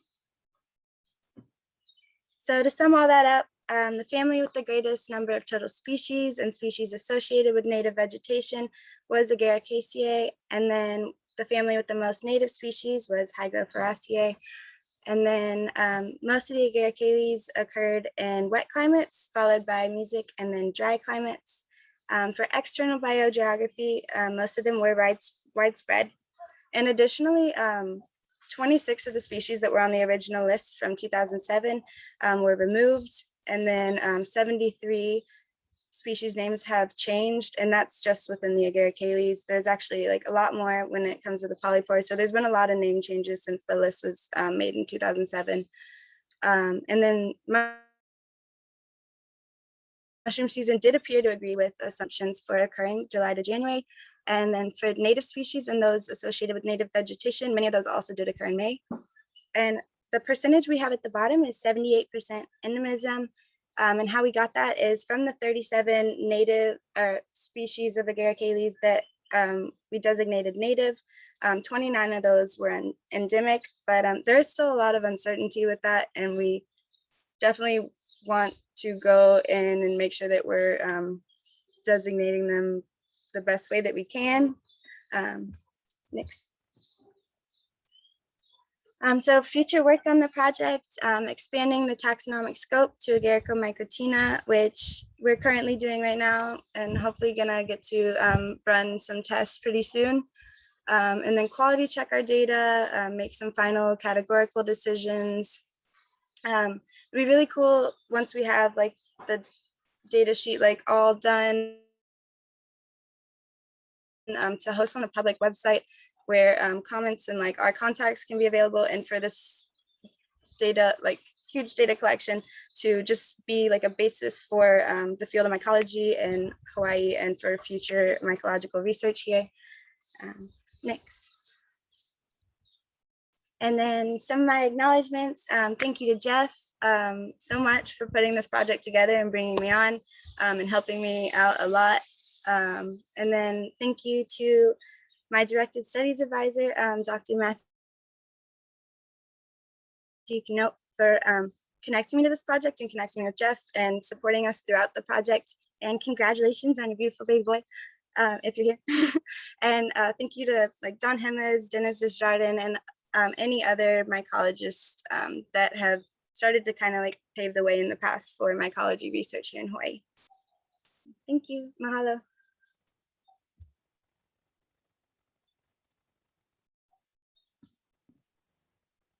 Thank you so much, Kira. We'll see if anybody has any questions.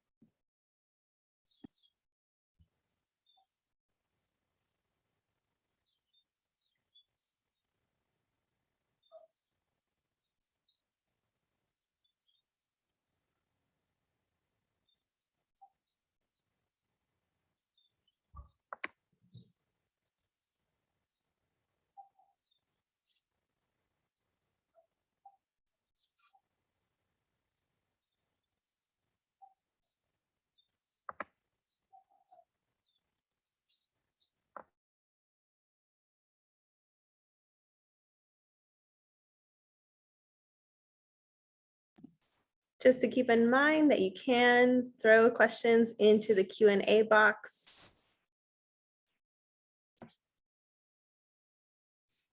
We'll give one more minute if anyone has any questions.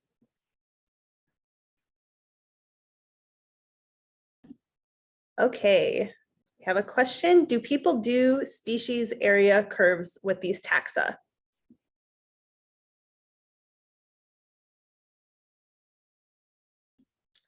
You're muted. Let me. Like with the other taxa or with fungi?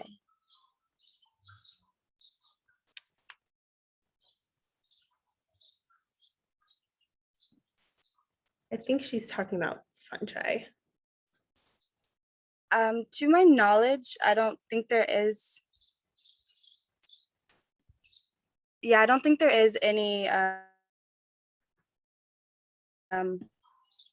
Currently, I don't think there is any species area curves with fungi. I do think that it would be hard with the amount of reports that we have, but that's one thing we probably definitely want to look at whenever we're starting to analyze all of our data.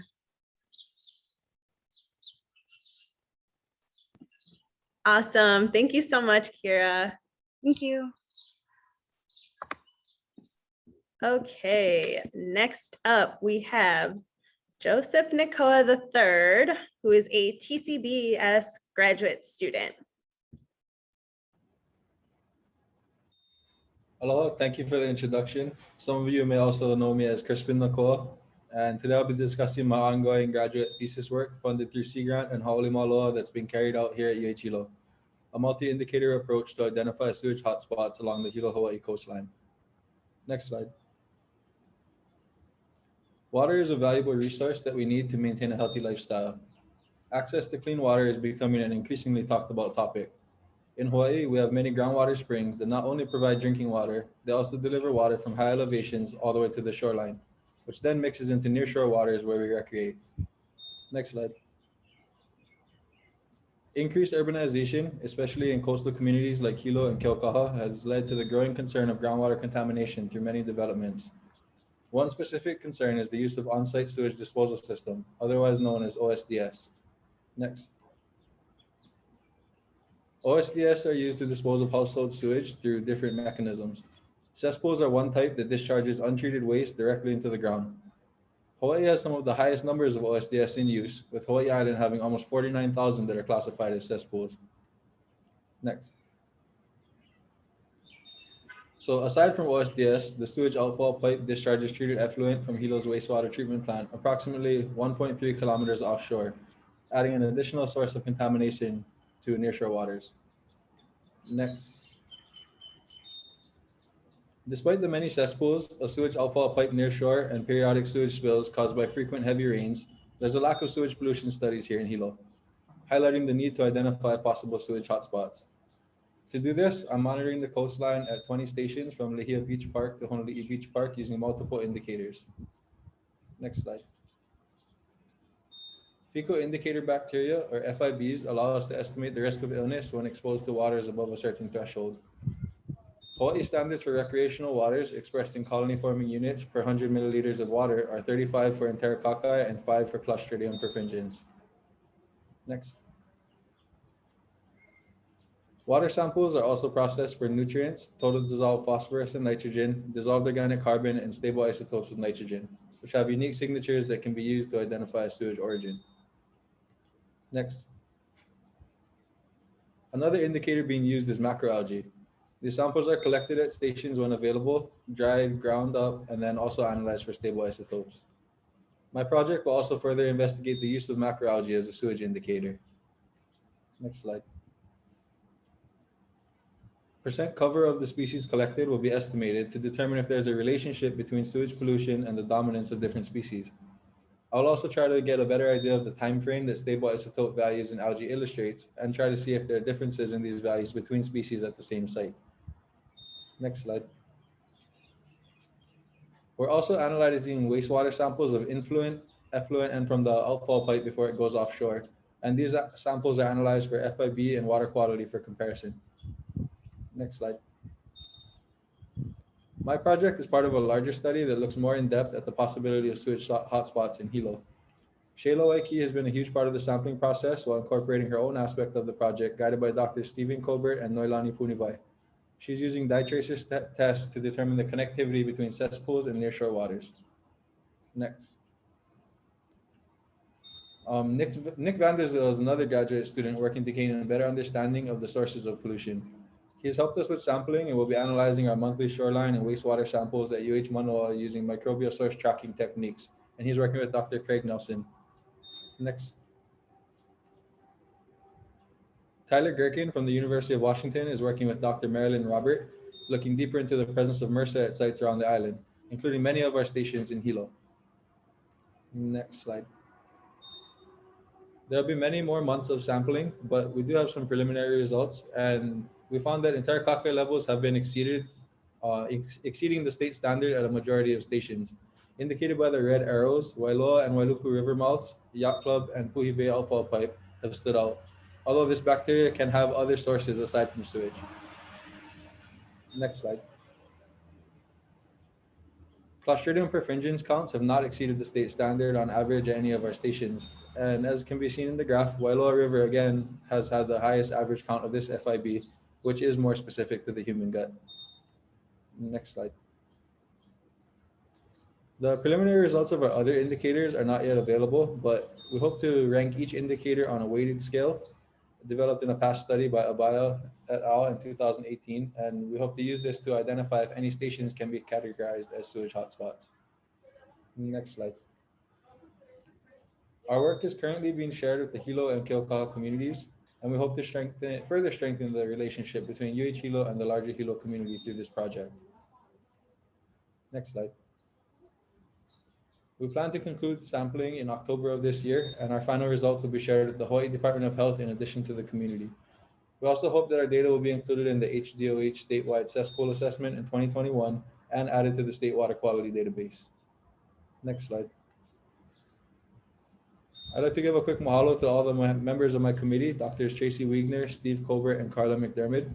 And I would also like to encourage you to attend Dr. Wiegner's talk tomorrow morning to hear more about our larger project. Mahalo for your time, and I think I still have a few minutes for questions.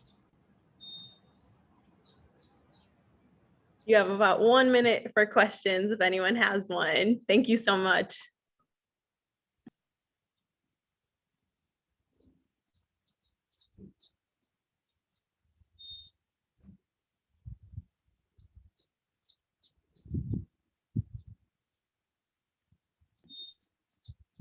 Can I ask do you know how the state standards for pollution levels are set? What are they based on? They're kind of based on, they're set by the US EPA. So they're kind of just the standard throughout the entire United States, which is what kind of one downfall to just using that standard. Because like I said, in Terracotta that's their main indicator that they use. And that has environmental inputs. It can also be found naturally in the dirt in like places like Hawaii and other areas. So that's why we're going with this multi-indicator approach to see like how effective that number actually is. All right, thank you so much for your presentation today. Mahalo. All right, next up we have Alexander Spengler, who is a TCBES graduate student.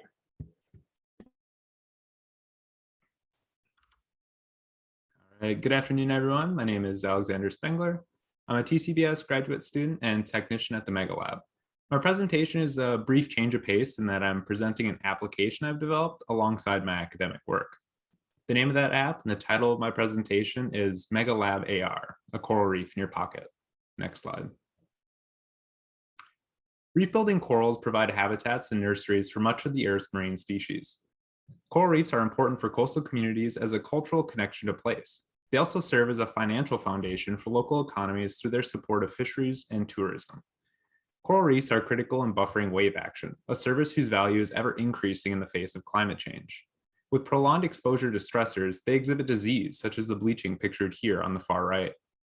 Corals are important marine health indicators and serve as a canary in the coal mine for tropical waters around the globe.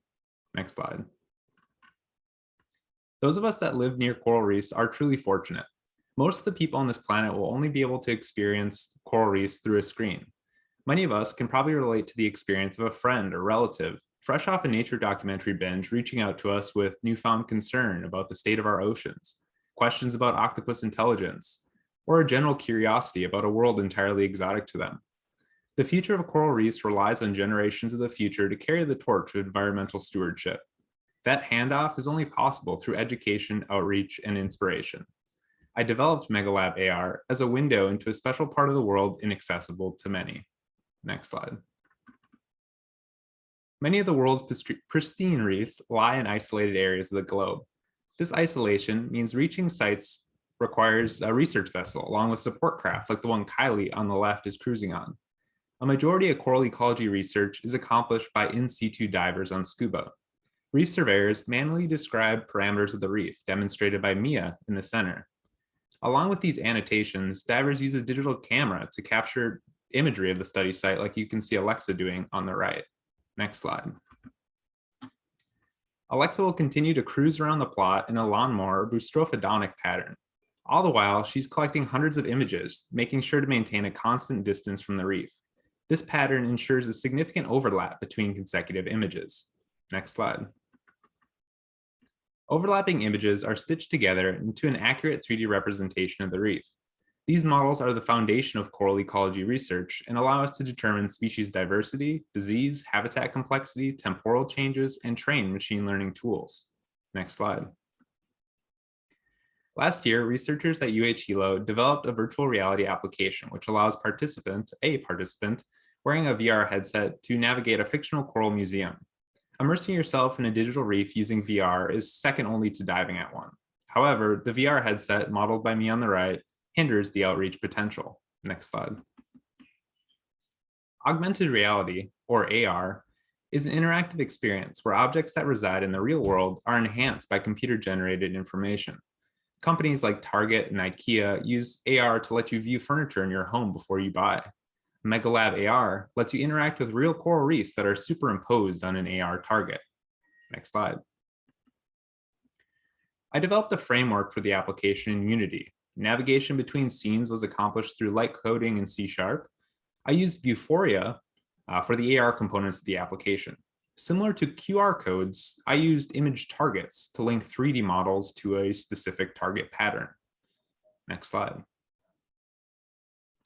Reef models were first decimated before I brought them into Unity. Decimation is an awesome word for simply reducing the number of polygons in a digital 3D object.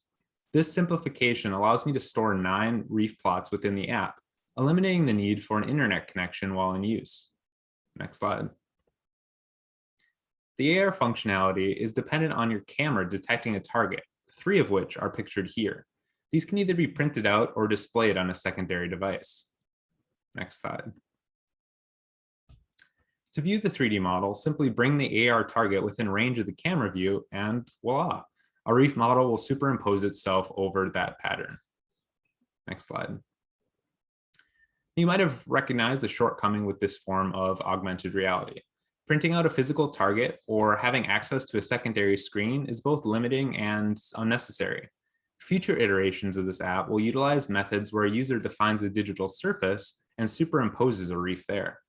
Moving forward, I'm working on transitioning this app to work within a museum-based outreach system with the goal of getting more eyes onto these critical ecosystems. Next slide.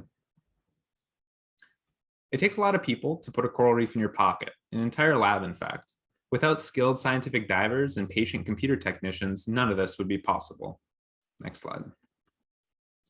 So with that, I would like to give a big mahalo to all my awesome in-house beta testers from the Mega Lab, and a big mahalo to you, the audience, for your time. If you'd like to try out the app and have a phone or tablet handy, I provided a target on this last slide. You might have to move around my picture so the target isn't obscured, but I can take any questions.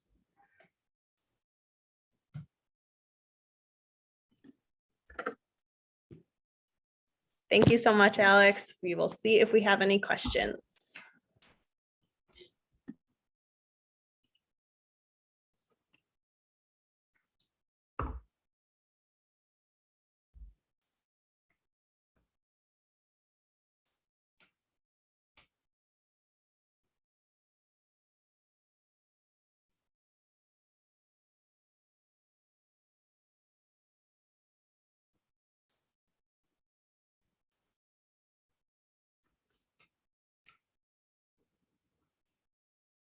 Or do you need to?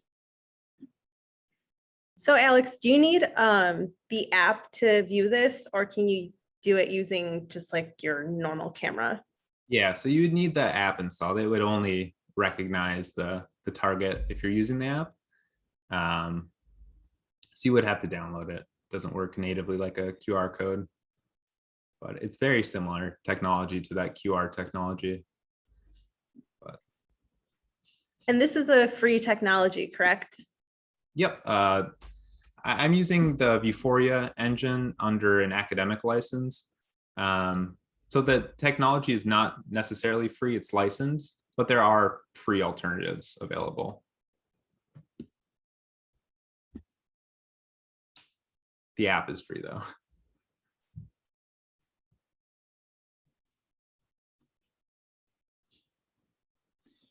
Any other questions for Alex? All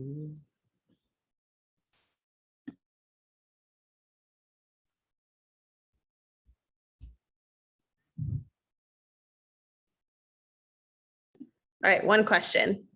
How hard is it to switch to recognizing the surface as opposed to targets? How far in the future do you think something like that would come? It's a great question. So I want to move away from Vuforia and use an open source engine that's a little flexible. Vuforia is pretty expensive and it's got more commercial applications. So I'm, to be honest, not exactly sure how much work would need to be done, but there's definitely documentation out there that would help me do that in my free time, of course. So several months out, Danny. All right, thank you so much, Alex. Okay, it looks like it's time for our last speaker of the day. We have Alexa Runyan, who is a UH Hilo undergraduate student. Alexa, are you with us today? Yes, I am. Thank you so much for helping me with that. You're so welcome. Hi, everyone. Thank you so much for being here. Like Carmelita said, I'm Alexa Runyon, and I'll be presenting my ongoing research on automating urchin detection on high-resolution benthic imagery using machine learning techniques. Next slide, please. A little bit of background about the importance of herbivorous fish on coral reefs. Coral reefs are extremely valuable ecosystems, as many of you may know, that provide food resources, coastal protection, and economic benefit. These ecosystems are facing significant threats due to anthropogenic impacts and environmental stressors. And herbivores play a fundamental role in the reef health by grazing on algae and maintaining a balance of available substrate for coral settlement. Unfortunately, overfishing pressures have reduced herbivorous fish abundance in many coral reef areas around the world, which can lead to algal overgrowth that reduces coral cover. Next slide, please. As herbivorous fish populations continue to decrease due to overfishing, attention has been turned towards herbivorous invertebrates and their roles on coral reefs. Herbivorous urchins, like the collector urchin Tutnusis gurtia pictured on the right, can prevent dramatic ecosystem phase shifts from coral-dominated communities to algal-dominated communities. Studies have shown that areas with high urchin density actually exhibit lower macroalgae abundance and increased numbers of juvenile corals. In 1984, there was an event of a massive die-off on this urchin species Diadema antillarum, which was on reefs throughout the Caribbean. And this resulted in massive phase shifts towards algal-dominated systems. Studies that have been tracking those areas actually found that the areas that experienced this mortality event showed higher rates of Diadema antillarium recovery are also showing higher rates of coral recruitment. And for these reasons, it's really crucial to investigate the roles of urchin populations in coral reef conservation efforts for the sake of coral settlement. Next slide, please. To survey coral reefs, typically people use standard surveying techniques, including like the images pictured here, rolling out a transect line, laying down gridded quadrats in set intervals, and recording benthic information found within the quadrat on a slate. There's also a method called photo quadrats, where photos are taken at a uniform distance from the substrate in set intervals along the transect, which makes uniform sized photos that you can then assess on a computer later on, or even taking videos of the benthos while swimming along the transect line. Although the introduction of photo quadrats and the video collection method allowed scientists to revisit the sites on a computer, these methods lack the ability to capture large benthic areas with high resolution and high details for quantitative ecology. Next slide, please. These limitations led to the adoption of what's known as structure from motion photogrammetry for use on benthic environments. This method involves diving on the reef and collecting overlapping images while swimming in a lawnmower pattern about 1 meter above the substrate to keep uniform distance across the substrate and uniform resolution. You can think of this as being similar to flying a drone over an area slowly in order to create a map like we do for something like Google Maps. Overlapping the images and placing the targets for the camera allow us to create a spatially rectified 3D model that carry quantitative information about the structure of the reef environment. These 3D models contain two very important components that allow us to qualify the structural complexity of the reef. The first layer is the digital elevation model, or DEM, which has the elevation data on a centimeter scale, which means that we can determine changes in reef complexity of a same plot over time on that happen as small as 1 centimeter. So if you were to take a model of a plot and for 1 year and then go back and take a model the next year, you could overlay them and see how the reef has grown or eroded over that year, as little as 1 centimeter difference. On top of the DEM is an orthomosaic, which carries the information about the colors of the reef and makes the 3D model look so realistic like the image on this slide. For the purposes of my study, I have been using 2D orthomosaics extracted from 3D models. Next slide, please. Using the orthomosaics, I was able to start training a machine learning algorithm to identify urchin species. The first step in doing this is to manually draw boxes around each urchin in the orthomosaics with their appropriate species label. In order to do this, I took the large orthomosaics and segmented them into smaller images so I could manually draw boxes around them. And for this particular project, I personally annotated over 2,500 urchin individuals.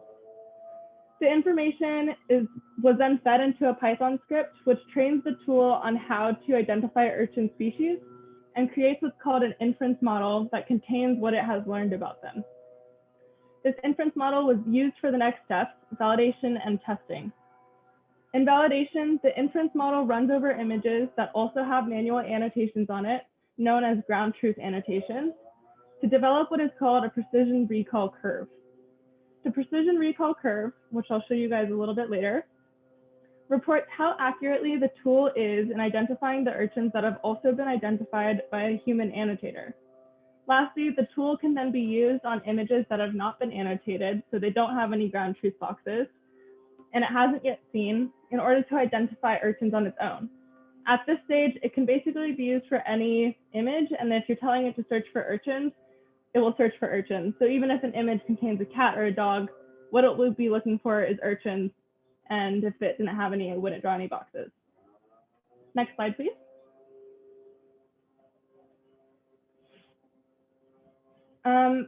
Okay, so for my thesis project, I have developed a machine learning tool specifically to identify urchin species in the Hawaiian Islands, to quantify, in order to use that information to quantify urchin abundance and distributions on Hawaiian reefs, and create a more efficient method for long-term monitoring and resource management efforts in Hawaii.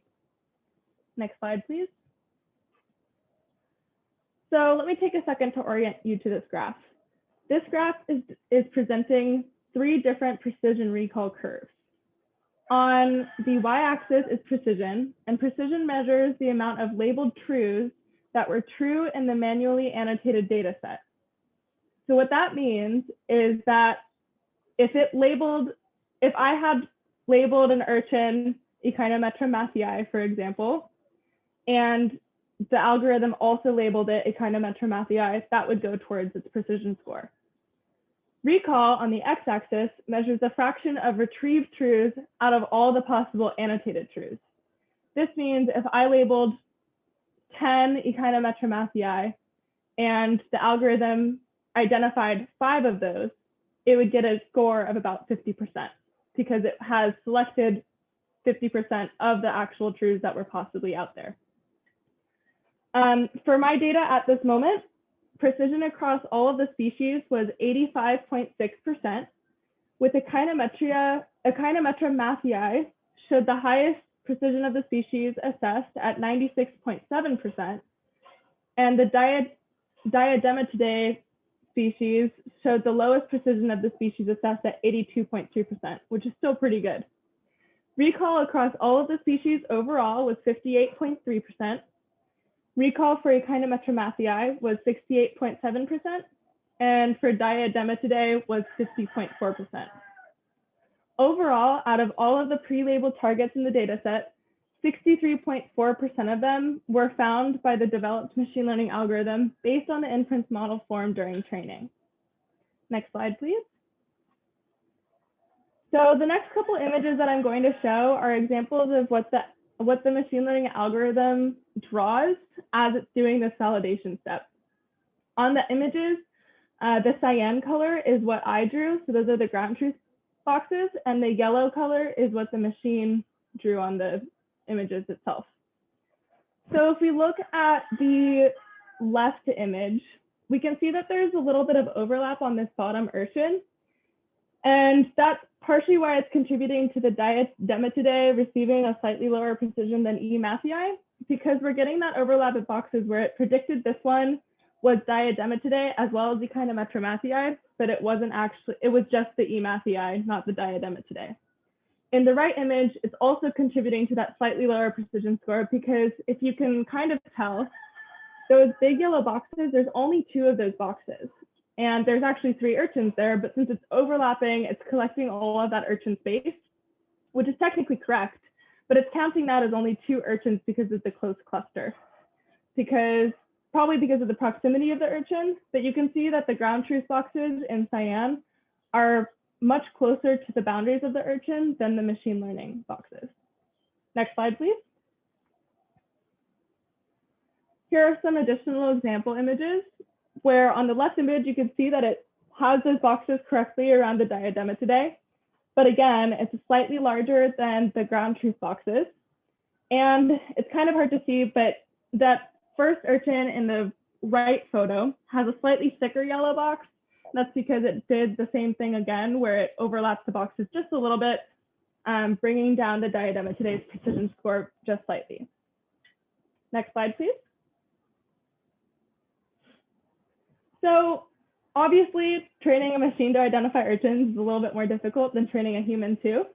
And some of the obstacles that I've been encountering in developing this algorithm and during training and validation steps are that large image sizes, often from the high resolution mosaics, actually cause what's called decompression bombs because of how high the pixel number are.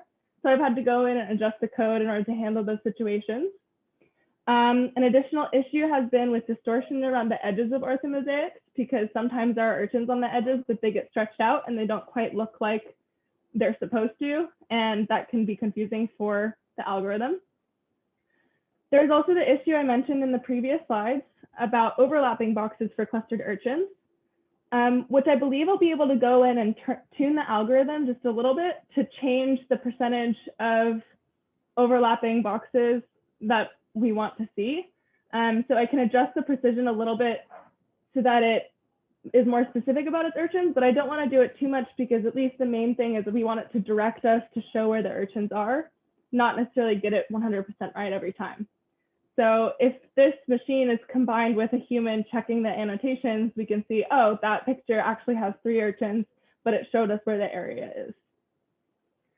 And I also think that with sometimes the urchin species are hard to differentiate from one another. So maybe the next step would be to add a general urchin class for the algorithm to use when it finds an urchin, but it isn't quite sure what species it is.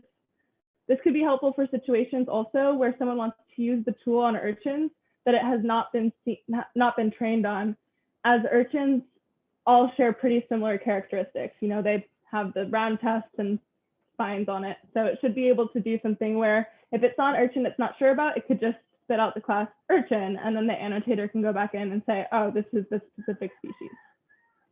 Next slide, please.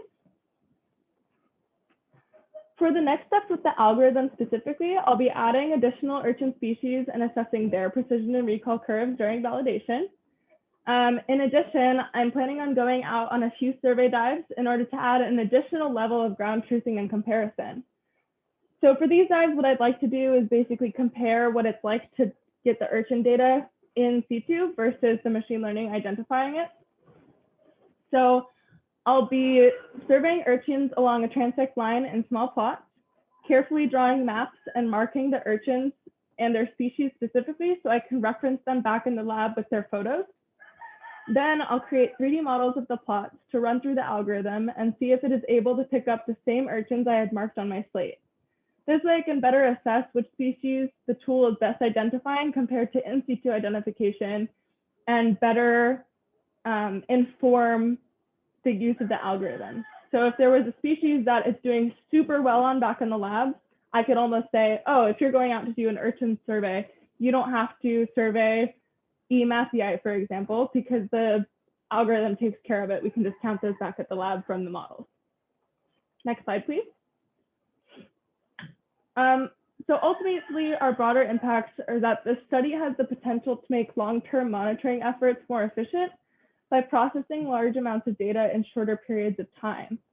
If my study shows that a certain species are just as likely to be identified back at the lab using a machine learning tool as in the water, future urchin studies may be able to reduce in situ observation efforts, like I mentioned, to the species that are more cryptic and harder to identify on a computer.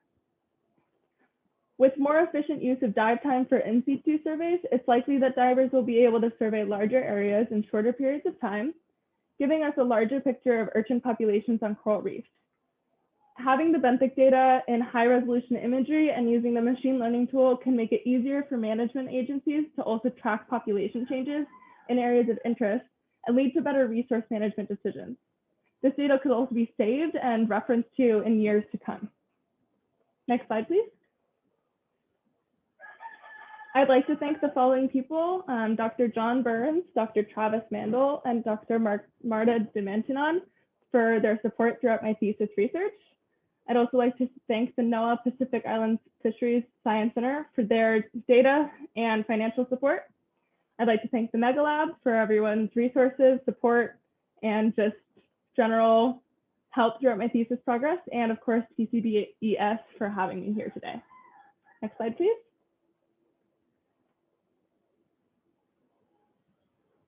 And at this time, I can take any questions.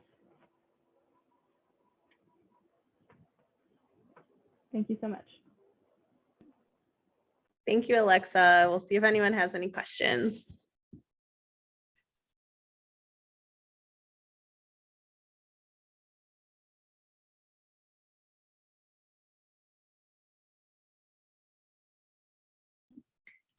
I'm sorry if you answered this already, but does the machine learning get better the more that it does these surveys? Yeah, absolutely. So the more data that you provide it with, it would ideally improve accuracy. It definitely does better on the species that there were more instances in the training data than the species that there were less. All right, question. Using your in situ sampling data, do you believe that you will be able to estimate the urchin density in black holes that are missed by camera images? That's a really good question. I do think that combining the in situ data with the imagery data is a really important step for things like that, where there are urchins covered by a rock ledge or black holes. So if you were to go in, and maybe that would adjust the type of in situ surveys as well. Because I think that if the algorithm was strong enough for certain species, but there's maybe some that you catch that don't show up on the model, you could go in, look at your slate, and maybe that would adjust the types of things that you mark down. You would say, okay, this urchin was specifically in a hole. I know it's not getting picked up by these images, so we'll count that and add that to the count of diversity or abundance calculations.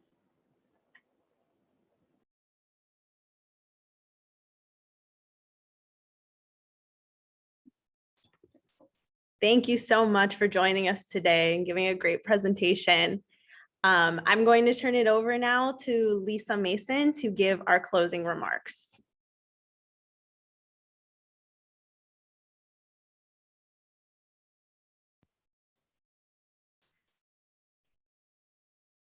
Hello again, everyone.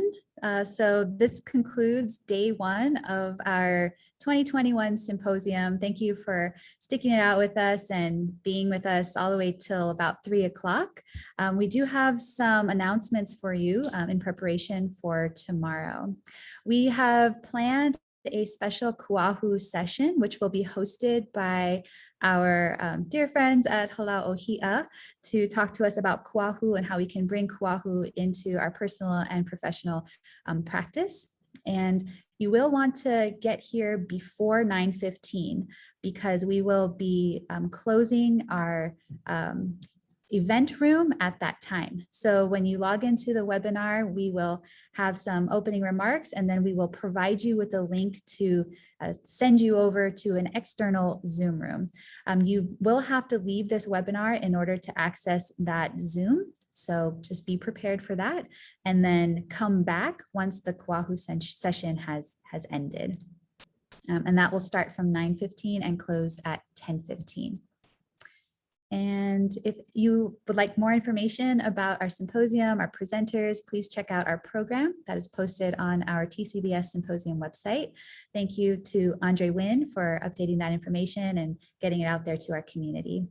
We'd also like to mahalo all of our webinar webinar guests, all of you that showed up today in support and to share. We really are grateful for your attendance. We'd like to mahalo Kumukekua Harmon and his Hawaiian language Haumana for joining us and leading our Kipai Pai this morning. Mahalo to Dr. Christian Giardina for serving as our keynote this morning and setting the tone for our symposium. Mahalo to our TCBES faculty and our staff and judges for showing up today and helping us with that part of our symposium. Mahalo all participants and presenters. Mahalo to UH Hilo for making this space available for us to run our webinar. And we hope to see you tomorrow for day 2.